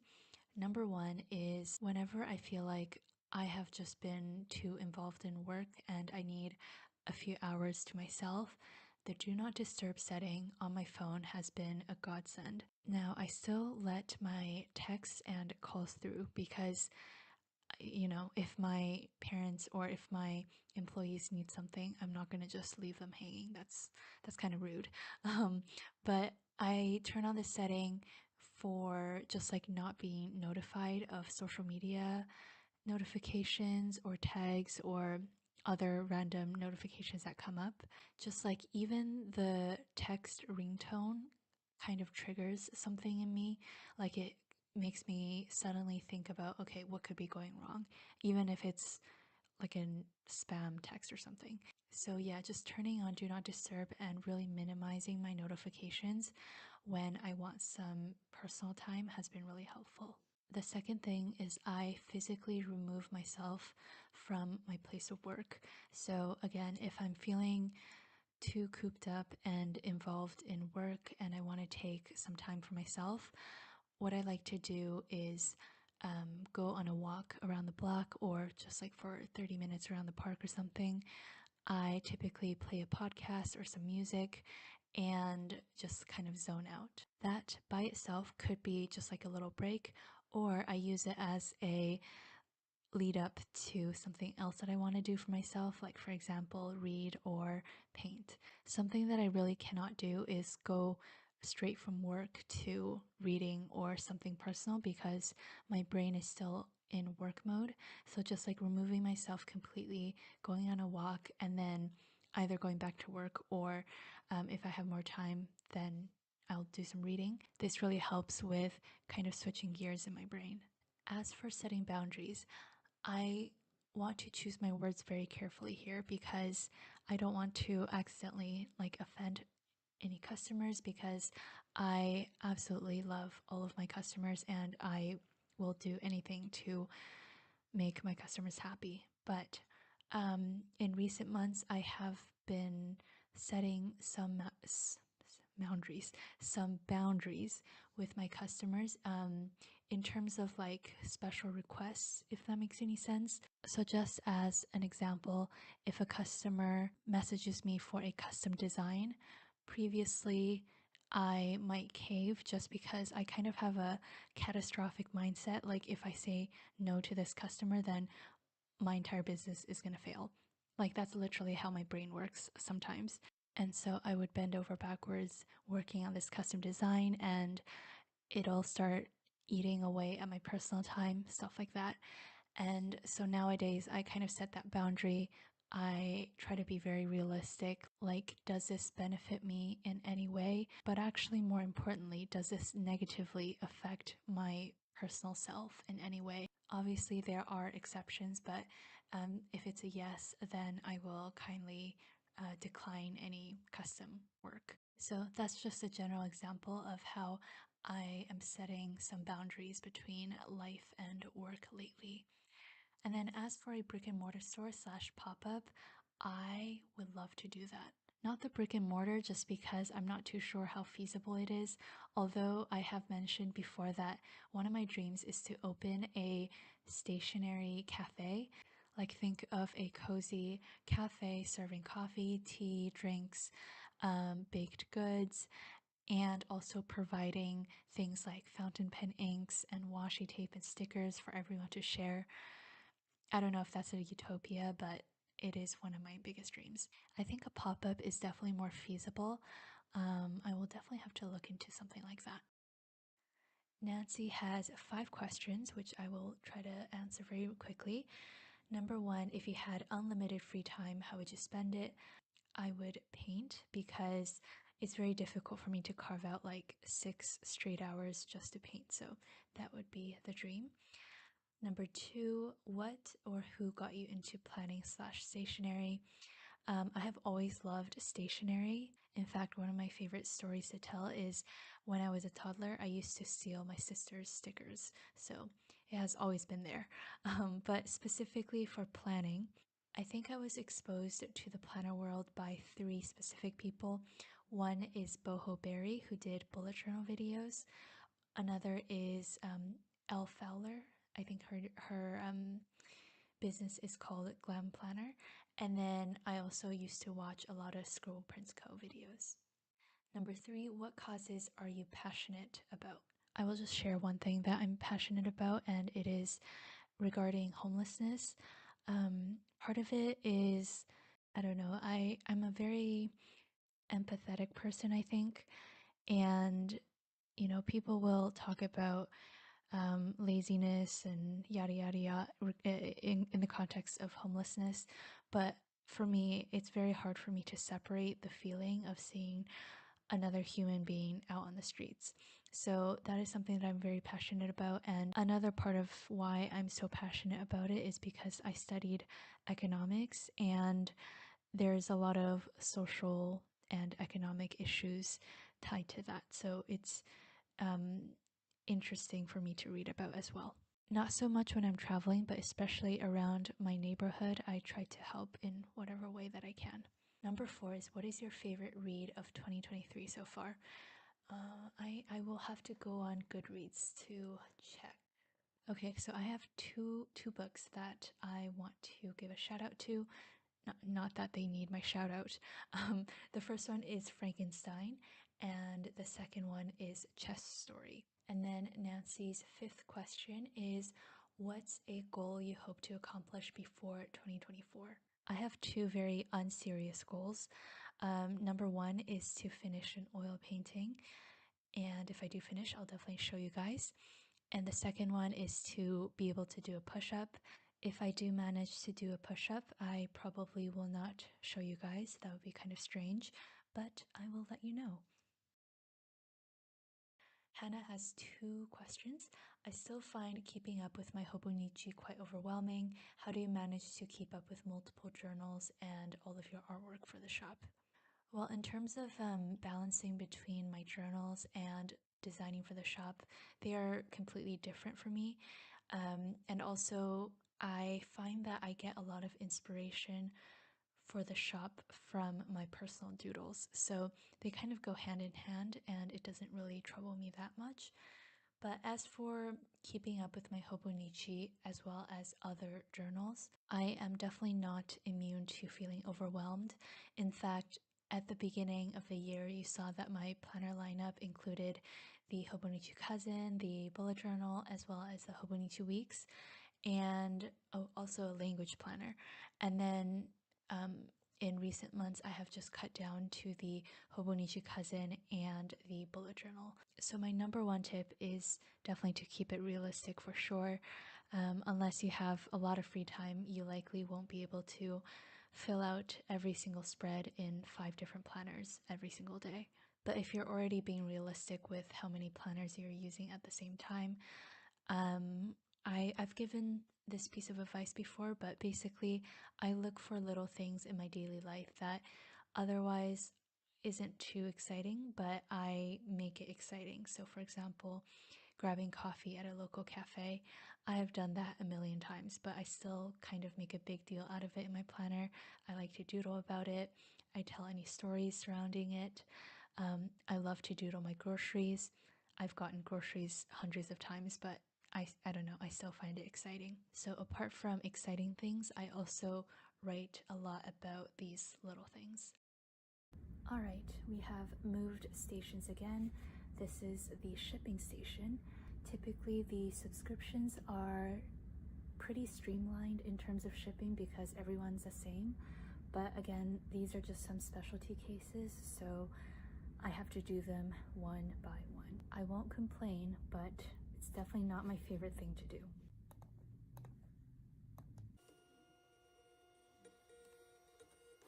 And then her other question is, as you have expanded so much because of your amazing artwork and creativity, thank you so much, do you think you will ever feel that TCMC is getting too big to manage? What will you do if that happens? So I think the last question, what will you do if that happens? Hopefully that'll never apply, because my intention isn't really to grow my business to a very large corporation. My parents have suggested previously that I pursue some business routes which will allow me to just basically sit back and enjoy all of the business profits. So they have suggested, for example, hiring a graphic designer to do my artwork for me, so I don't have to do as much.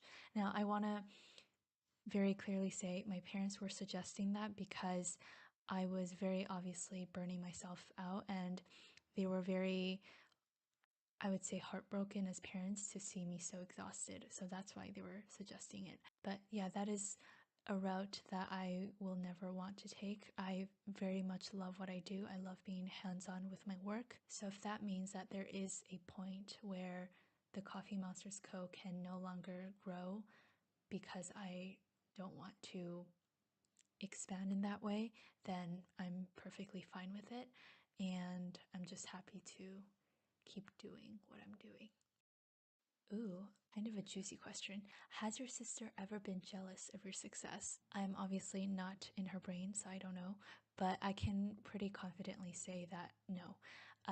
We are very, very close, and she is one of my biggest supporters. She is 6 years older than me, and she is a pharmacist.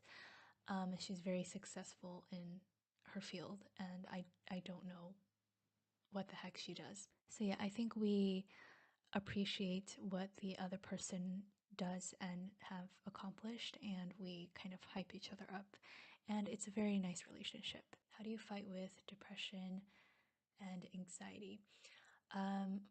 First of all, I am sending my sincere love to you. For people who suffer from mental illnesses, the specifics are obviously very different.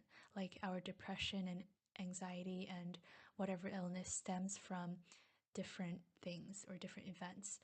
But I think everyone who suffers from mental illnesses can understand just the level of torment and energy it takes to deal with it 24/7. So I don't know your specific situation, but I can understand. Unfortunately, I don't have any answers to this question because I am, first of all, not a professional, but also I am dealing with it myself. And if I had an answer, then I wouldn't be dealing with it.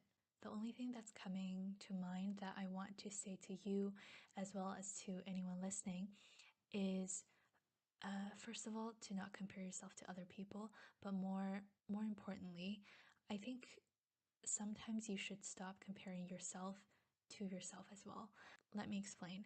I think it is often said that, if you see someone living their best life on social media, achieving all of these things, don't compare your accomplishments to theirs. But I feel like what doesn't get said a lot is your accomplishments on a day-to-day basis will vary as well. So for example, on some days, I just getting out of bed and brushing my teeth is my 100%.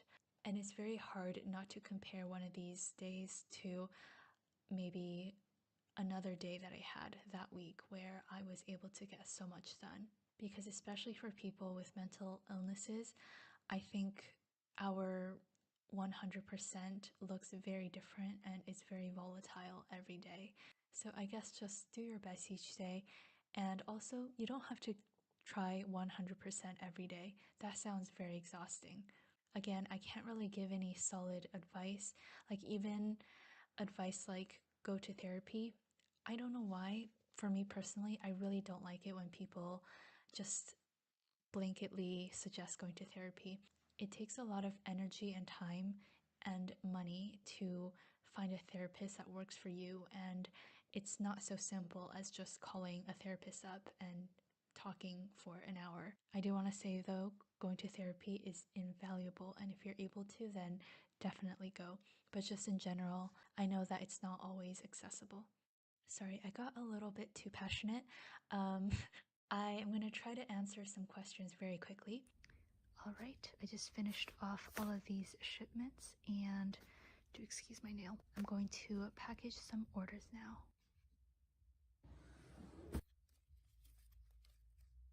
This is the current card that we are giving out, and if you can't tell, it is supposed to look like the YouTube home screen, but like very fall and cozy. And these are some of my favorite channels, except this one and this one. I heard that channel is kind of weird.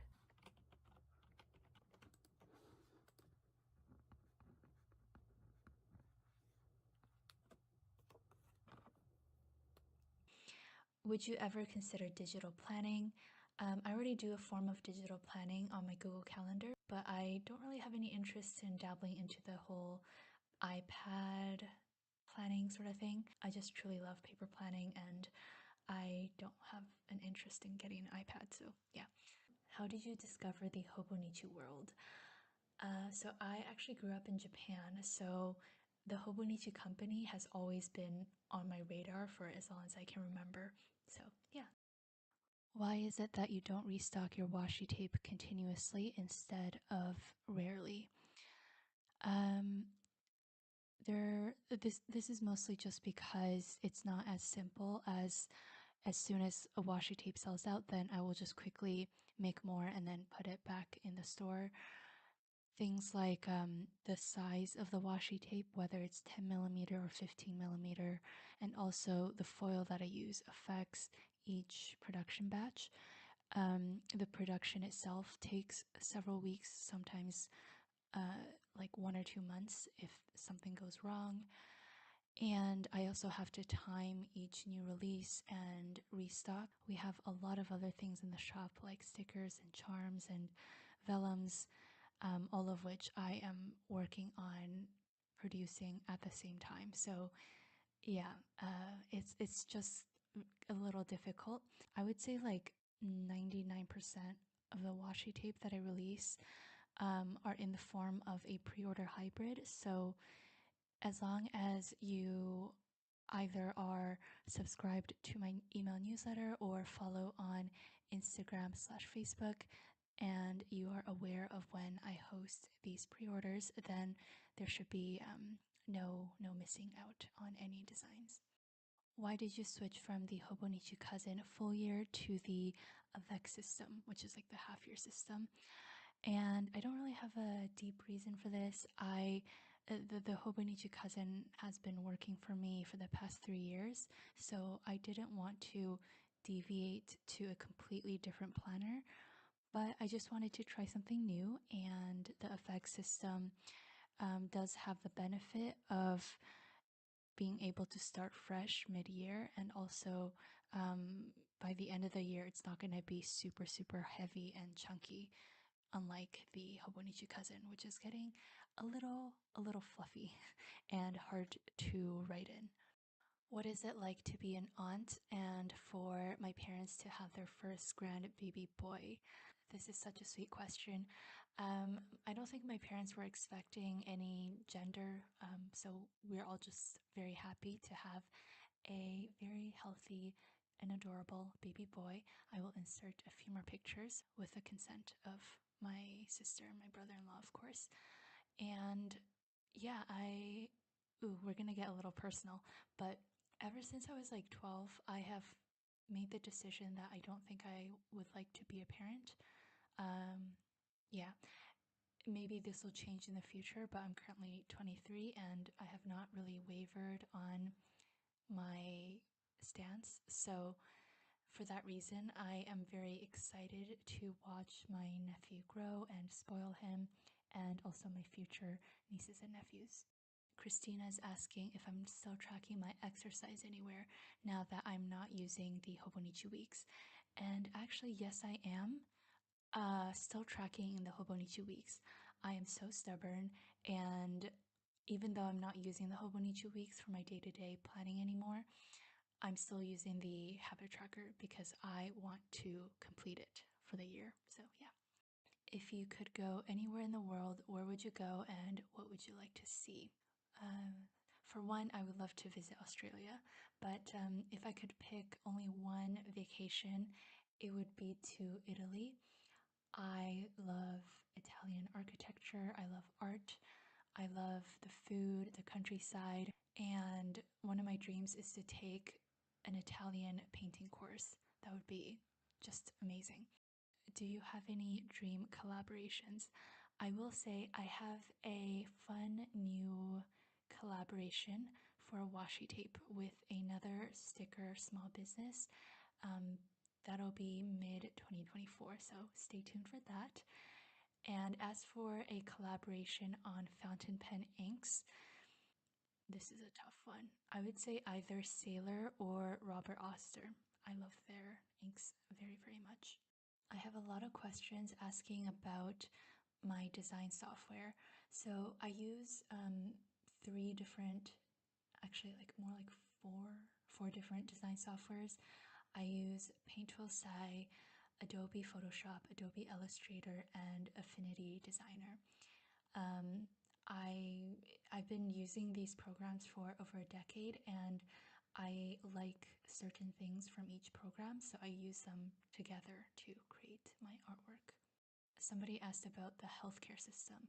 Um, so yes, we do have health coverage for myself, my family, as well as my employees. My employees get paid time off, vacation days, holiday pay, stuff like that. I'm not super well versed in this because I do have an accountant who takes care of this. But yeah, I think our healthcare requirements are similar to the US in terms of employment, but we're just less reliant on insurance companies. A few people asking about taking an extended break so I can just rest and focus on my mental health. Um, First of all, I am so grateful that you care about me. This does tie into a little bit my earlier answer where my parents suggested that I hand off my work and then I can just sort of relax and still be financially stable. For me, running the Coffee Monsters Co. brings me a sense of fulfillment that I don't think I can get anywhere else. And for that reason, I don't have any interest in taking an extended break. However, I do agree with you and my parents that I really should be conscious of taking actual breaks, just like 1 or 2 days throughout the week or something like that. This is something that I can definitely improve on. What is your favorite season to design for versus your own favorite? I think my favorite season to design for recently has been summer because I just love the bright colors. And my personal favorite season is definitely autumn. Sarah is asking, did you manage to get the Taylor Swift tour tickets? Unfortunately, no. I always told myself that once I make money, I will for sure go to a Taylor Swift concert. And it has always been my dream since I was a little girl. But funnily, now that I am able to purchase a ticket, I have kind of developed a fear of crowds. Not really a fear, but it just the idea of going to a crowded place or like going to a concert doesn't really appeal to me anymore. But I definitely will be watching the movie and I will list out my favorite vault tracks on the screen. Nicole says, I feel like you often speak fairly negative about yourself, which is something that I also struggle with. So, what are 3 things that you love about yourself? This is so sweet. And Nicole, I challenge you to think of some things you love about yourself as well. I have been thinking about my answer for this for way too long. Number 1, I love that I care about other people. Number 2, I like that I'm able to draw and craft things. And number 3, okay, I have been having some bad body image days, so I'm just gonna say I love that my body is able to do everything that it needs to do on a day-to-day basis, and it doesn't really matter what I look like. Do you watch videos from other YouTubers in the planner community? I do, and in fact, in the bean card that we are giving out with orders currently, on the sidebar you will see some of my favorite channels, but I will also put it on the screen. Emily says, I would like to see how your office is set up. I imagine this is Willy Wonka-esque. You are right. It really reminds me of like Charlie and the Chocolate Factory, but with like stationery. But I will not be doing an office tour, and I have maintained this stance since the very beginning. And it is just because, like, I don't even know if I should be saying this, but a lot of the times after our employees go home, it is just myself or my dad or my mom or a combination of us 3 working later at night. And even though we have like alarms and security, I don't feel safe showing the entire office. And I might have mentioned this some other time, but I actually got kind of a alarming prank call where somebody knew my address and they were saying something not very nice. So yeah, for that reason, I won't be showing, but you can see a little bit of the setup, I think, in this video. I will just respond to one more comment, and then if I didn't manage to respond to your question, I'm so sorry. Thank you for submitting it, and I will later respond to your comment in the original post. So, Tita asks, I have a couple of questions. Number one, if you could move to any country in the world, where would that be? And it would be Japan because that is where I was born and I would love to live there again. Number two, who inspired you to be the most creative growing up? And this would definitely be my sister. She is actually an amazing artist as well, and in fact, I used to steal and plagiarize her art and get my ass whooped. Number three, if you could only save one pen in the world, what would it be?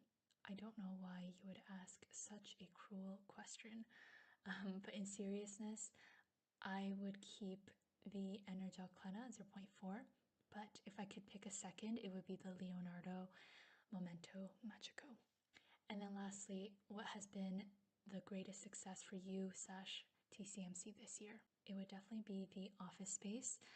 This has been both a personal and business goal for many years. So yeah, I am very, very happy. So thank you again for listening. If you have any other questions, let me know and I will try my best to answer. I hope you have a wonderful day and take care. Bye.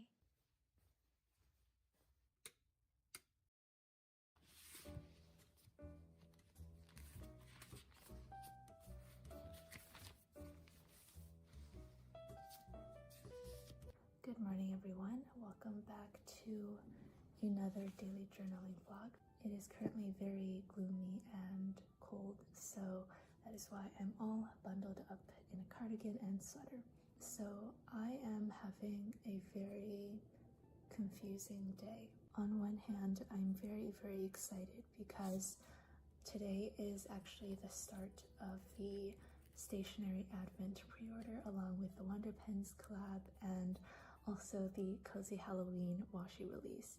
It is a very exciting day and I have been working so hard for the past several months to make this release happen. On the other hand, someone who I love very much has moved away this morning. They're going to be gone for at least the next 5 years and it's going to be quite difficult, but I hope you can understand that a part of me is so excited for today and the rest of the pre-order this week, while another part of me is also incredibly upset, and I just know today is going to be a very strange day, and I do hope you bear with me.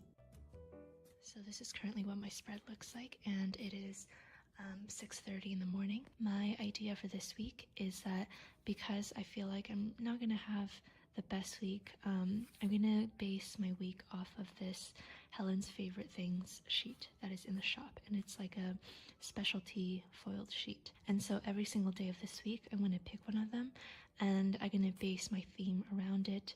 And if possible, I will do a self-care activity surrounding this theme. So today I picked the fountain pen emoji. It's very fitting because the Wonder Pens release is coming out, but also my friend who left today, he was the one who introduced me to fountain pens in the first place, so it's just perfect. As for the fountain pen related activity, I think I'm just going to clean out a few pens, ink them up, and then I'm going to spend some time doing some notes for set theory. And yeah, I think that'll be very fun. But for now, I have a new release, a very big new release at 9 a.m. So I have 2.5 hours to get ready. So that is exactly what I'm going to do.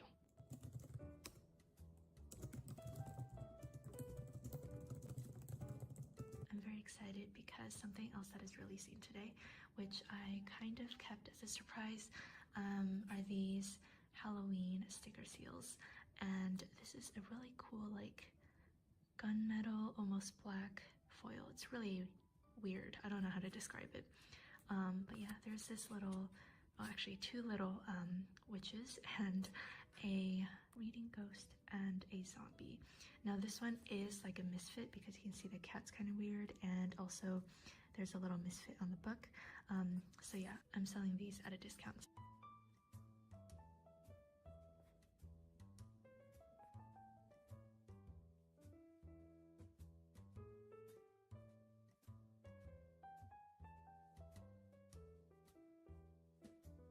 Hello again, it is currently 8:17 a.m. and the Advent pre-order and all of that starts at 9, so it's less than an hour.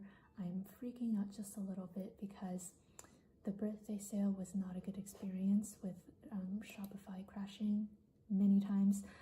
So I don't know, I hope it works out this time. I don't often film myself on sale days just because it's already really overwhelming for me, so I don't want to film myself being overwhelmed. But I don't know, I had a lot of requests to show what a sale day is like. This one is actually rather low-key and chill because it's just a pre-order. So yeah, we'll see how this goes. And this is what my Hobonichi cousin is currently looking like. Just one short entry and my to-do list.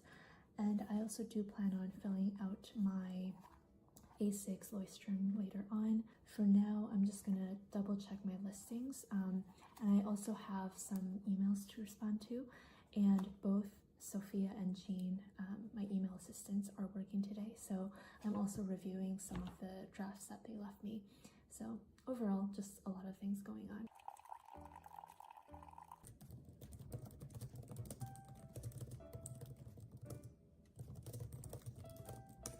We are obviously getting closer to the new release because time doesn't go backwards. Anyways, I'm getting very anxious. Probably it's the coffee as well. But yeah, I'm gonna do a little bit of journaling in my A6 planner. All right, we're 40 seconds away. I'm going to get ready now. So I wait 3 seconds before the clock hits 0 to add all of the inventory because it takes a few seconds for the inventory to actually add. So I need to time it very correctly. All right, I just saved all of my inventory and it should be live now. The Advent calendar is still appearing as sold out for some reason. Oh no, it is not sold out. Okay, that's good, that's good. Whew. Wait, but it's still appearing as sold out. Why is that? Even though it's clearly not sold out. Okay, there we go. Oh my god, that gave me a little mini heart attack. And because this is a pre-order hybrid, I need to check that the stock is not selling out. If it sells out, then I need to trigger the pre-order. So, okay, that's going well. And sometimes multiple things sell out at the same time, so it gets very overwhelming. That's good. We're 3 minutes in, the Halloween has not sold out. I'm very, very happy about that because I don't want things to go on pre-order too quickly. And I'm also simultaneously responding to comments and emails. So if I get too wrapped up in emails or comments, then I forget about checking stock. So I need to be really good about checking every few minutes to ensure nothing's selling out. Okay, hello again. It is currently 11:30 a.m. So it has been 2.5 hours since the new release and things went pretty well. I'm very happy about that. I still have not eaten breakfast, so I think I'll wait until lunch. But before I eat lunch, I want to do something. Okay, so you know how today's theme, or I guess self-care theme, is the fountain pen theme. And I said I was just gonna, clean my fountain pens, re-ink it, and then write something with it. I actually have some credit and I want to place an order with Wonder Pens, actually the company that I'm collaborating with. But yeah, here's what I want to get. So first of all, this is the Dominant Industry fountain pen ink, which I have never tried this brand before, but my friend said it's pretty good. And this is a forest color. It's a very deep green, which I do not own. And then I met up with Lisa last week, and Lisa showed me her Pilot ink cartridges, and the vanishing point converters are terrible, so I was thinking of just using cartridges in there. So I'm gonna get a set of this. And then I saw that the Stalogy notebook is on sale, so I might get one just for note-taking purposes, not as a planner though. So yeah, I don't know. I still have not purchased it. It's just in my cart. I don't like to involve buying stuff too much with self-care. I think definitely it's like a form of self-care, just, you know, treating yourself. But also there are many other forms of self-care without buying stuff. So I'm just not too sure if I want to bite the bullet and place this order. So anyways, I'll think about it for a little bit, and I will first eat my breakfast/lunch.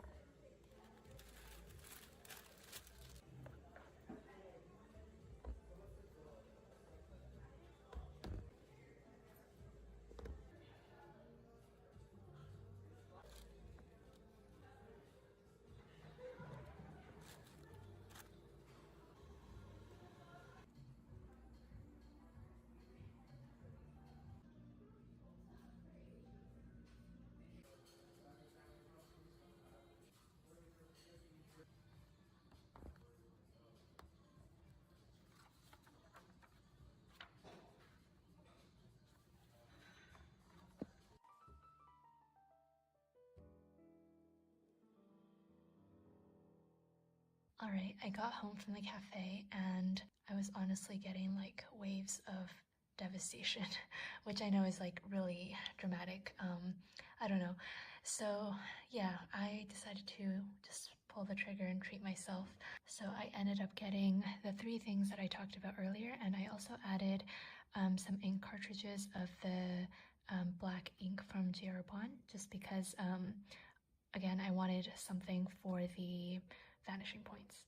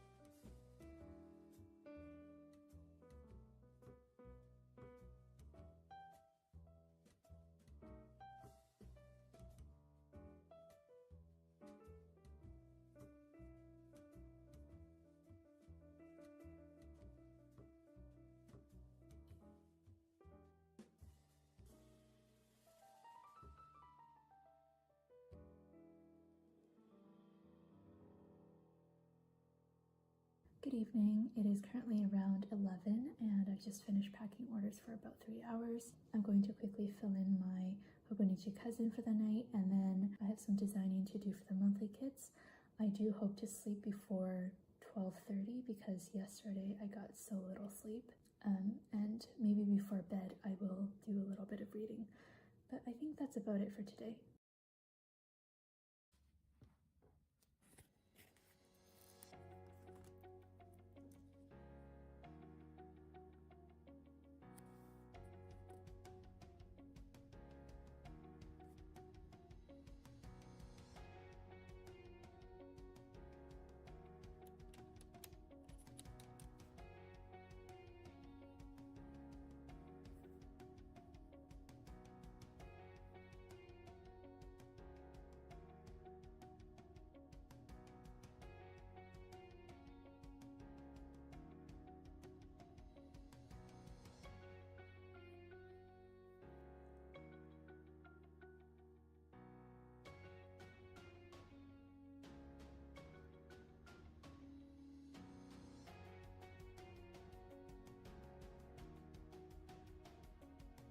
Good morning. It is day 2 of my kind of self-care week, and I decided to go with this painting, let me focus, painting emoji. So for the rest of my spread, I used watercolors to, do some fun lettering and random blobs and stuff like that. And as my self-care activity, I'm going to find some time later in the day to do some sketching or maybe some full-on painting, just depending on how much time I have. I haven't done that in quite a long time, so I'm very excited. I think these headers are still a little wet, so I'm not gonna write the work and other heading on it just yet. Hello, I just got some order packing done and also some emails. Both Sophia and Jean are working, so I was going over some things. Something else that is super exciting is that I signed up for a gym membership near my house. If you watch my previous vlogs, I used to go to the gym every single day, but that was because I had a gym readily accessible in my apartment. Now that I don't have a gym, just literally an elevator right away, I have only been going running like 2 to 3 times a week. So yeah, I decided to sign up for actually my first gym membership. I'm actually quite nervous because I've never been to like a legitimate gym before, so we'll see how that goes. Hello, so I am currently working on a mini project. I will be writing a little Python script to kind of create a plan of how many birthday orders we should be getting out every single day to meet the deadlines. I am not a programmer by any means. I literally just took one programming course in university, but it happens to be like one of the most useful courses I've ever taken, and I use it pretty regularly now to write down scripts that can help me sort orders and stuff.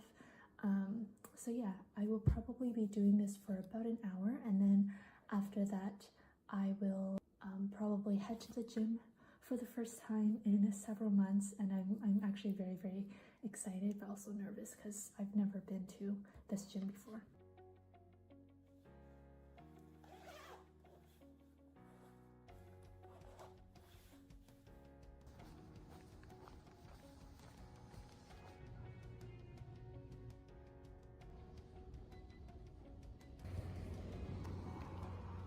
Good afternoon, everyone. So I got back from the gym and I got some emails done and finance work done. Those are pretty boring, but I'm having my afternoon coffee right now, and I am about to start working on the Hobonichi Weeks monthly kits.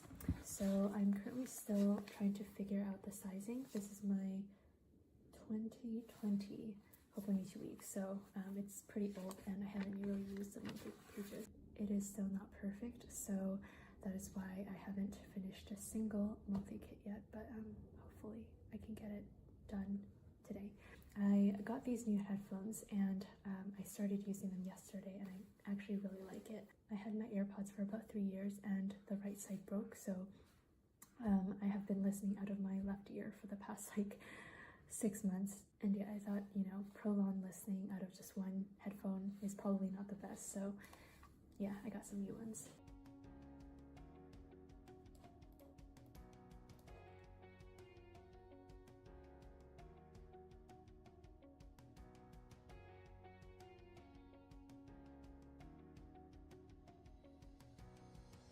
Hey guys, so I have designed for a few hours now, and I think I'm going to pack orders for a few hours. I know I so far haven't done the art self-care prompt for today, but I honestly have been too wrapped up with work. I'll probably try to fit in a very quick art session before bed just to, you know, honor the prompt.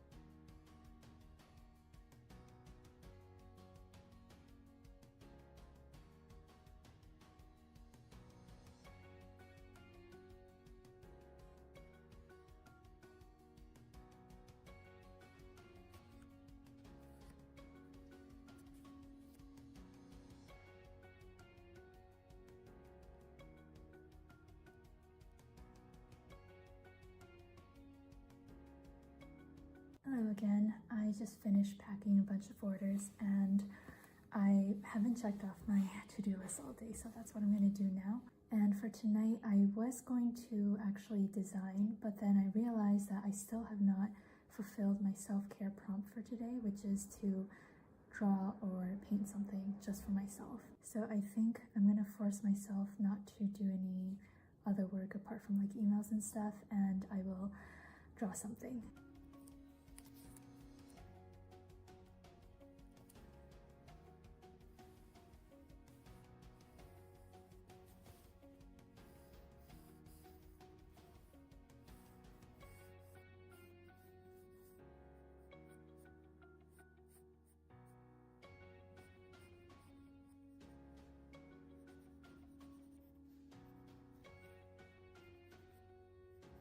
Alright, so I just spent the past 30 minutes making this little doodle. Obviously it's nothing too big or extravagant. I do have some time left, so I'm going to do some designing as well.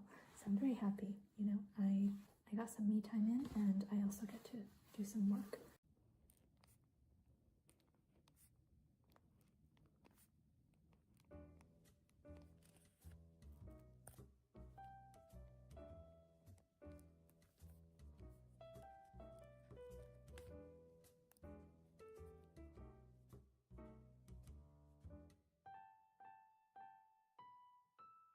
Good morning, everyone. I have so many things planned for today that I want to get done. So regarding work, I want to absolutely get the 2023 monthly kit formats done, so I can get on with actually finishing the monthly kits. And then I also want to do a test print with our new printers. It's kind of finicky and I'm having trouble actually using it, so it's not so great. I also have a call with an accountant later, and what else do I have to do? I have to pack orders, of course. And then as my self-care activity of choice, I chose this forest scenery from the Helen's Favorite Things sheet, and as indicated, I will be going on a little solo picnic / walk in the park. This park is pretty far away from where I live, but yeah, the walk there is itself a really nice workout, and then just within the park it is so beautiful, and I will show you later on. So this is currently what I'm working with. I have 12 ongoing email threads. I have 8 drafts to review. I have 1 discussion, which is likely a question from Jean or Sophia. Personal work are typically things to do with like accounting or like, I don't know, finances that only goes to me. I have 1 draft, I don't know what that is. 1 reshipment to do, 2 bean cards, 3 order combined requests, and then I have 15 just general customer service emails to do.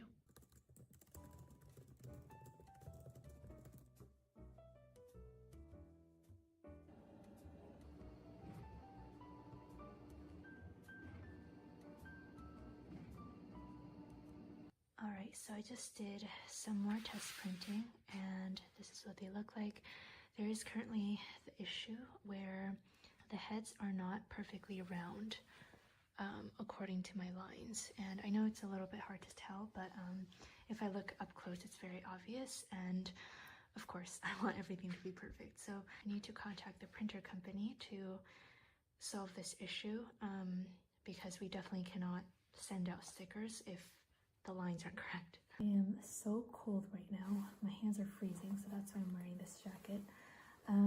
This morning I've gotten some work done, but not as much as I would have liked. So I am going to work on the monthly kits for a little bit, and then I think until 11 in the morning. And then I'm going to get ready for my little picnic outing by myself. I have a list of activities planned, and I plan on stopping by a gas station or something to get some snacks and maybe a coffee. As an update on my mental health and my emotional state, I, for some reason, feel just worse and worse every day, and I don't know why I'm laughing.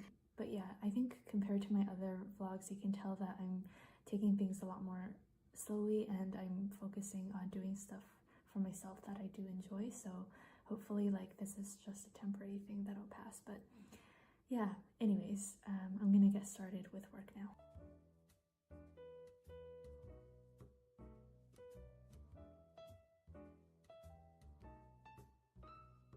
Right, so I'm getting ready to go out on my picnic. I honestly don't really want to go anymore, but I told myself I would go, so here we are. This is my bag. It is a vegan leather bag, which is awesome. I have my headphones, and I brought 3 book items. So I'm bringing Plato, The Last Days of Socrates. This is Naive Set Theory, which is the current textbook that I'm working through. And then I'm just bringing my Leuchtturm notebook to take notes in.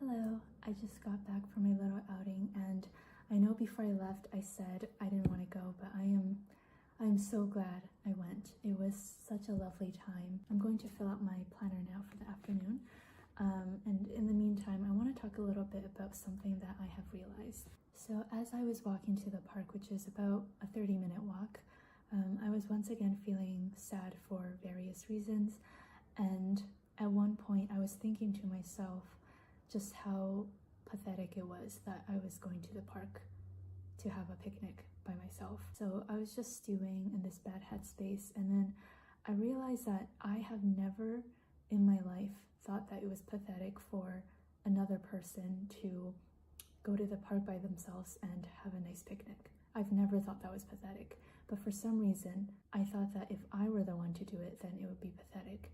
And I just had this realization of how harshly I judge myself. So anyways, I know this is nothing too profound, and it's not going to magically erase away all of my problems, but I don't know, it just gave me this newfound awareness of just how hard I am on myself, and I should probably stop doing that.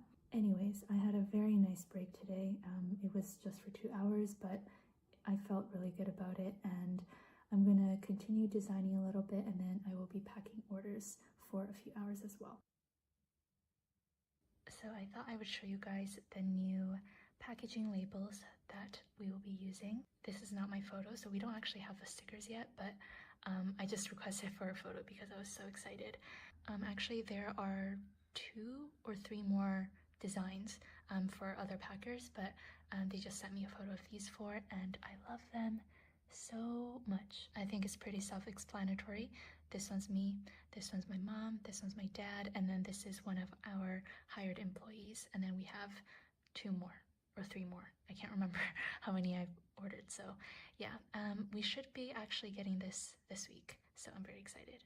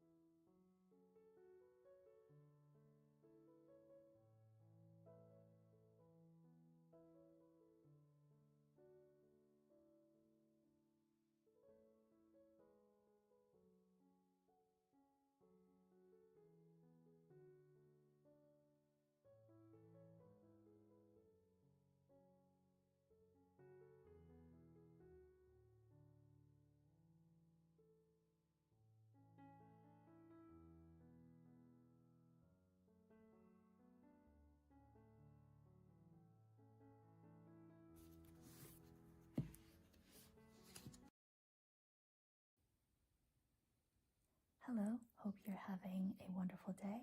This is going to be my 2025 monthly kit collection video. It is going to be a long one because, as you can see, it is a lot to get through. And the thing is, I still have more things that I want to do, but this is going to be the bulk of it. and this is being released on September 21st. Usually I try to keep my videos short and to the point, but I'm honestly gonna let myself just ramble however I want, because I have worked very, very hard in the past few months on this, and quite honestly, I have sacrificed a little bit of myself for this. And I'm not saying that to make people feel bad for me, but because I wouldn't have done it if I didn't love it.